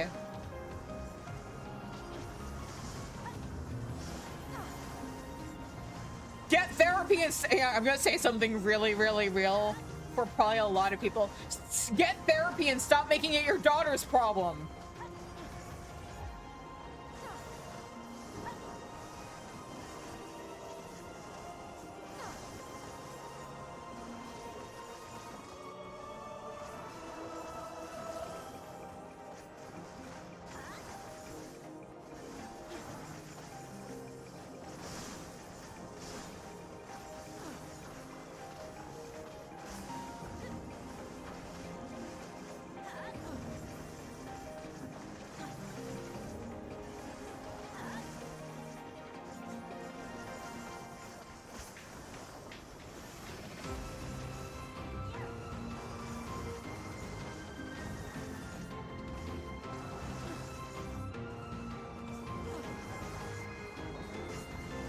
Soon.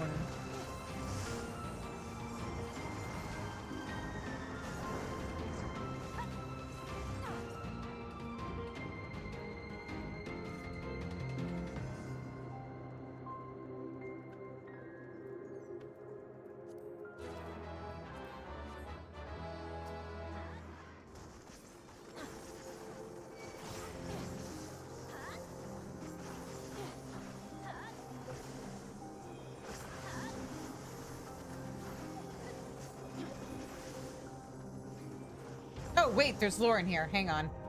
Well, I guess we'll kill this stuff first. Let me tell you about the time when we did Dusk Vigil, and granted it was a 4-person mine party, but I was reading lore and then I just hear an oops in the background because somebody had opened a door not realizing the next pack of mobs was right behind the door.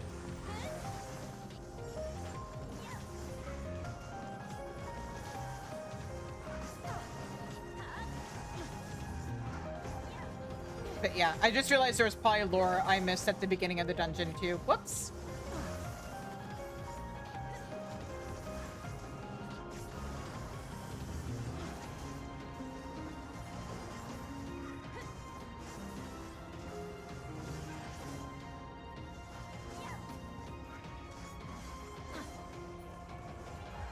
I could, but there's a thing literally right here that I'm just gonna sit here and read. Observation journal. According to Mistress Lisa, her creation is based on a concept for a bipedal wolf, and indeed, it is impressively manlike in its gait.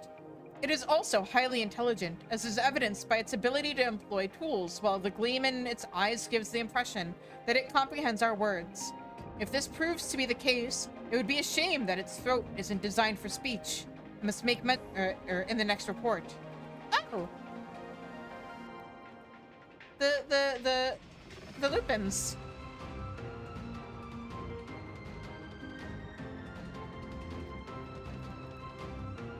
Also, I don't even need to, like...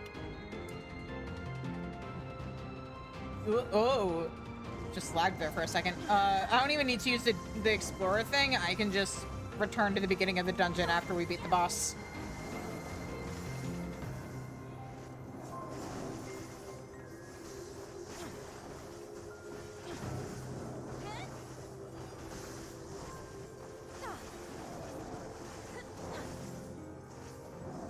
I think I probably only missed like one thing, so.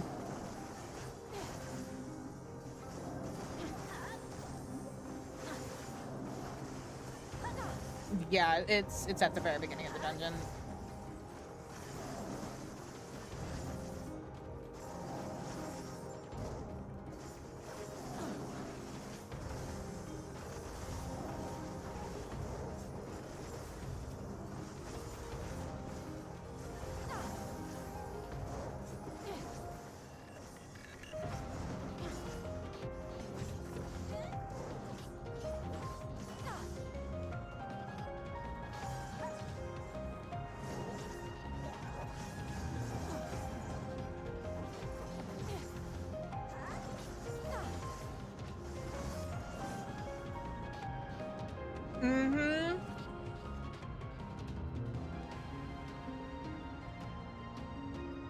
get to go through the volcanic area, do we? That's kind of a shame. Or the forested area.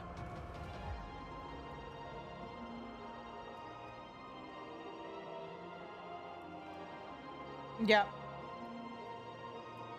Well, if they ever decide to do hard dungeons again. Yep.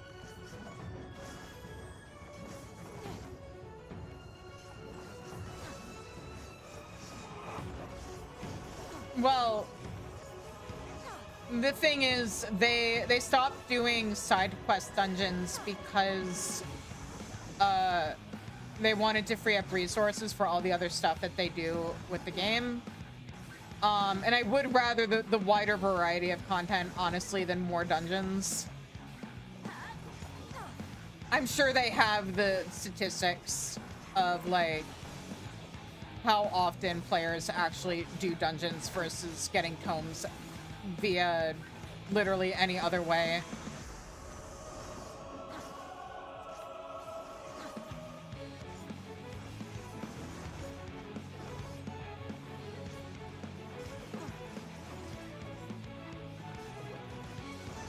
Oh, I'm stupid.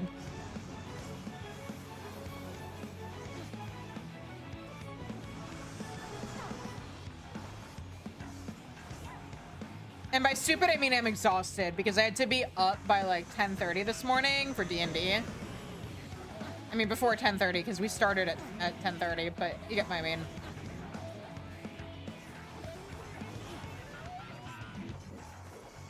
I'm just gonna go with my tried and true method of surviving, which is blindly follow the healer, and then if I die, it's the healer's fault.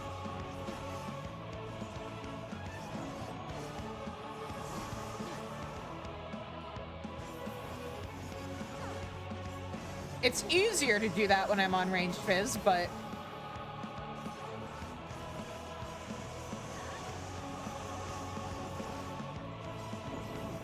No! Oh, I see what you're saying. Wait, no, I would have been fine in the back.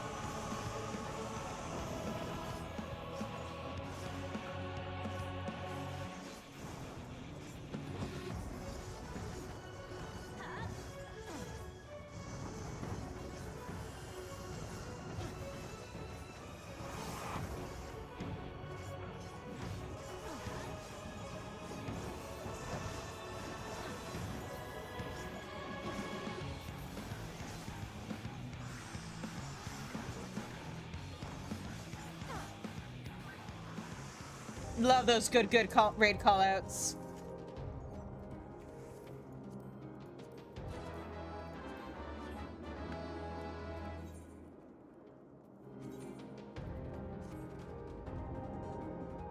Still haven't gotten any new gear from this. I sad. I cannot let you take Meteor. Not yet. Dude, why don't you let us take her into custody and then you can hear her answer in Amarat? Nobody said you couldn't hear her answer. We just want to take her in.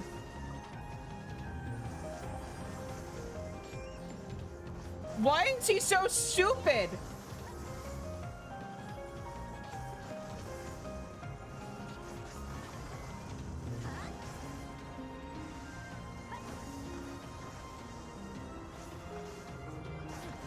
I know some very intelligent people who have some very severe depression.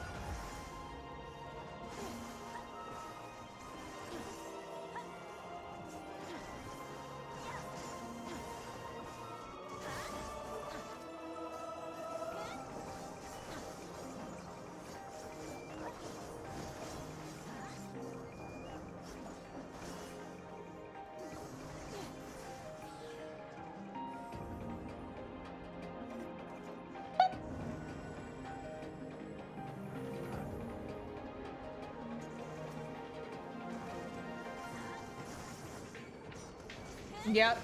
And then the most frustrating cutscene in this entire expansion happens.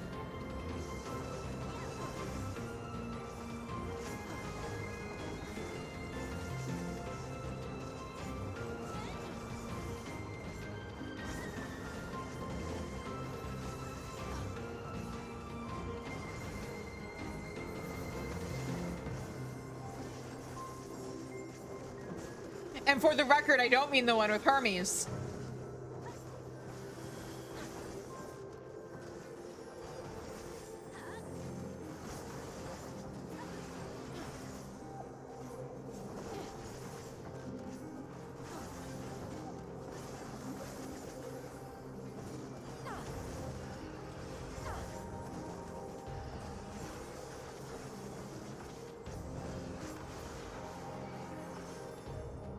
Like the worst possible way to develop a character and like show their motivations. Shove it all into one singular cutscene.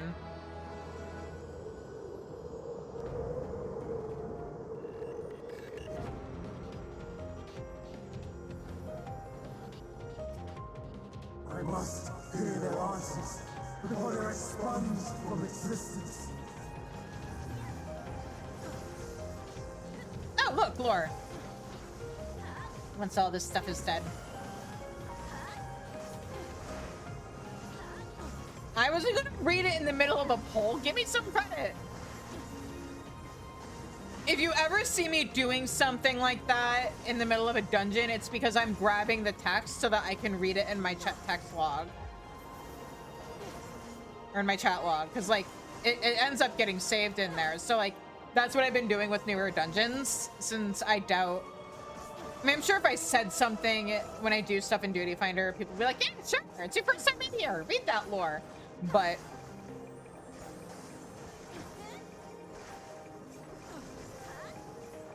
these days, I largely tend to just put it in my chat log and then read it while I'm DPSing.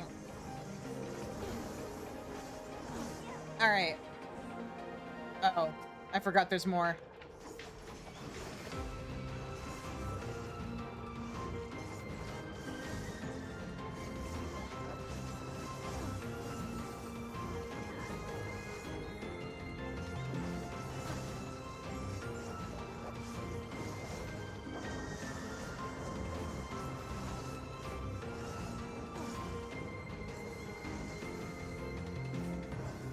I'm sorry.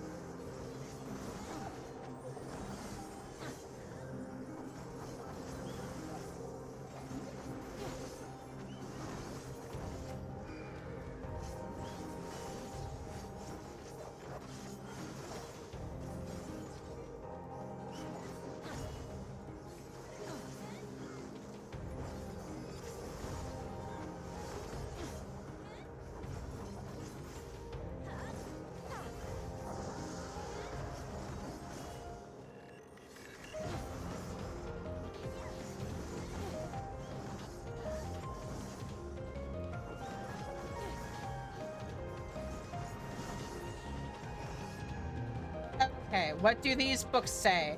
Flying life forms, an introduction. The successful creation of migratory birds, which travel between continents with the seasons, came as a breath of fresh air to the long stagnant realm of flying life forms.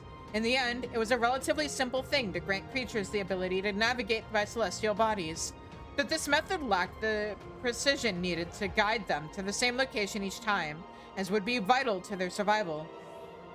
The breakthrough came in the form of magnetic fields, the use of which was discovered by the incumbent Fandaniel during his tenure as chief overseer of Elpis, a truly inspired idea that has brought lasting benefits to the star. GG.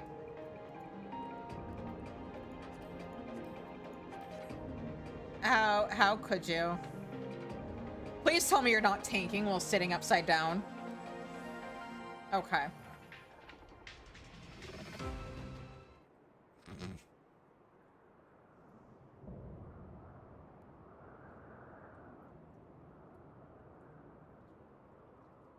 So, it comes to this. I have no wish to fight, but this time, I cannot yield.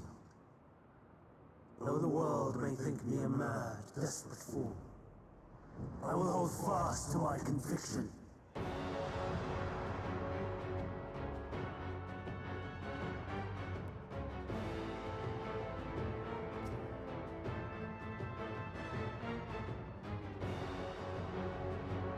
I think he needs help.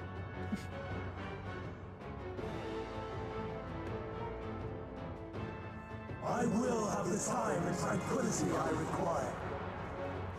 You can have that in Amarant, dumbass. Lust and pale, gather to me.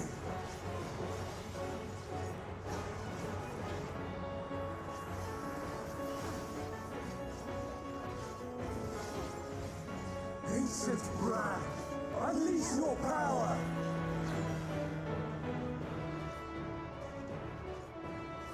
Here? Yes. Okay. Dancing winds, pierce my foes.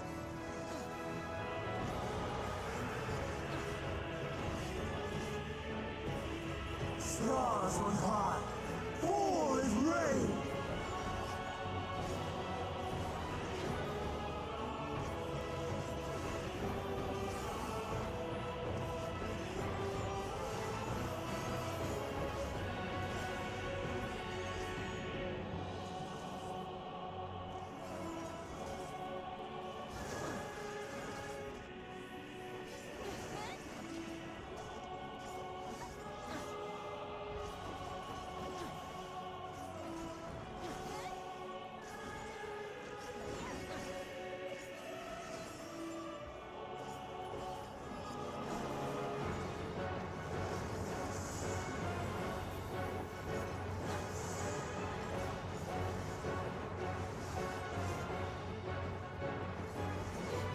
Good job.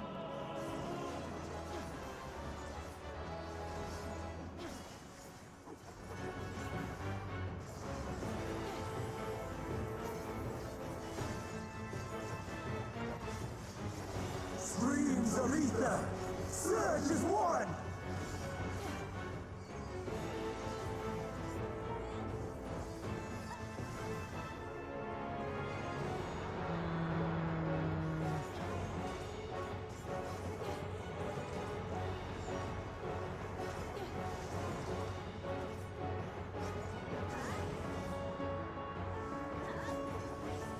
Owie.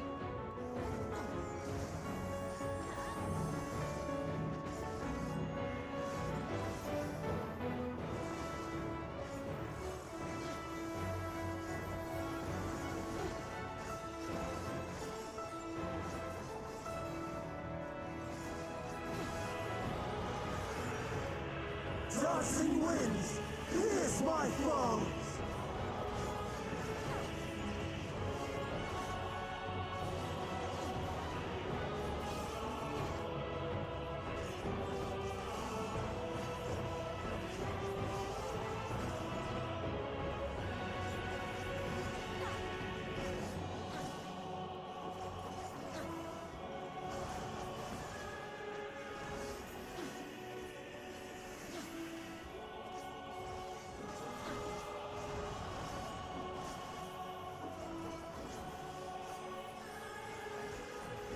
Stars on high, all is rain.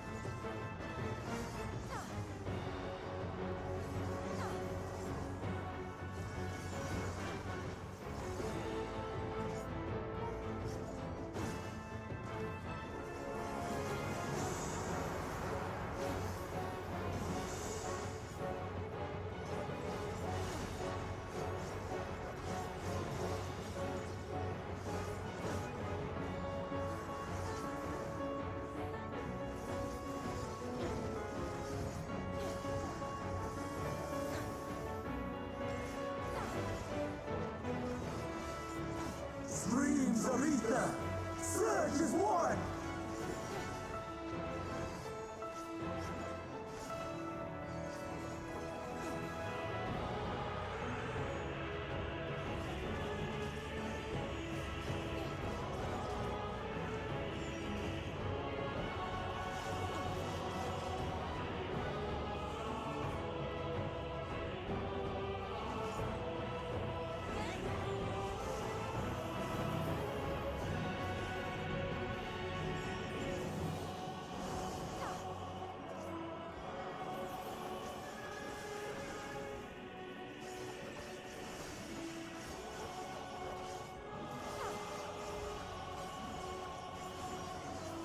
Dancing winds, pierce my foes!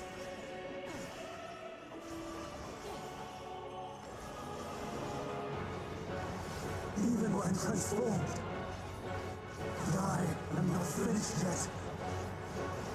It's almost like I have a lot of experience with fighting transformed ancients or something.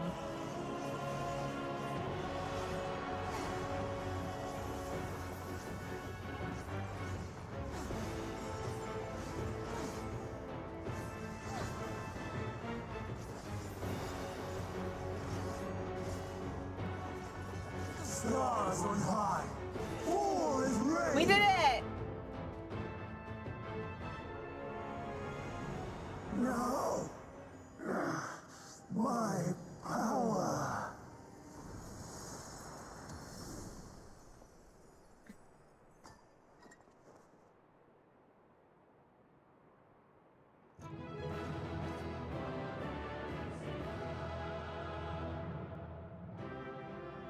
Man, Shizune looks so sad.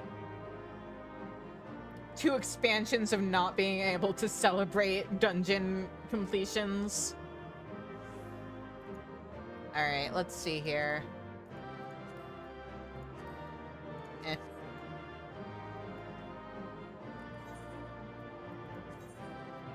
Wow, I got one whole thing. Wait. Oh, is my gear just like... Shouldn't I have gotten a drop from that?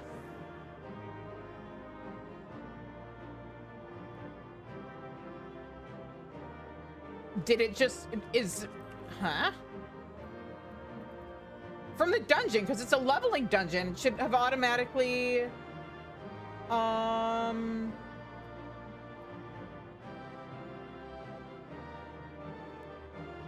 Well, no, but I mean, when you do a leveling dungeon, it automatically... Oh, it's because it gave me...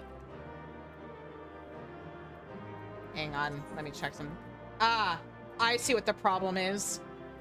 With leveling dungeons, you get a guaranteed drop for whatever class you're in, and it gave me earrings. Anyway, I'm gonna go do these stupid cutscenes now. Thank you for joining me, you two. I appreciate you both. I will talk to you later. Yeah, fun. Sure. Bye. Okay.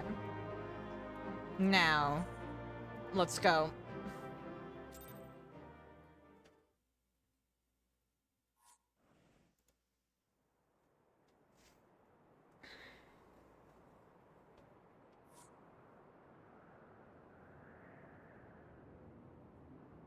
It's over, Hermes. In the name of the Convocation, I hereby take Meteion into custody. And setting aside the matter of your nomination, you will come with us too. We require your knowledge to assess and resolve the situation.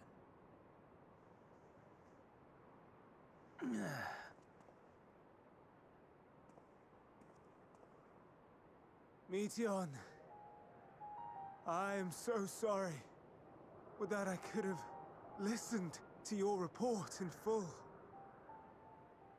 Reflected upon its meaning and conveyed it to others. It's almost like you could have done that if you had They become... might reconsider their chosen course.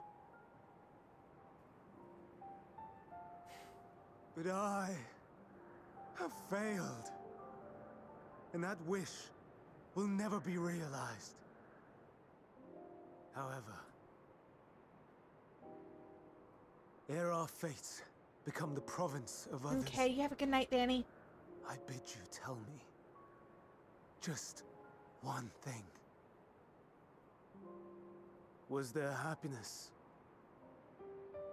in those distant stars? Was there a reason for living?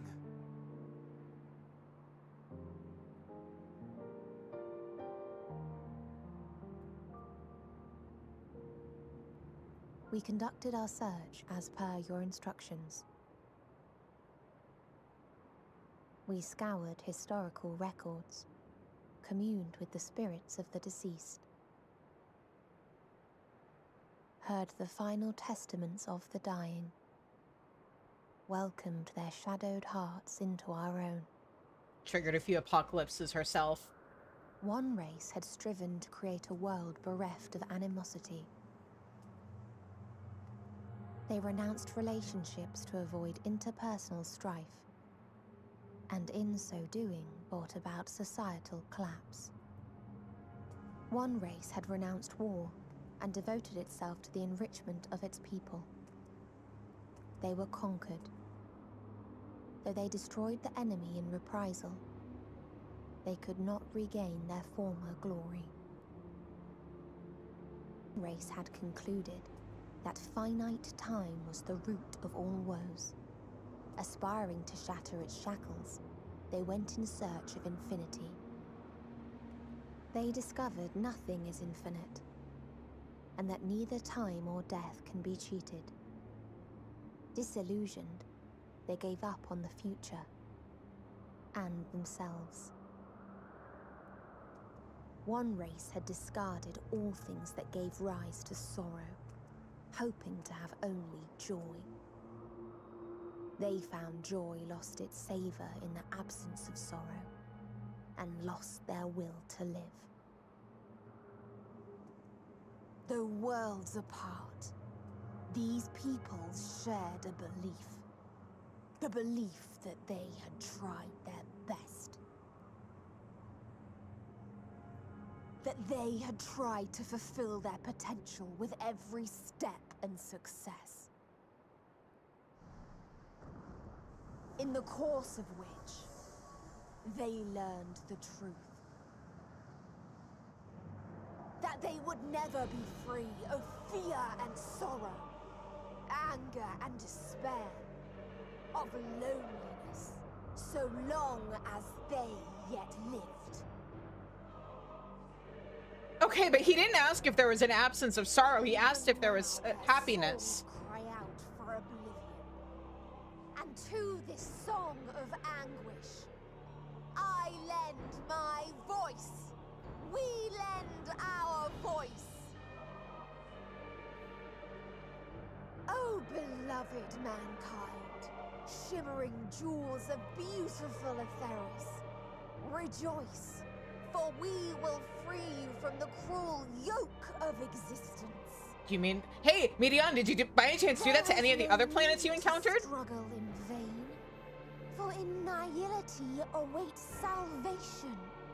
You will know peace and serenity, and it will be beautiful. We will make our nest at the edge of the universe. And there, in the dark of dead worlds, hoard sorrow and suffering. There we will sing, our chorus ever louder and ever clearer, that our song may reach even this ether-shrouded star. Such is the answer we have found in the stars. Such is the gift we now offer to Etheris.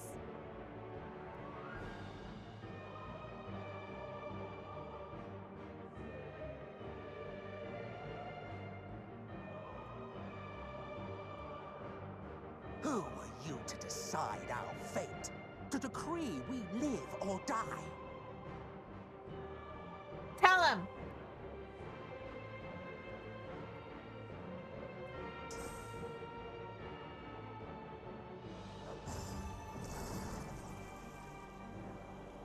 Have you lost your mind? You heard what she said. She means to destroy us all, yet you'd still take her side?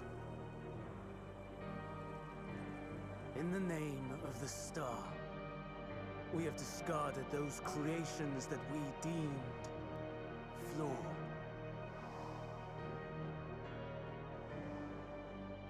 If we ourselves are flawed, it does not stand to reason that we too should be discarded. That is sophistry, and you know it.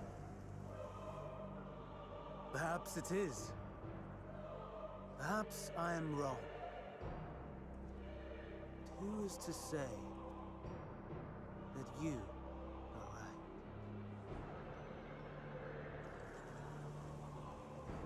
Let us settle this with a determination. In my authority as Chief Overseer of Elpis, I will make a judgment on man's fitness to exist. If he can learn to value all life and retain his will to live, even should his end be justified, he will surely find a way to revert his demise. If not, he will perish from the start. As with all determinations, provisions must be made to ensure fairness. Kairos, awaken!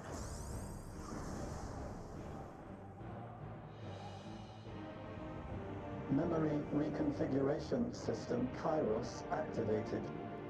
Awaiting instruction. Command, universal memory alteration.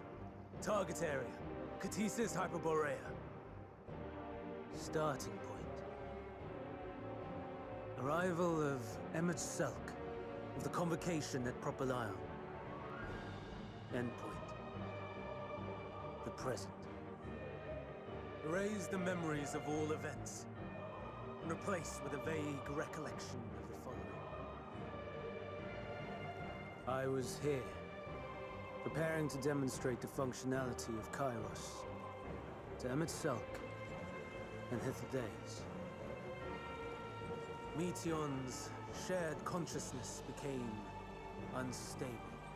She and her sisters could not sustain their existence, and all dissipated with the burst. The resultant shockwave accidentally triggered Kairos, which erased several days of memories from all present. Execute. Command acknowledged. Initializing. 3 processes remaining to execution. Bravo. I dare say one would be hard-pressed to make it fairer. Everything that you told us, everything that has happened, the fact we've even met, it will all be gone.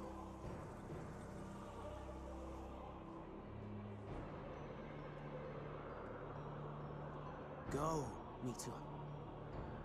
To the edge of the universe. where none can reach you. Hermes, won't you come with me? If you were to shed your flesh, I should be able to carry you.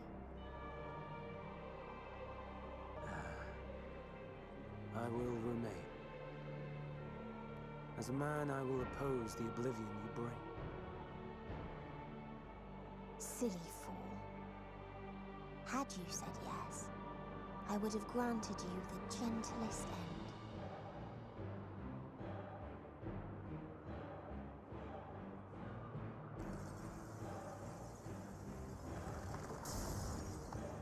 This ends here!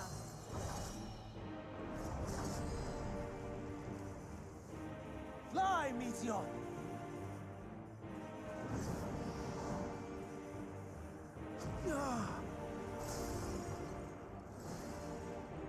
That is far enough, Hermes! Argos, to me!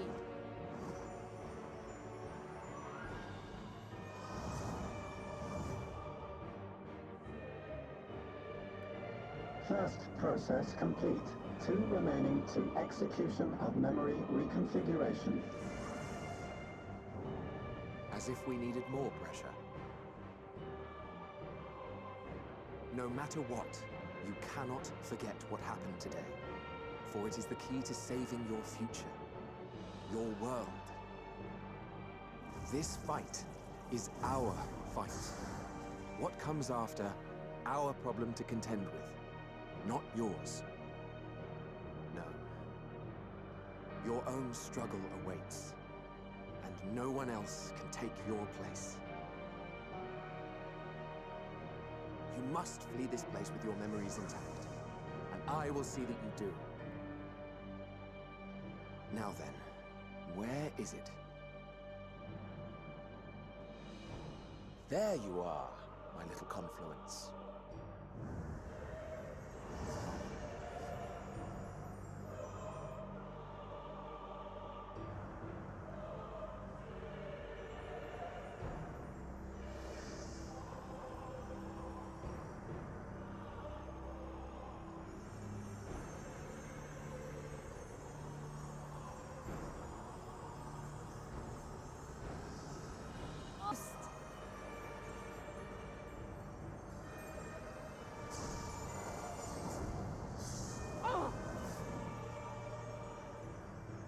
Very well, then. You may elude us this day, but not forever.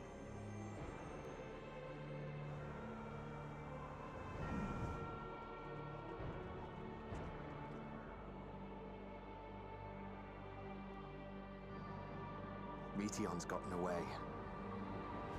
Second process complete. 1 remaining to execution. Ugh. No time for brooding. Listen well. Beyond lies a spatial confluence that connects the interior sections of this building. I will destroy the confluence and force open a way outside. When I do, you must jump through.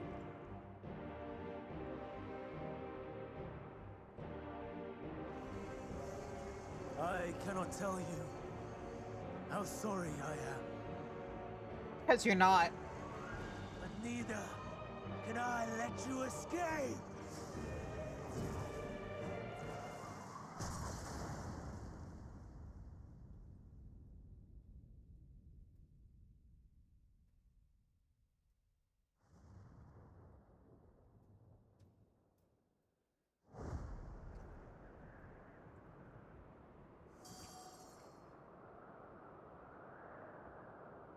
Too brave by half.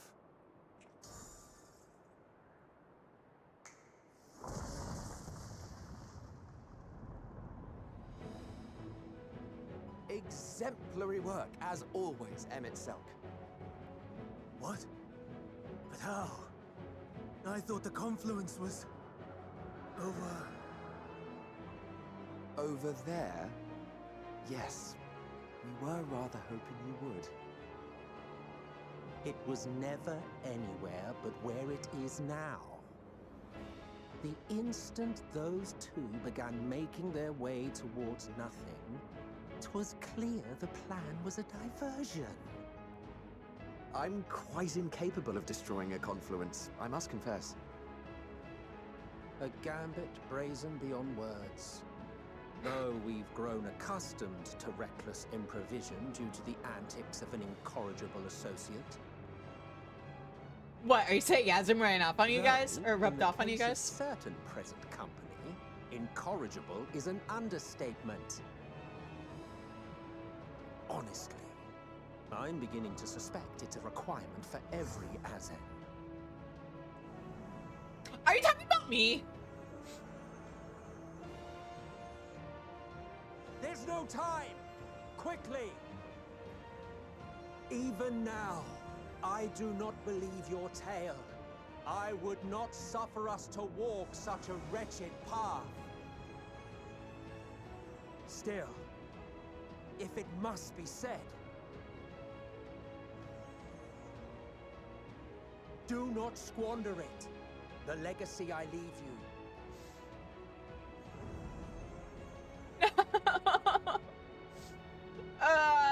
This Final hurts. process complete. Executing universal memory alteration. Wait, would Venant's like thing on us that prevents our ether from getting manipulated have protected us from this?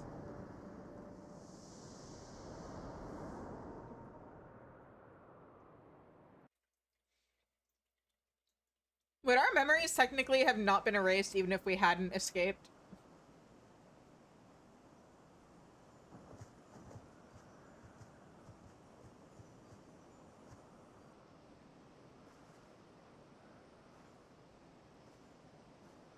Are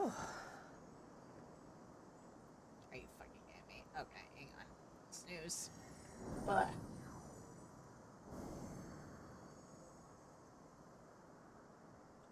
I'm fine. Just a little tired.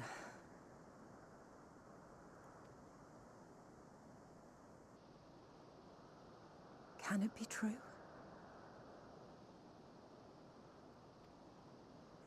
Are we the only ones left who see beauty in the world? In life? Are the stars above no more than husks of fallen civilizations?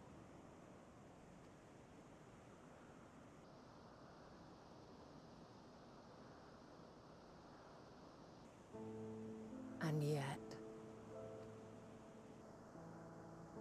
I feel her. Though she is unimaginably distant, I feel Meteon's presence, and the place where to we must go. We? Ere she made good her escape, I placed an enchantment upon her, one which allows us to follow her trail. She has already left the outermost bounds of Aetheris, and continues on her way. Given the vastness of the universe, it will still be no easy feat to track her down.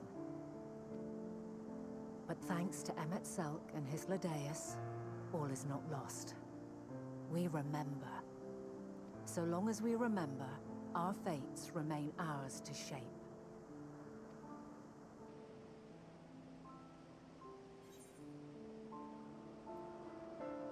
So, what now?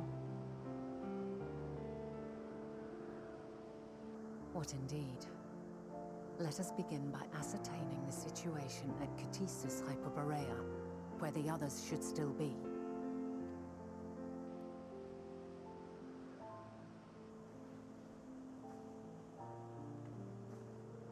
Given the likely state of their memories, however, it would be imprudent for us to approach them directly.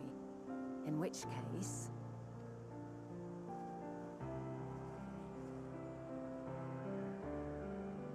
I am sorry, my friend. I've asked much of you this day. But may I trouble you one last time?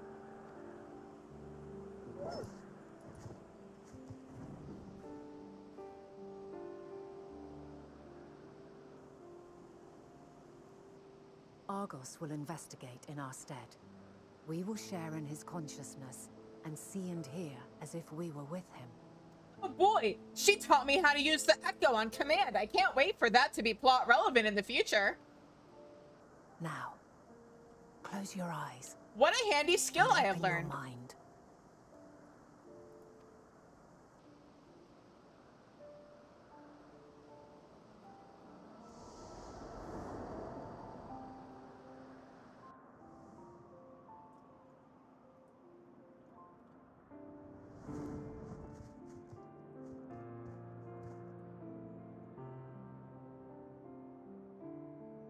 Thank goodness you are unharmed. Unharmed? There is a gaping hole in my memories. I can scarcely remember arriving here in Elpis. Forgive me. I was preparing to demonstrate the functionality of Kairos to our guests. But Meteon, her shared consciousness became unstable. And she...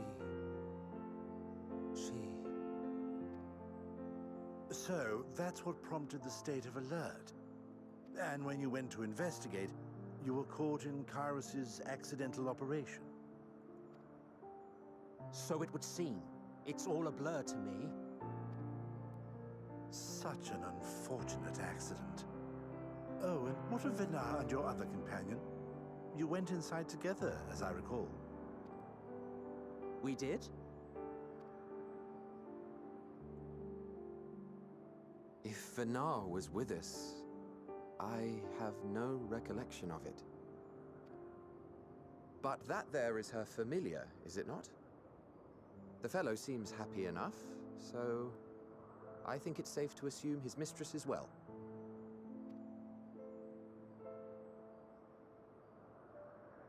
I haven't the slightest notion who this other companion might be, however.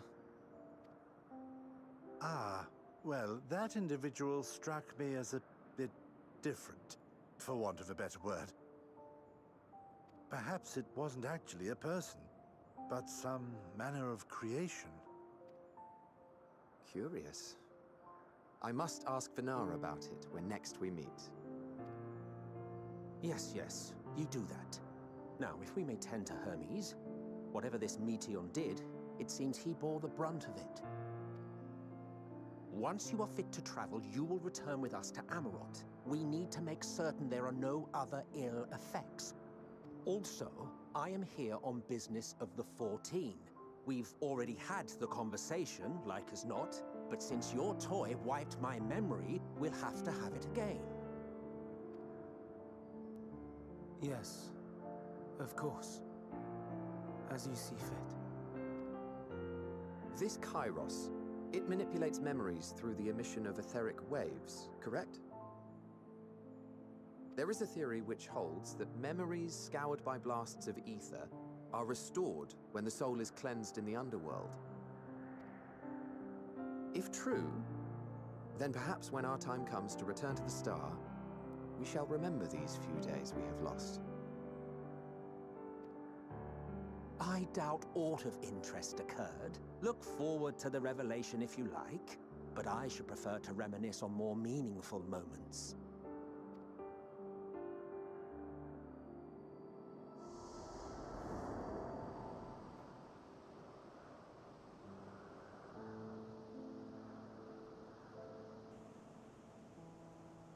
Let us rest, if only for a while.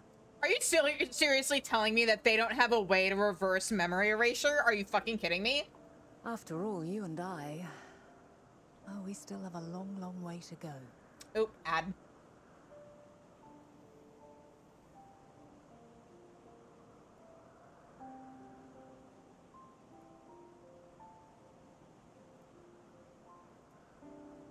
How fucking irresponsible, though, that, like, Kairos is a thing, but reversing Kairos isn't? Hello?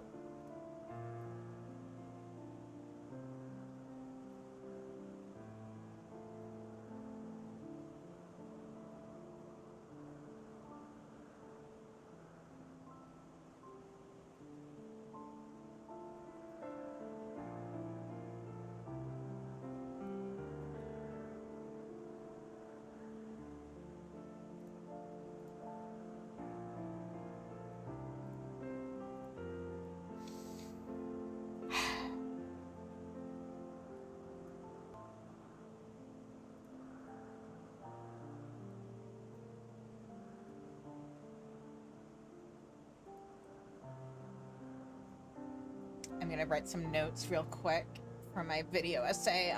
Man, we're getting really into the stuff that frustrates me. Okay, here are my general notes.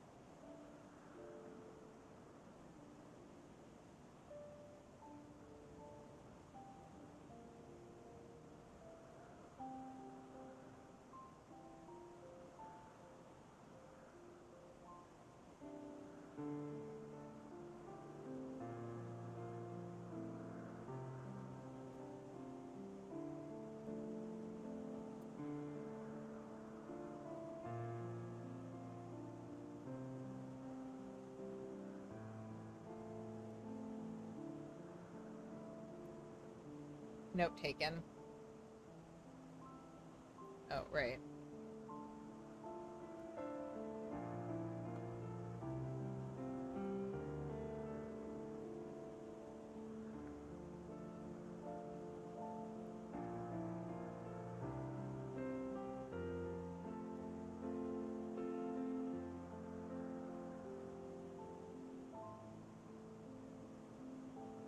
All right, welcome back from the ads, everybody. Let's get this cutscene going again.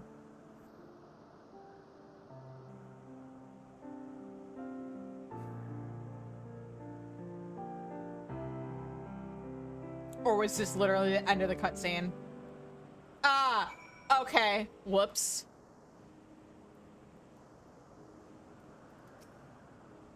Are you feeling at all recovered? I understand that your exertions were more than purely physical.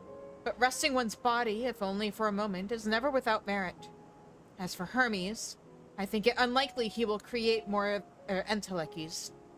He poured much of himself into Medion, and now that she and her sisters are gone, dissipated in his mind, the grief must be unbearable.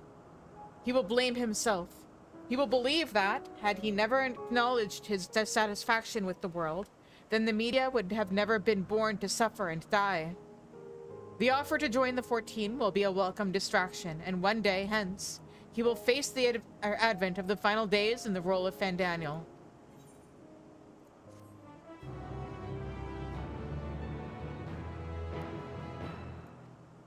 Huzzah! And now I can fly. Just want to make sure they didn't spring any extra quests on me. Okay, cool. Vina is watching you in quiet contemplation. Shizune, listen to me. Our duty now is not to denounce Hermes for his misguided determination. Fuck that! Or to convince Emet-Selch and Hythlodaeus that they had been deceived. No, we must instead ensure that the experiences Hermes sought to expunge are preserved. What remains in our memories alone will be our weapon against the final days.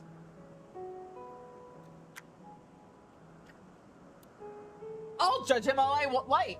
Fuck that noise.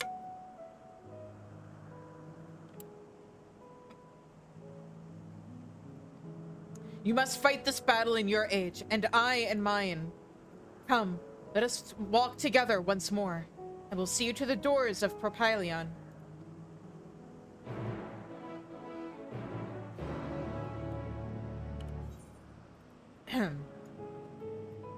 Cool. I'm gonna take what's totally definitely a shortcut there real quick. And I'm gonna do it on... I'm gonna do it on Dark Knight. Oh, they're both pretty close to leveling. Okay, cool.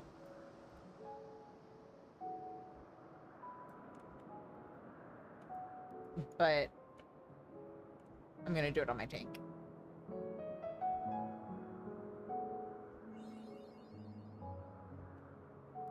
There we go. Was this house ever used for anything?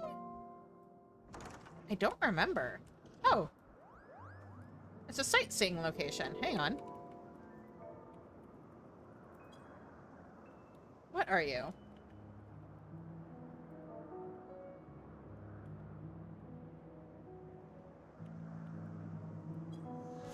The Chthonic Horns. The researchers of this small facility are unlike their colleagues in that they seek to manifest new creations without the aid of creation magics. Their natural breeding program pairs creatures with different characteristics, relying purely on chance to conceive heretofore unimagined possibilities.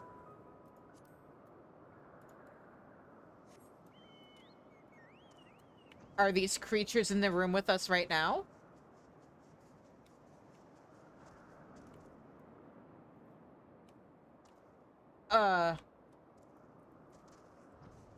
Did they ever do anything with this? I don't remember. All right. But yeah, no, I was bitching about this during the ad break. But like, are you seriously telling me that like, oops, our memory wiping technology malfunctioned and they don't have a way to change, like, reverse its effects? Like, that seems irresponsible even just in terms of how they use it for science. Because what if they want to reset something's or like erase something's memory and then restore its memory for the sake of like having a control and stuff or whatever? Like, huh? I don't know a whole lot of science, but I feel like wanting to erase memories for the sake of like scientific study and not having a way to unerase those memories would be wildly irresponsible and kind of counterproductive.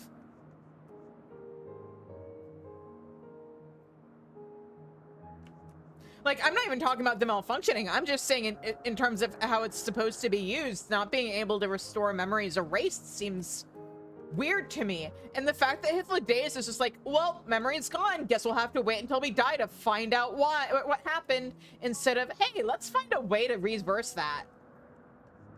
Like, I don't understand why. I get that, like, on a meta level you could say because Heidelin, but like, why the fuck is everything so fucking passive in this entire expansion? Xenos, passive. The Warrior of Light, in a lot of instances, fucking passive. People just kind of accepting things happening even when there's a way to like, there should be a way to reverse it, or like, these are beings where like the scientific curiosity that would come from, hey, let's find a way to restore memories without having to wait until we die to do it. Like, that seems like a pretty basic thing to investigate. Even just in terms of the medical field in this world and the capabilities of ancients. I could understand limitations in the present time, but given the abilities of the ancients, it seems wild to me that they weren't like, I wonder if there's a way to reverse memory loss. At least memory loss where we know the cause is the manipulation of one's ether. I mean, fuck! It's basically it probably is not that dissimilar to Alize's method of reversing tempering. I'm so mad. There's so much stuff that I can, like, that I can't suspend my disbelief on just based off of everything that was built up leading up to this point. Anyway, let's go watch one of the most frustrating cutscenes in this entire expansion. Your time in this age is drawing to an end. Upon speaking to Vana, several cutscenes will play in sequence. It is recommended that you set aside sufficient time to view these scenes in their entirety. Yeah, it's a good thing we already had our ad break. I'm just gonna sit here with my arms crossed and not be happy about it.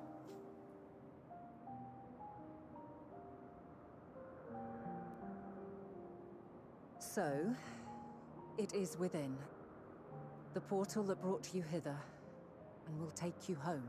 Also, after this cutscene, I'm probably gonna have a nice long rant about the importance of visual storytelling and how at odds this cutscene feels to, like, how the character in question is supposed to be portrayed I wonder if they made the cutscene already when they decided to change course on certain things within the story.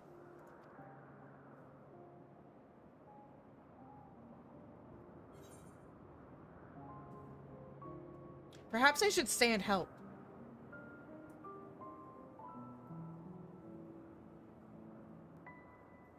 I'm still on Dark Knight shit. Oh well. I appreciate your sentiment. I truly do. But 'tis a very long game that we must now play. And while you have maintained a stable presence here thus far, there are dangers in lingering over long. No. You must return to your own battlefield. Make use of the knowledge you have attained, that your days here and our friends' sacrifice be not in vain. With Meteon free to pursue her designs, 'tis only a matter of time until the final days are upon us. We must be ready. From fortifying our defenses to securing our escape, there is much to be done. What do you mean fortifying defenses and securing escape, Vana? It sounds like you're already giving up. In spite of this, we cannot allow the report that set this calamity in motion to become common knowledge. Were the masses to learn the fates of the other stars, I fear the situation would spiral out of our control. I must carefully consider who can be trusted and bring them into the fold. Ordinarily, I wouldn't hesitate to call upon the 14. However, it was the desire for a fair determination that drove Hermes to attempt to erase our memories. And were he made aware of his actions, there is no telling whether he would remain a friend or become a foe. It would still be 13 versus 1, hello? Alternately, we might try to alienate him from the convocation. Yet in doing so, we would deprive ourselves of a brilliant mind who would be invaluable in the crises to come. Quite the dilemma. Which is why I must work independently of the convocation. Regardless of how we proceed, if we are to permanently avert the final days, we must be equal to Hermes' challenge. We must prove that mankind is worthy to exist. And this hinges, I think, on how we confront the all-consuming despair that accompanies a senseless and seemingly inevitable end. Bewildered and divided, we would perish like the peoples of those celestial ruins. You mean divided into 14, for instance, Vana? We could not hope to survive the final days, much less take the battle to Meteon at her nest. We must find a way to defeat despair, to unite and prepare as many as possible for the struggle ahead.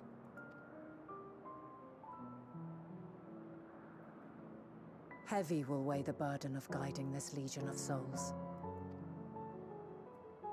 Yet I have faith in mankind's potential. As long as he believes in himself, there is naught he cannot achieve. So I will not give up on him. On us. You may find your world to be very different.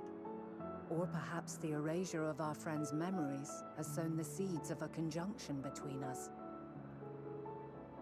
We cannot know until the moment is at hand. So shall I strive to do my best, taking naught for granted as I walk my path.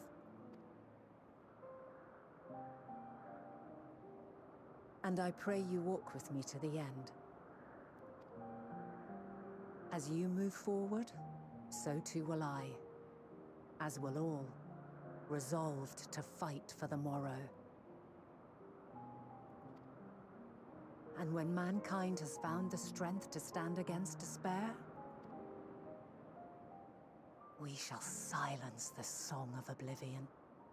She who sings it will learn our journey is far from over. This I promise.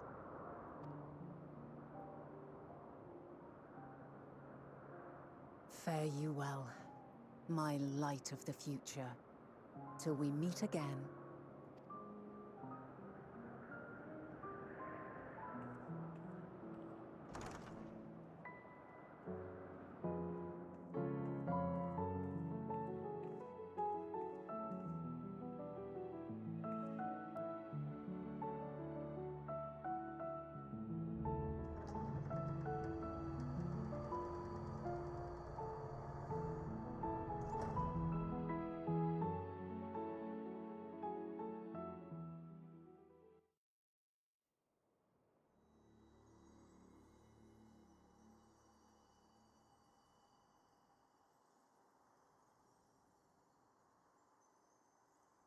I didn't mean to do this cutscene on Dark Knight. Oh well.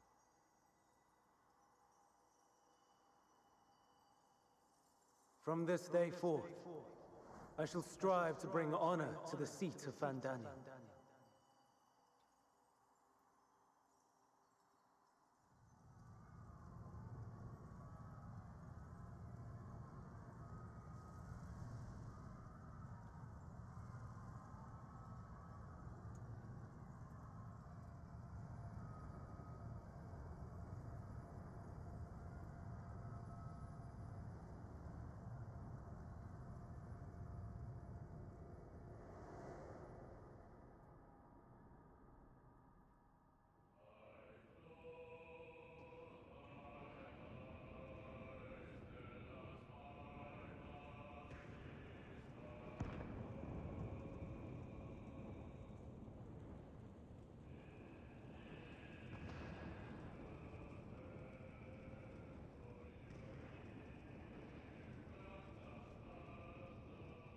Even now, I remember standing there, locked in a moment where the sky is aflame.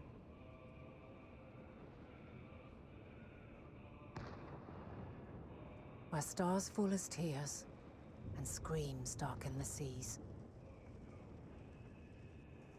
Where resignation rots the trees.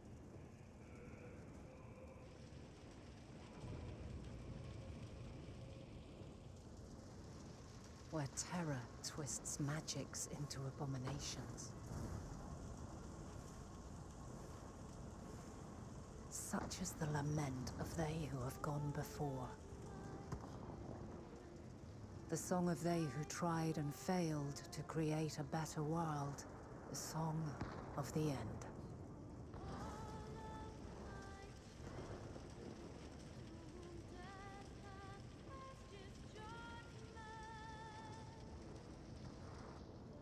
That which hides at the edge of the universe is no longer hope's creation.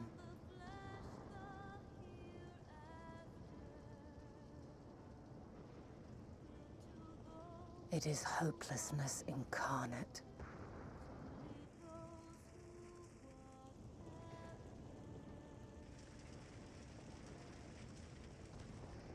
That day, mankind saw half of its number sacrificed to bring forth Zodiark.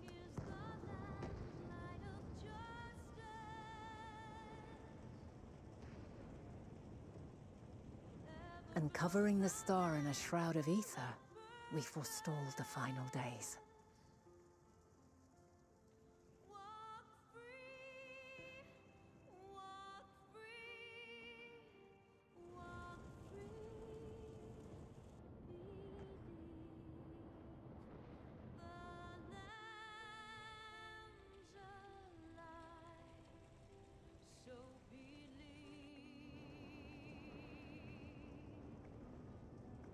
Yet the cries echoed still. We wept for innocence lost, wailed for death inevitable.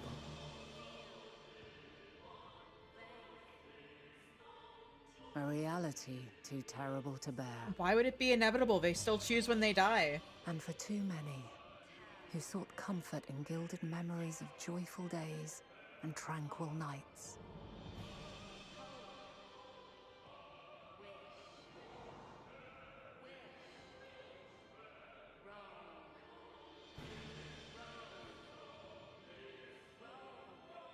is all wrong? Why must we suffer so? It needn't be like this. No. There must be a way to restore things to the way they were. To reclaim the perfect paradise we once had. No, my friends. Suffering exists, and we cannot pretend otherwise. No civilization, however great, could eliminate it. If we would live, we must accept it as our constant companion. Let us not seek to forget this tragedy. Let us carry it in our hearts, that we may grow stronger and know true happiness. We can't accept it.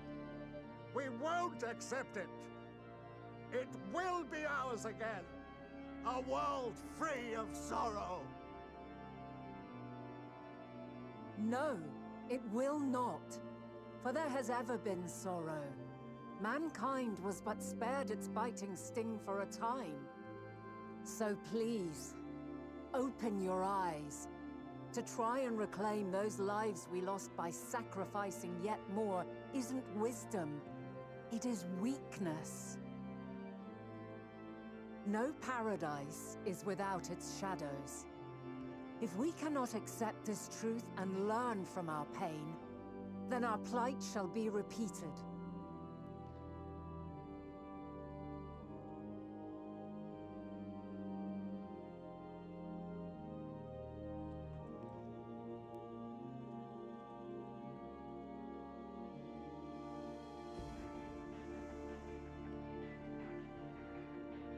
O mighty Zodiac! God, born of our boundless faith, we bid you, hear our prayer. Accept this offering of lives, and deliver unto us the lives we once had. Deliver unto us the days of old. The star was a font of love, and we knew naught but bliss.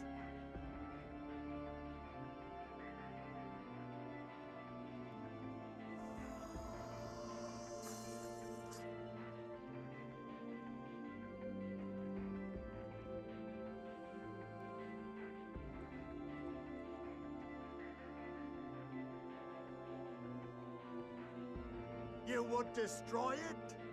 Our beautiful world?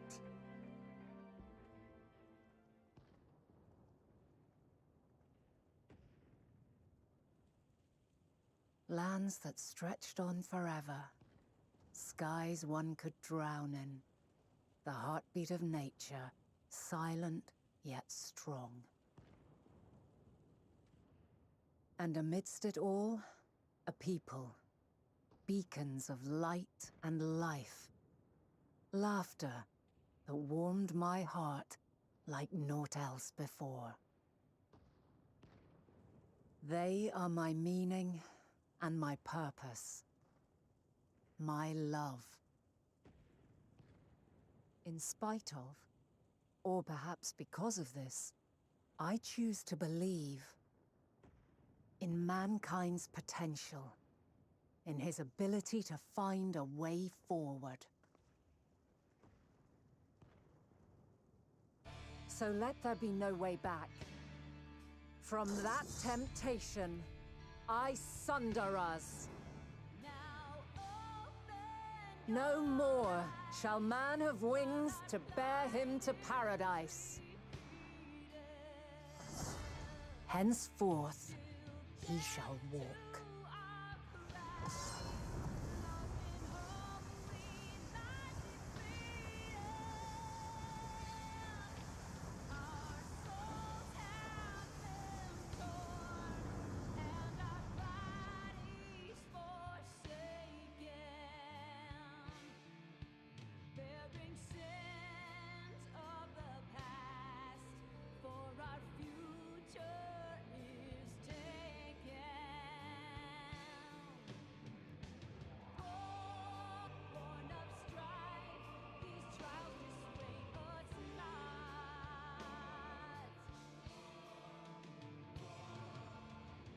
all is excruciating pain.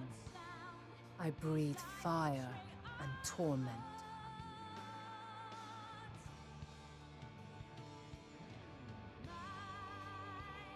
I birth a world of suffering to mire and plague.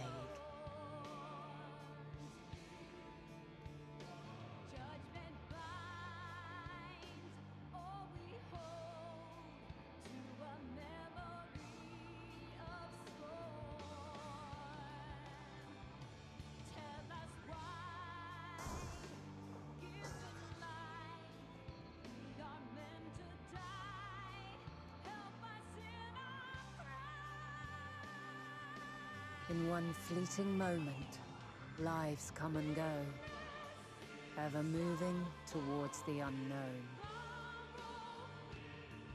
And in that fleeting moment, they cry for the answer to the question. Why, given life, are they meant to suffer, to die?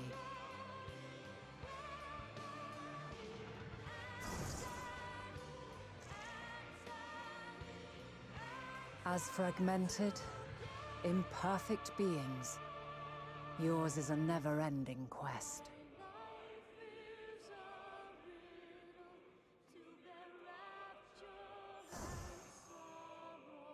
A quest to find your purpose, knowing your end is assured.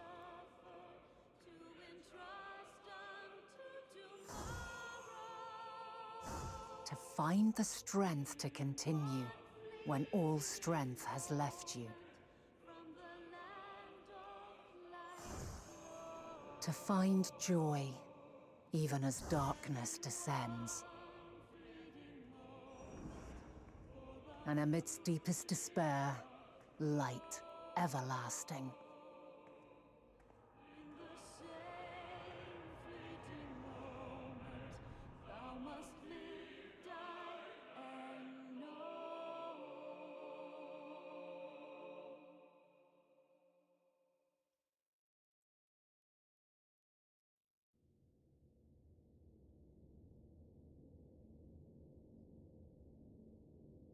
A conjunction has begun to form, an intertwining of your time and mine.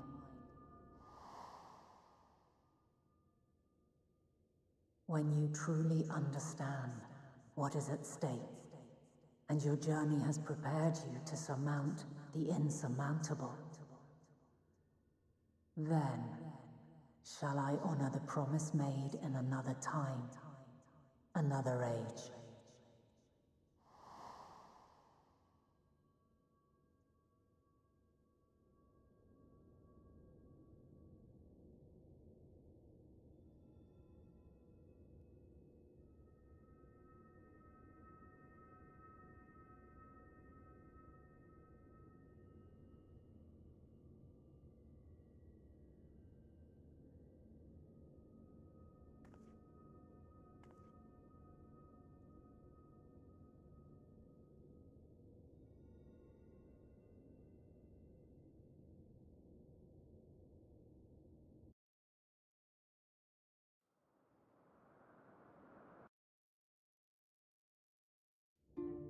Okay.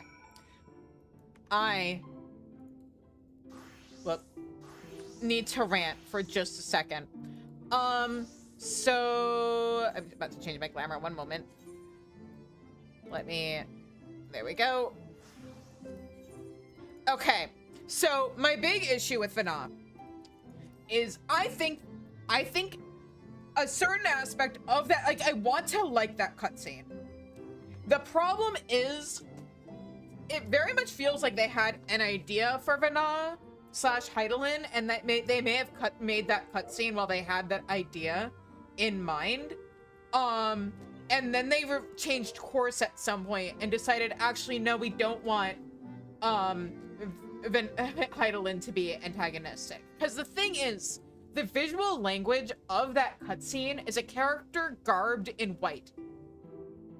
Right? She starts off garbed in white, and she's limping through time, and as time goes on, she gets covered in like this black gunk, blood, whatever it is, and she's injured and she's limping and she's struggling forward, which visually gives the impression of a character that is being corrupted. And I think that could have been a really interesting thing. Also, like, her whole thing is very much at, like, what we see from the final days is so at odds with the Vana we meet, where she's like, yeah, I would have done everything to try to prevent the final days, and I wouldn't have given up, blah, blah, blah. But then we just see her, like, preaching, oh, life is suffering to people. And it's like, I mean, yeah, but it's not just suffering. And when people want to go back to happier times, saying that to them and saying that they need to accept that life is suffering and that they're not allowed to dream of returning to how things were before is really shitty. Like, that's not how you inspire hope in people. Like, if she had used her... Sorry, I'm like starting sentences and then stopping. But basically, Vana was a character that had a lot of influence in that time, right? Because she was the former Azim and everybody respected her, and she could have used that to rally people together to fight against the hopelessness and despair and stuff in her own time. And instead she's sitting there telling people to embrace suffering and accept that life is suffering and pain and that they aren't allowed to dream of better days. That's not gonna prevent the final days. That's not gonna fix anything. And like, it's part of why I also think the whole moon plan is bullshit, because like, Medion wasn't specifically targeting any planets. What she says is she's gonna keep singing her song until it reaches even Aetheris. So it's just a wide-ranging thing, which means, yeah, sure, you throw a bunch of people into moon spaceship, the final days are still gonna reach them there, except then they're stuck in the moon and they're all gonna kill each other, and you're gonna have like a spaceship from a horror game or horror movie or whatever, where it's just a spaceship floating through space, everybody inside it is dead, blood splattered on the walls. You know, none of that fixes anything. And honestly, I think the reason behind her plan and why she did the whole moon thing was just to manipulate the Warrior of Light and the Scions, because it's like, oh yeah, we're gonna save the people on the Source, but we're not gonna save the people on the Reflections. So if you guys want to save the people you love on the First, you better end the final days. Let me just twist that knife, because I think you need manipulation. And yeah. And also, like, her whole thing, like, with the whole moon plan is also so against everything that she claims she loves, because she says she loves the people and the planet, but she's only interested in saving the people on the Source, not even the people of the Reflections, not even the planet. And it's just, it's so much bullshit and it's so badly written, and it frustrates me so much because they could have done something with her. They could have done something with a character that was really cool in the past and then got corrupted by the suffering that happened in the future and everything that she saw, and didn't, like, even she didn't get through the final days without a whole lot of trauma that changed her and resulted in her becoming the person who summoned Hydaelyn and became Hydaelyn, and then what the effects of her becoming Hydaelyn could have been. And I just, man, it should have been 2 expansions. They needed to develop her as a character so much more.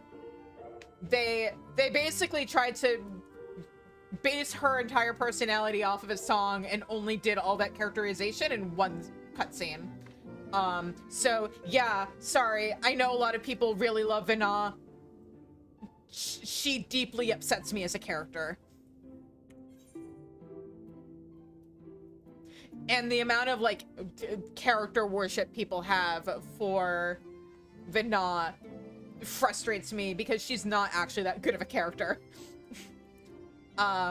So yeah.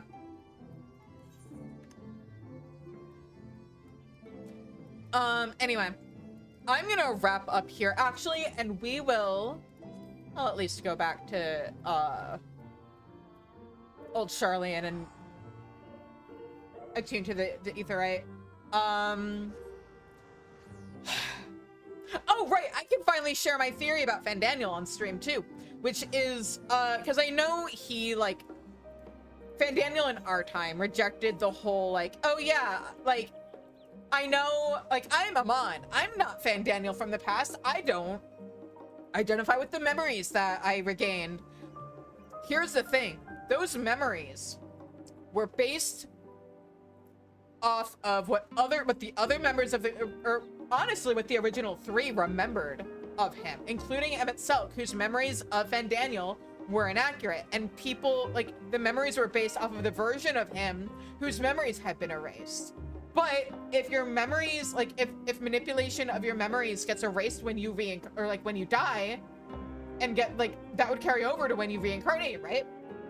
Which means the reason why Fandaniel / Amon did not resonate with the memories of Fandaniel / Hermes is because the memories of Fandaniel / Hermes that he got were of the altered Hermes, and he's like, that's not me, that's not right. If those memories had been based off of the pre-Kairos Fandaniel or Hermes, I bet things would have been very different, because he absolutely is just a continuation of a guy who just sat there and allowed the final days to happen because he needed therapy.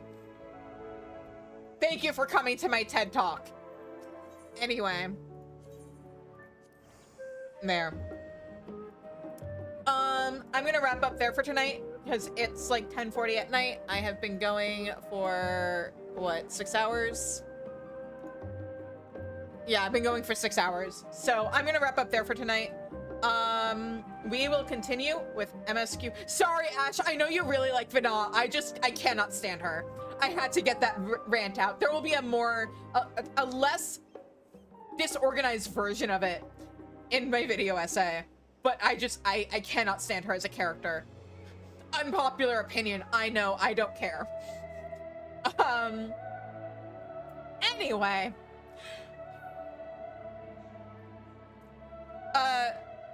Yeah, I'm gonna wrap up there for tonight. Because I also need to calm down from the frustration about Vana before we go into the next point in MSQ. So let me hop over to Twitch and see who we can raid tonight.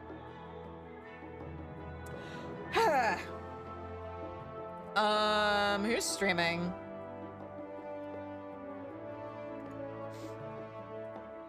How long of a rant was that? Did I just rant for a good, like, 10 minutes?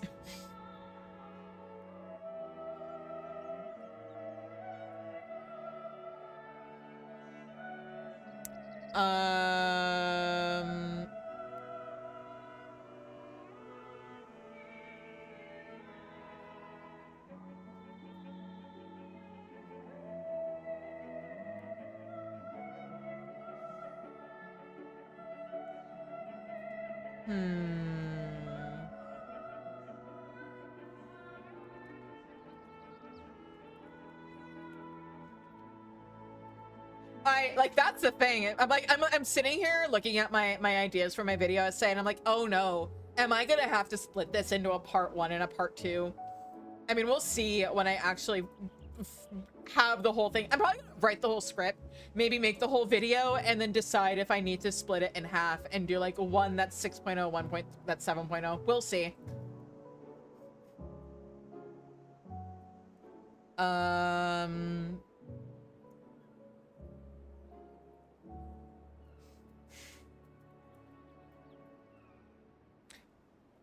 Who do we want to raid? Who isn't doing spoiler stuff? Oh, somebody's doing Stormblood? Let's see. Anybody else?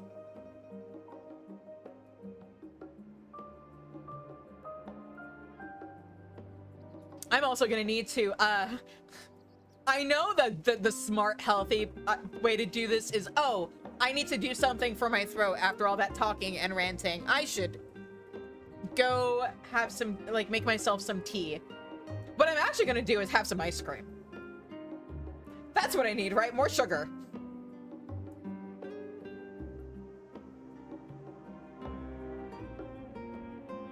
People doing the summer event.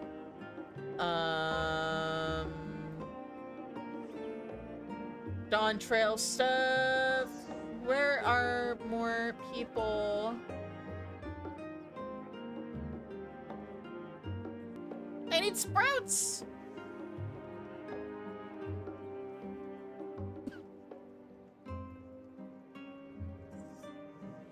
Okay. Oh. Let me check something real quick. There's somebody I might raid, but I need to see what she's actually doing first.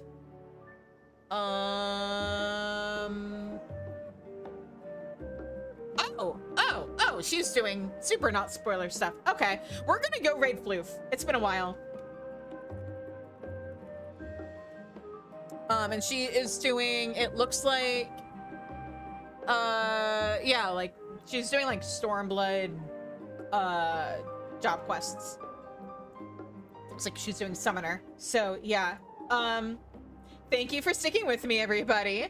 The sooner we get to Dawn Trail, the sooner, or, like, out of Endwalker at the very least, or at least the sooner we get to patch quests, the sooner I stop fucking ranting. Because I know a lot of people, their complaint about the Endwalker patch quest is, oh, it's just Final Fantasy IV, but in Final Fantasy XIV. I'm like, yeah, but at least I don't feel like they're referencing Final Fantasy IV at the expense of other Final Fantasy games they could be referencing. Anyway, I am going to raid us into Floof. You guys give her a big hello, and I will be back on Tuesday and Wednesday starting at 7:30 Central Time with more Final Fantasy XIV. We're working our way through Endwalker. Hopefully we'll be done with Endwalker within, like, hopefully by the end of next week. Hopefully by the end of next Sunday. And then we can go into patch quests and stuff. But we will see. I'm bad at judging how long it takes to do things. So who knows how long it'll actually take. Anyway. And that's not factoring in whether or not I'm gonna want to fucking bitch rant more. Man, I can't wait until we're out of this expansion. Anyway, yeah, raiding. I will be back on Tuesday and Wednesday. 8 o'clock is Friday Night Rights. Sunday, starting at 4:30, is more Final Fantasy. Until I see you guys again, I hope you have a good night. Stay safe, stay healthy, and take care. And I will see you guys all next time.